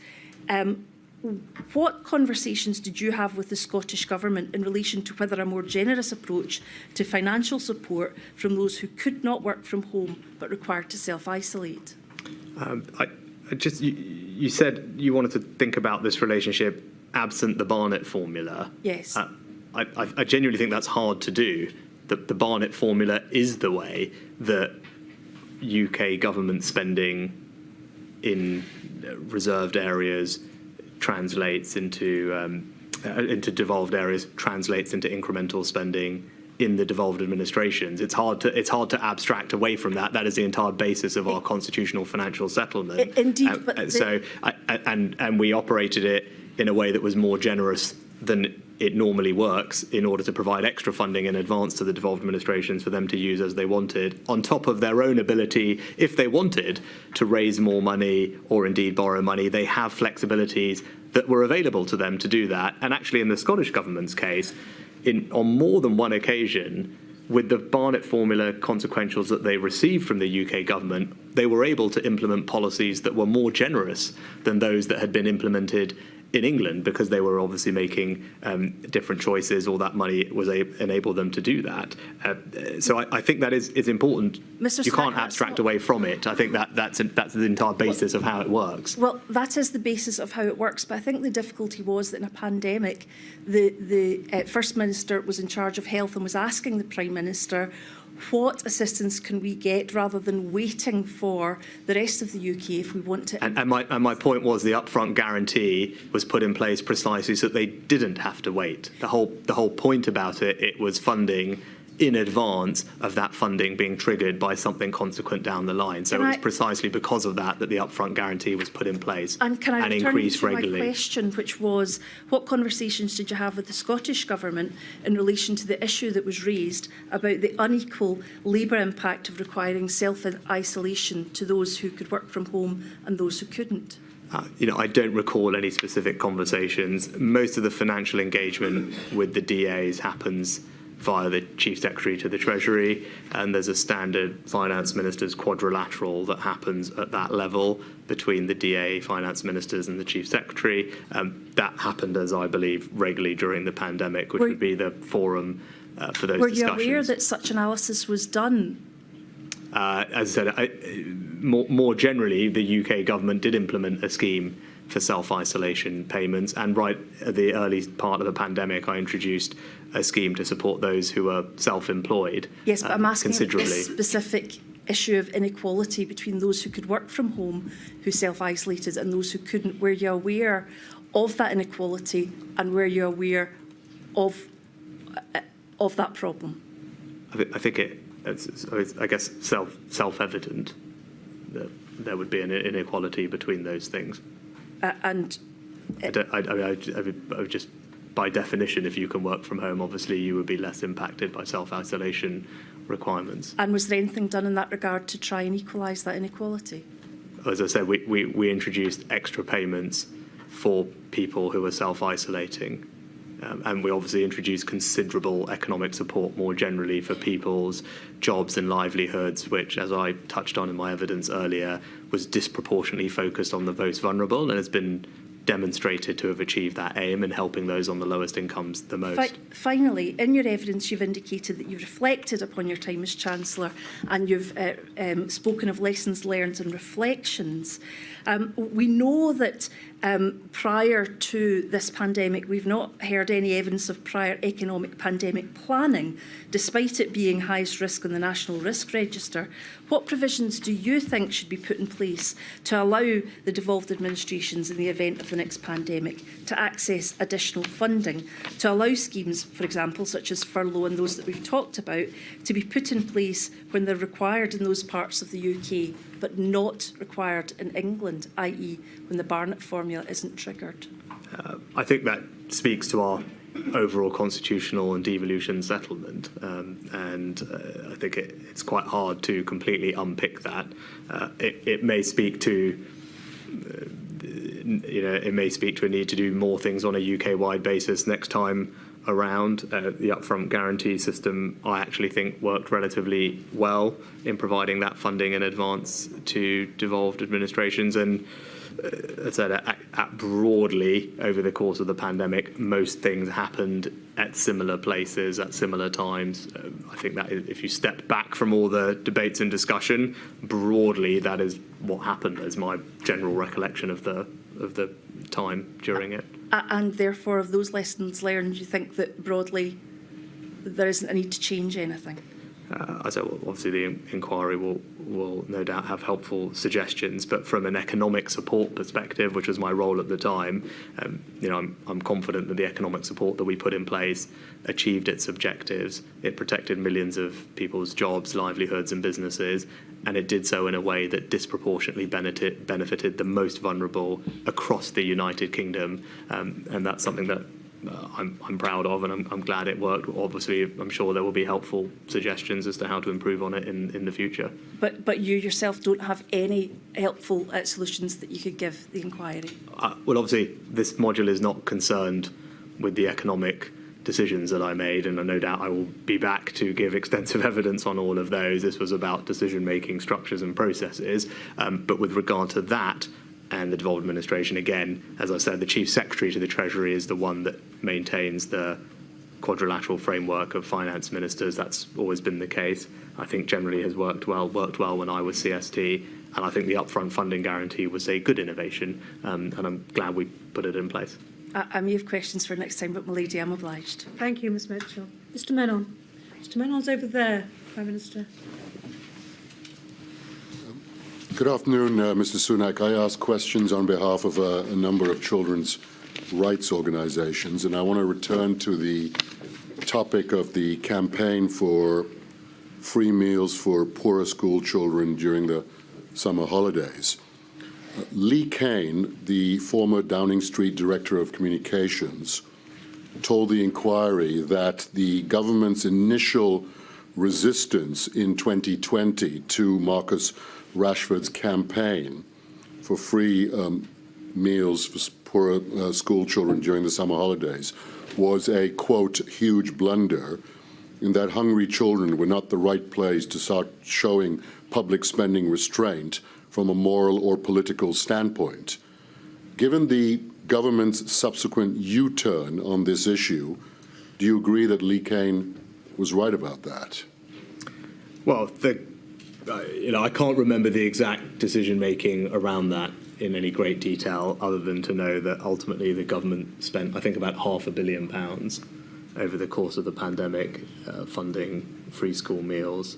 And then I put in place as Chancellor a permanent uplift in the provision for vulnerable children called the Holiday Activity and Food Programme, which is funded quite considerably to provide not just food but enriching activities for children during holiday times, obviously focused on the most disadvantaged children, and that is now a permanent feature post-pandemic of the support in place for vulnerable children in our country. And again, I just go back to what I said previously about our overall and my overall approach during the pandemic was very much focused on those on the lowest incomes, and as a result they rightly received disproportionately more help and benefited the most. So are you saying that it was somebody else in government who was initially opposed to funding this, rather than you, the Chancellor of the Exchequer? I can't recall the individual discussions. What was your view in 2020 on this matter initially? I generally can't remember. Generally can't recall the exact discussions. I mean, in the end, we did ultimately fund it. There was a discussion about term time and out of term time, because obviously those were different things. One hadn't been impacted by the pandemic. Ultimately, the government did fund quite considerably the free school meals programme and replaced it with, added to it with something more permanent in the Holiday Activity and Food Programme. Mr. Keith, the very last topic that he asked you about raised a further meeting on the same topic a year later in June 2021. Now, I'm afraid I didn't understand your answer to his question. It may just be me. But can I ask you this? In June 2021, did you personally oppose free meals for poorer school children during the summer holidays in June 2021?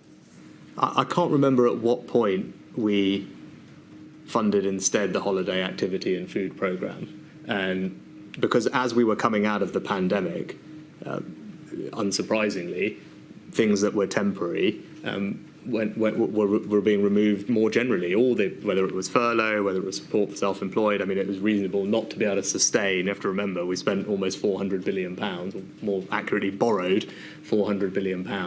It was one of the most generous and comprehensive support packages put in place anywhere in the world. It disproportionately did benefit the most vulnerable, and actually poverty actually fell during this period as a result.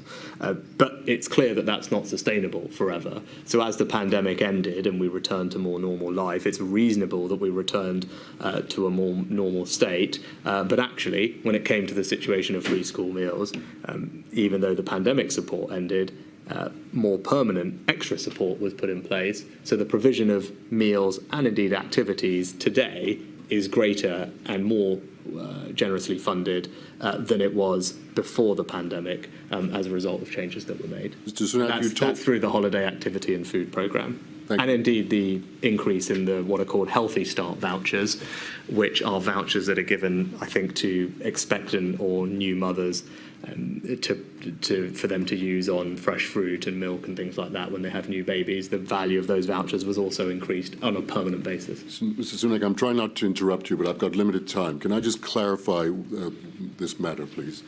You told Mr. Keith that you never said anything along the lines of good working people pay for their children to eat and don't want freeloaders. do you recall a meeting at which anybody in the government expressed such a sentiment? No.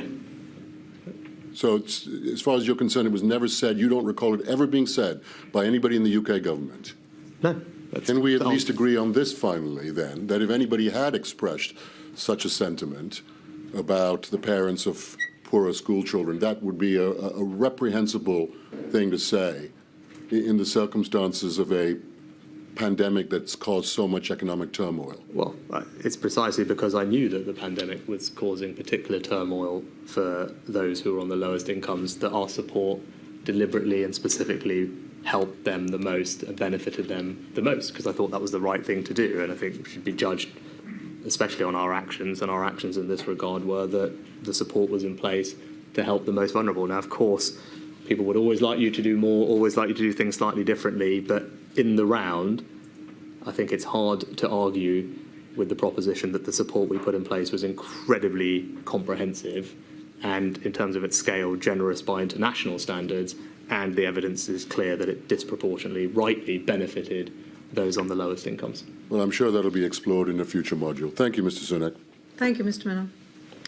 Mr. Freedman. Mr. Freedman's just behind you to your right, Prime Minister, but if you could make sure you keep your voice into the microphone. Thank you. Good afternoon, Prime Minister. I act for 4 national disabled people's organisations, and we also want to ask you about those proposed regulations in the winter of 2020 to prevent care workers moving between care homes and other placements to stop the spread of the virus. The issue is also dealt with in the statement of Helen Whately, then Minister for Social Care, and of course brought back into that role by you as Prime Minister. And we need not go to it directly, but for the record, it's at INQ 273897. Now, Minister Whately deals with the problem that these proposals sought to fix. The significant number of people worked in more than one care setting.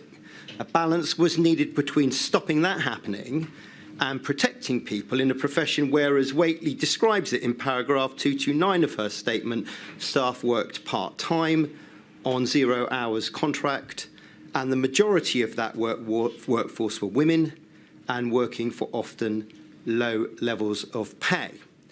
Now, we've heard your answers to Miss Morris, King's Counsel, who asked you question for the COVID bereaved families, including that you were not directly involved in these decisions, and there's no criticism on that, Prime Minister. But may we just put the position of the Minister for Social Care to you, just get your reflections on it. First, she'd advocated for a furlough scheme and then a compensation scheme for workers who, under these regulations, were going to be mandated effectively not to work. And that's at paragraphs 236 to 239 of her statement.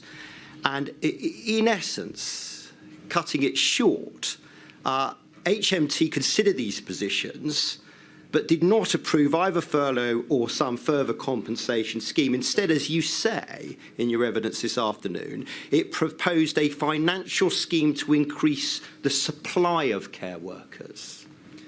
So, Mr. Sunak, looking back at the situation now and, of course, thinking forward as Prime Minister, why reject any kind of furlough scheme or any compensation fund and instead prefer an alternative proposal to increase the supply of labour that didn't actually target the specific problem of staff movement? Again, I'm afraid I'm not sure I can add much to my previous evidence. I wasn't directly involved in these conversations. I'm not familiar with the various arguments that were being deliberated and policy discussions. So it's very hard for me to speculate or comment beyond what I've already said and my review of the materials, obviously three years later. Well, just looking forward then, let me just try and help you if it's fair to do so.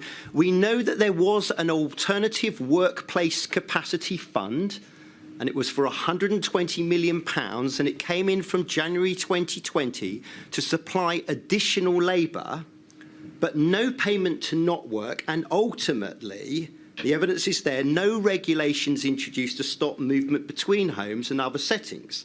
So in short, some funding to deal with understaffing, but no additional funding to support not working, and no regulations happened. Instead, there was just voluntary guidance to employers. So from a Treasury point of view, and I'm asking you just to reflect on it now and assist the chair, was this voluntary approach a safe enough approach to the movement of staff between care jobs when it was known that there was a continuing risk that they could not afford to do otherwise? Again, I'm not obviously familiar with all the policy debates, so I can't sit here and make a pronouncement on what the right policy would have been. I think that would be the opposite of a good decision-making progress. I can tell you that across all the different health and public services interventions that we made, a cumulative total of about £150 billion was spent. So I think you've heard evidence from the chief executive of the NHS that the government did provide the NHS, in particular, with the emergency funds needed. I've talked about the billions that were provided to local authorities, who are obviously responsible for social care as well. So if you're saying that how some of that money was used should have been better prioritised for this versus other things, perhaps. But again, I'm not familiar with the specific policy proposal, why it was deemed to be ineffective at the time, why it was not supported by key system partners, not just the Treasury, but more broadly, because my understanding was there are operational issues with it as well, having reviewed the materials. I can't sit here and speculate on what the right answer is for something that I was not involved in or have no intimate detail about. Thank you, my lady. Thank you, Mr. Friedman. Mr. Thomas, I'm afraid Mr. Thomas is right over by that wall, Prime Minister, so... Prime Minister Sunak, Leslie Thomas, and I'm instructed by Saunders Law, and I represent FEMHO, the Federation of Ethnic Minority Healthcare Organisations. You remember them, those are the very people we were clapping for on Thursday evenings at 8 p.m. So some context for you. The Chief Scientific Advisor, Sir Patrick Vallance, told this inquiry that it was entirely foreseeable that there would be disparities in health outcomes during the pandemic because of historically known structural inequalities. I have 3 short questions for you. 1, with your Eat Out to Help Out scheme, specifically, please tell us what were the specific measures or considerations in its design to address the vulnerabilities of ethnic minority workers in the hospitality sectors and other sectors? Sorry, do you want to do one question at a time? Or? Yeah. Well, as I touched on earlier, it was precisely because the millions of people who worked in that industry were disproportionately from vulnerable groups, lower paid, people moving off welfare, people working part-time, women, ethnic minorities, that I thought, as a matter of social justice, those jobs were incredibly important to focus on saving, because all the evidence that we were seeing and talking to businesses was that there was a real fear that they wouldn't be able to protect those jobs and people would have to be let go. Sorry, forgive me for cutting across you, because time is short, and I know that you wouldn't be trying to talk me down on the clock. My question was very specific. What were the specific measures or considerations in its design to address the vulnerabilities of ethnic minority workers in the hospitality sector?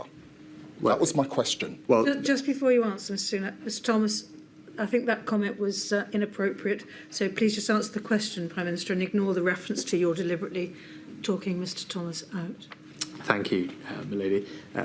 I think that would be better addressed in the government's guidance to the sector, which I referred to earlier, which was considerable, 55 pages long, and supplemented by the 100 pages of guidance issued by UK Hospitality, the Industry Trade Association, which, if you review it, had very detailed guidance that I understand was put together with advice from Public Health England, who are the experts on this, about how to make sure that workforces of all ethnicities were protected at work, and the measures such as screens, changing shift patterns, use of different entrance and exits are all some practical things that I can recall.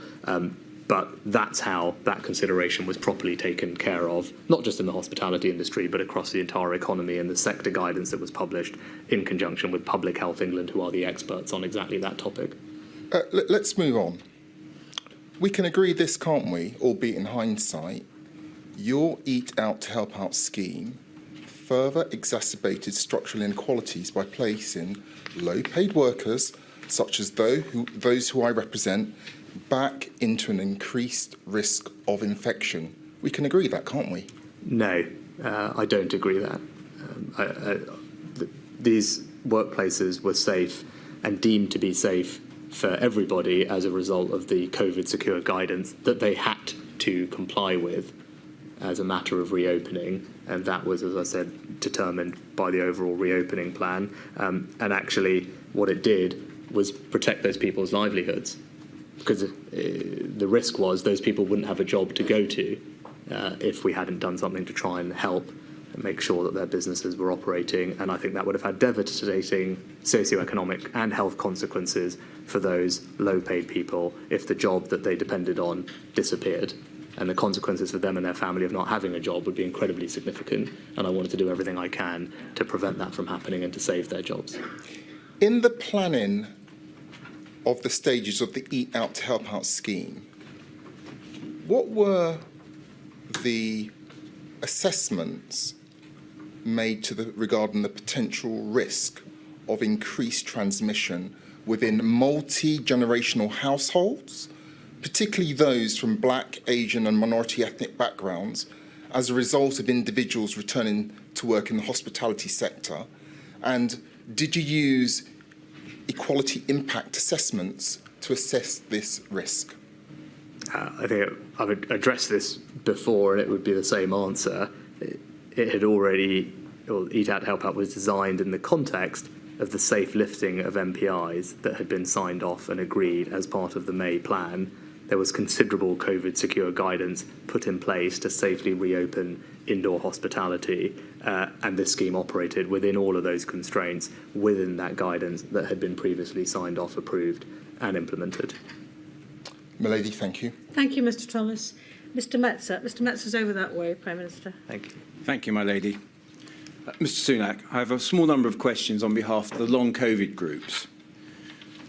Given the significant multifaceted economic costs resulting directly from long COVID, which the COVID-19 task force had estimated at between 158 and 316 million pounds between the period March 2020 and March 2021 for workplace absenteeism due to long COVID alone, would you agree that the fact that a significant number of people would suffer from long-term consequences of COVID-19 meant that long COVID was a relevant consideration in your advice as Chancellor to government on policy decisions to limit transmission of COVID-19?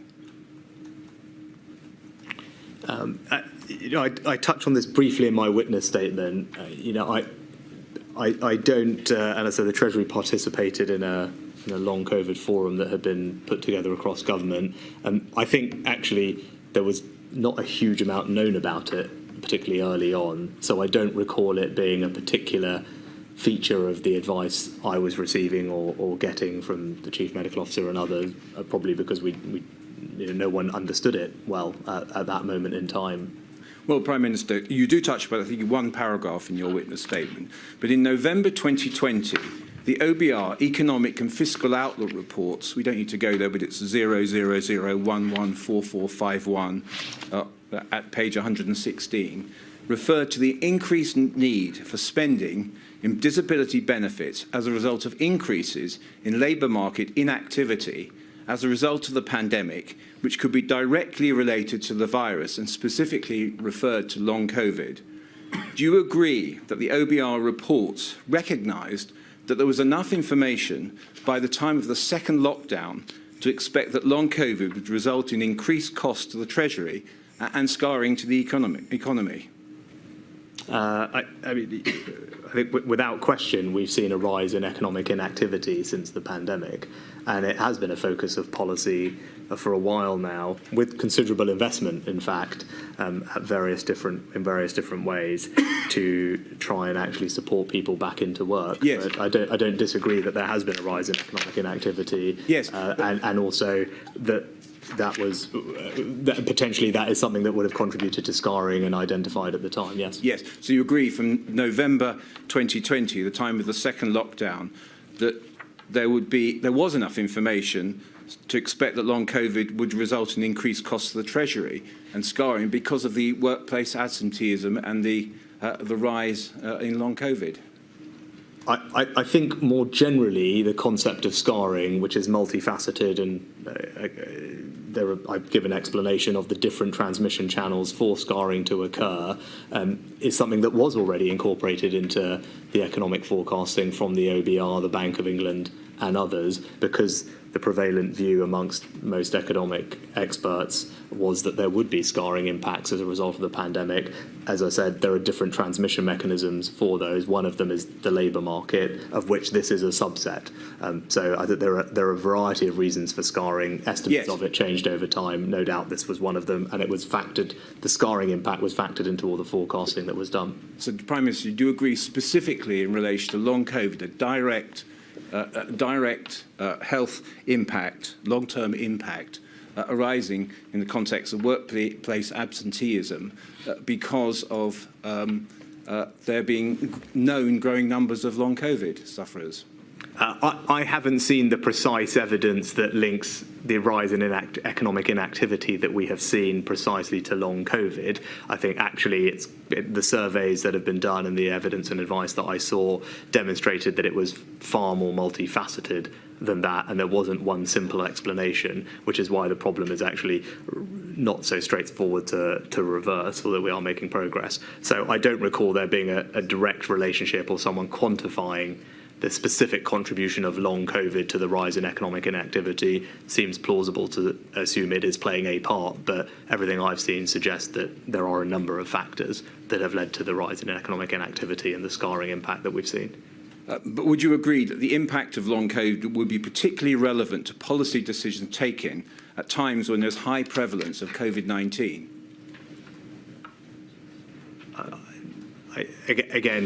With regard to economic inactivity or the impact on scarring, it is one of a number of factors that has led to a rise in economic inactivity, is probably what the evidence suggests. But so as I said, there's a range of reasons for the rise in economic inactivity, not all attributable to long COVID. No. But policymakers have to consider them, all of them, not one on its own. No, but including long COVID, you accept? It seems plausible to assume that it is a contributing factor, that I can't sit here and tell you that I've seen something that explains exactly what it is contributing to or how much of the rise in inactivity that we've seen is down to that. I haven't seen any precise studies on that, so I just simply can't tell you how much of a feature it is. But we do know that there's been no advice from, we haven't seen any advice from Her Majesty's Treasury warning of the economic costs of long COVID born from high prevalence of COVID-19. How, if at all, did the economic costs from long COVID inform your advice to the Prime Minister? And are you able to give an example? No, I mean, as I said, I think more generally, the impact of COVID on the labour market was misestimated by most people because the predominant fear throughout this entire period was significant unemployment, which thankfully didn't manifest itself in the end, but the predominant labour market fear from all economists was about the rise in unemployment that would happen as the furlough scheme was wound down over time. What was underappreciated was the rise or subsequent rise in economic inactivity. It was underappreciated by all, including the Treasury, but all economic commentators, I think, of which, as I said, there are a number of reasons for that. Yes. Sorry, Prime Minister, can I just cut across you, please? I'm very sorry. In summer 2021, the government started planning for high prevalence of COVID-19, which meant the government was accepting there will be more cases of COVID-19 and therefore, as a result, long COVID.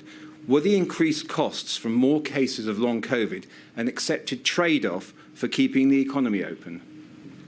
I don't think the conversation was ever that precise about that particular thing. I think in my recollection of 2021 was a exit roadmap that was put together in February, extensive engagement and discussion with our public health advisors and chief scientific advisor, CMO. I think both of them have said that they feel like that exit roadmap is something that the government got, we all did very well. It had 5-week periods, time to make a step, review data, adjust as needed. Again, like the May roadmap, it was delayed at one stage.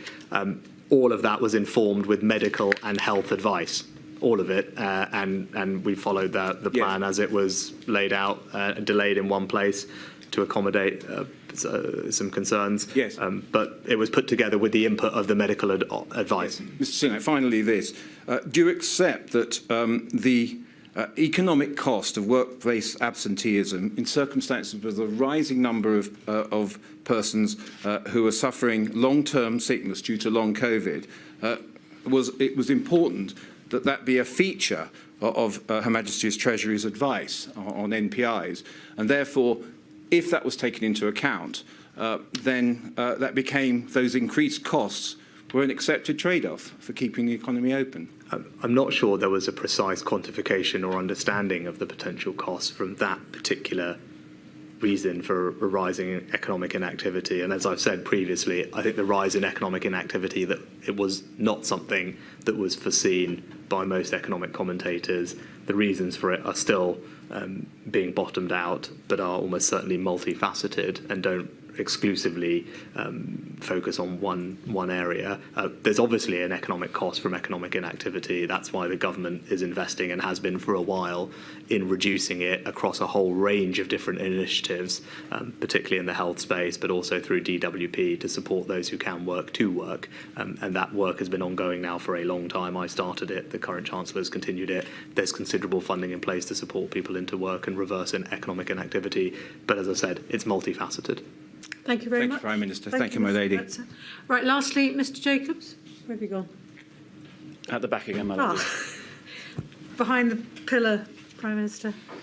Mr Sunak, my questions on behalf of the Trades Union Congress are regarding financial support for self-isolation. The issue of those on the lowest income facing 2 weeks of self-isolation on the £95 of statutory sick pay, or indeed nothing if they are ineligible. Firstly, is it accurate to describe that the Treasury was urged from many sides to take greater action on financial support for self-isolation? Well, the first thing to say is that the Treasury did take action. In my first budget that I delivered as Chancellor in March, we made changes to the operation of the statutory sick pay scheme so that it operated from day one rather than from day 4, as was normal, that it covered asymptomatic self-isolators, and we put in place a £500 million hardship fund distributed to local authorities, particularly designed to pick up those hard cases and make sure that those who needed to could get extra support. So those were the decisions that were taken in March. It later became a feature of discussions, I think, at the tail end of the summer. There were some conversations between Number 10 and others, and then there was quite an extensive set of deliberations leading to the announcement in September of the £500 payment to support people to self-isolate. Mr Sunak, you've described various decisions that were taken. My question, straightforwardly, was a slightly different one. Is it accurate to describe that the Treasury was urged from many sides to take greater action on financial support for self-isolation? I think it's a fair thing to say that on every single topic, there is always someone urging the Treasury to do more and spend more. I think that is a universal view. You could pick any single policy, and that would be the case, including this, but that would apply equally to any other thing that I did in the pandemic. While some action was taken, and we'll come on to that, is it right realistically to say that you personally, Mr Sunak, and the Treasury were extremely resistant to any significant scheme of support? No, I was sceptical that it would make a significant difference to the levels of people self-isolating, which was the purported basis for the scheme. And it's entirely reasonable for those conversations to happen, and they did happen, but ultimately a scheme was introduced. It was introduced in September. It provided a £500 payment, and it was introduced as a result of those deliberations in government, testing propositions, and I think, again, that is sign of a process that is working. Ultimately, this is taxpayers' money. It's right that there are conversations that happen to make sure that it's being spent in a way that is effective, and this was just one of those many conversations that happened.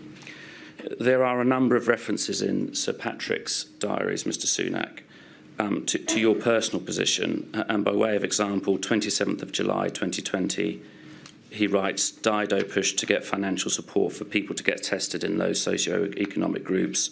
Rishi reacted strongly against that and said, basically, just stop the social interactions. For Rishi, it is all about personal responsibility and get the state out. And then on 7th of September 2020, Chancellor blocking all notion of paying to get people to isolate, despite all the evidence that this will be needed. Are those fair characterisations of your position? No, and they're not borne out by the evidence either, because in August we introduced a pilot scheme in high incidence areas with payments for people to self-isolate, and in September we announced a national scheme, and those conversations were happening throughout August and September more generally, as far as I remember, and having reviewed the evidence. So the proof is that we did introduce a scheme to do that, but like on most things, my job is to scrutinise. It's right that there are debate over policy, and that was the same on this policy like many others. They certainly were fair characterisations, weren't they, Mr Sunak? For the first 6 months following self-isolation as a key measure from March 2020 until the end of September when the scheme was brought in, for that period of time, it was an issue that was unaddressed, wasn't it? No, that's, again, not a fair characterisation. I took action on self-isolation in the first budget that I delivered on the 11th of March, and this didn't then become a particular topic of debate until the end of the summer, and that's unsurprising because that was when the test, track and trace scheme had been set up at a proper scale, at which point this became a more relevant consideration. It just wasn't relevant earlier because A, we were in a national lockdown, and B, we didn't have test, track and trace up and running with the testing volumes to make this a kind of mass consideration. And when it came up at the end of the summer, we went through it as we would with any other policy. All the evidence at the time and subsequently has not concluded. People have many opinions on this, but no one was able to produce any clear evidence that higher payments would make a difference to compliance rates. Indeed, there were many other reasons people weren't complying, which had nothing to do with their need to work, and it was all about boredom, loneliness, going shopping, reducing symptoms, misunderstanding of the rules. So it wasn't ever clear to me that this was the primary reason, and indeed all the evidence of what we did demonstrated that it didn't make a significant difference, if any, to compliance rates. But we did introduce it, as I said, £500 in September after a pilot study that was done in August. Mr Sunak, before I move on to my next question, you say that it wasn't relevant in the earlier period. For those on low incomes who kept the country going, working in food processing plants, in transport, in social care, through lockdown, it was highly relevant, wasn't it? And there was considerable support in place for the most vulnerable, as I've documented in my previous answers. Not only did we put in place a £500 million hardship fund for local authorities specifically to help people who most needed it, we temporarily increased universal credit, which was worth £1,000 a year. We increased again significantly the local housing allowance for 1.5 million of the most vulnerable families, worth £600 a year, and we had a self-employment scheme so that all those who were self-employed were benefiting from considerable support whether or not they were still able to work. So there was considerable support in place for everybody, and as I pointed to, the evidence is clear that it did disproportionately benefit the most vulnerable and those on the lowest incomes. My point was that this became a more a more significant consideration in terms of the scale because of test, track and trace. So this had an ability to impact the national progress of the pandemic because we were now testing at such a scale. And as soon as that became a conversation, test, track and trace was set up, we engaged with all those conversations and implemented a scheme in September which provided £500 of support. On that scheme introduced in September, providing £500 of support, it ultimately had very, very low take-up, didn't it? Yes, my understanding is around a fifth of people took it up. In terms of the reasons for that, it was a local authority administered scheme. Was it foreseen that doing it that way would be cumbersome and frankly inaccessible, with many local authorities each implementing their own individual scheme in a slightly different way? Now, look, that's always the challenge with doing things by local authority, that it will be slightly different even if there's national guidance. I'm not sure there was an alternative, so it was accepted it wouldn't be perfect, but it was better than doing nothing. The only other alternative that was suggested at the time was DWP, but it was clear from all the advice that I'd received and the department themselves that that wasn't practical, not least because it would have required primary legislation, I think, for DWP to have the ability to make payments like that, and they just simply didn't have a delivery apparatus, unlike local authorities, who had local welfare assistance schemes and were well placed to know their most vulnerable people, and also local authorities did have access to all the same underlying benefits data as DWP, so none of these are perfect by all means, but I don't think there was a credible alternative to local authorities doing this. Mr. I think Sunak, sorry, I'm running very short of time. I think you've run out of time, I'm afraid, Mr. Jacob. In that case, I better leave it there. Thank you, my lady. Thank you very much. Lady, that concludes the oral evidence. Thank you very much. Thank you very much, Prime Minister. I appreciate that. Well, I doubt that there's ever an easy time for you to come along here to give evidence, but I appreciate it's difficult this particular week, and thank you for your help. Thank you for having me. That completes, as Mr. Keith says, the oral evidence for Module 2. The oral evidence is, I have to repeat and emphasise, just one part of the process. It's an important part, of course it is, but so is the written material. That is also important. So also are the submissions of core participants. And I will consider all that evidence before I reach any conclusions. And I'll hear the submissions of core participants on Wednesday and Thursday, and also, because of the tight timetable, give them an extended time to submit any written submissions to supplement their oral submissions. So I shall return to Module 2 on Wednesday. Thank you all. Rise.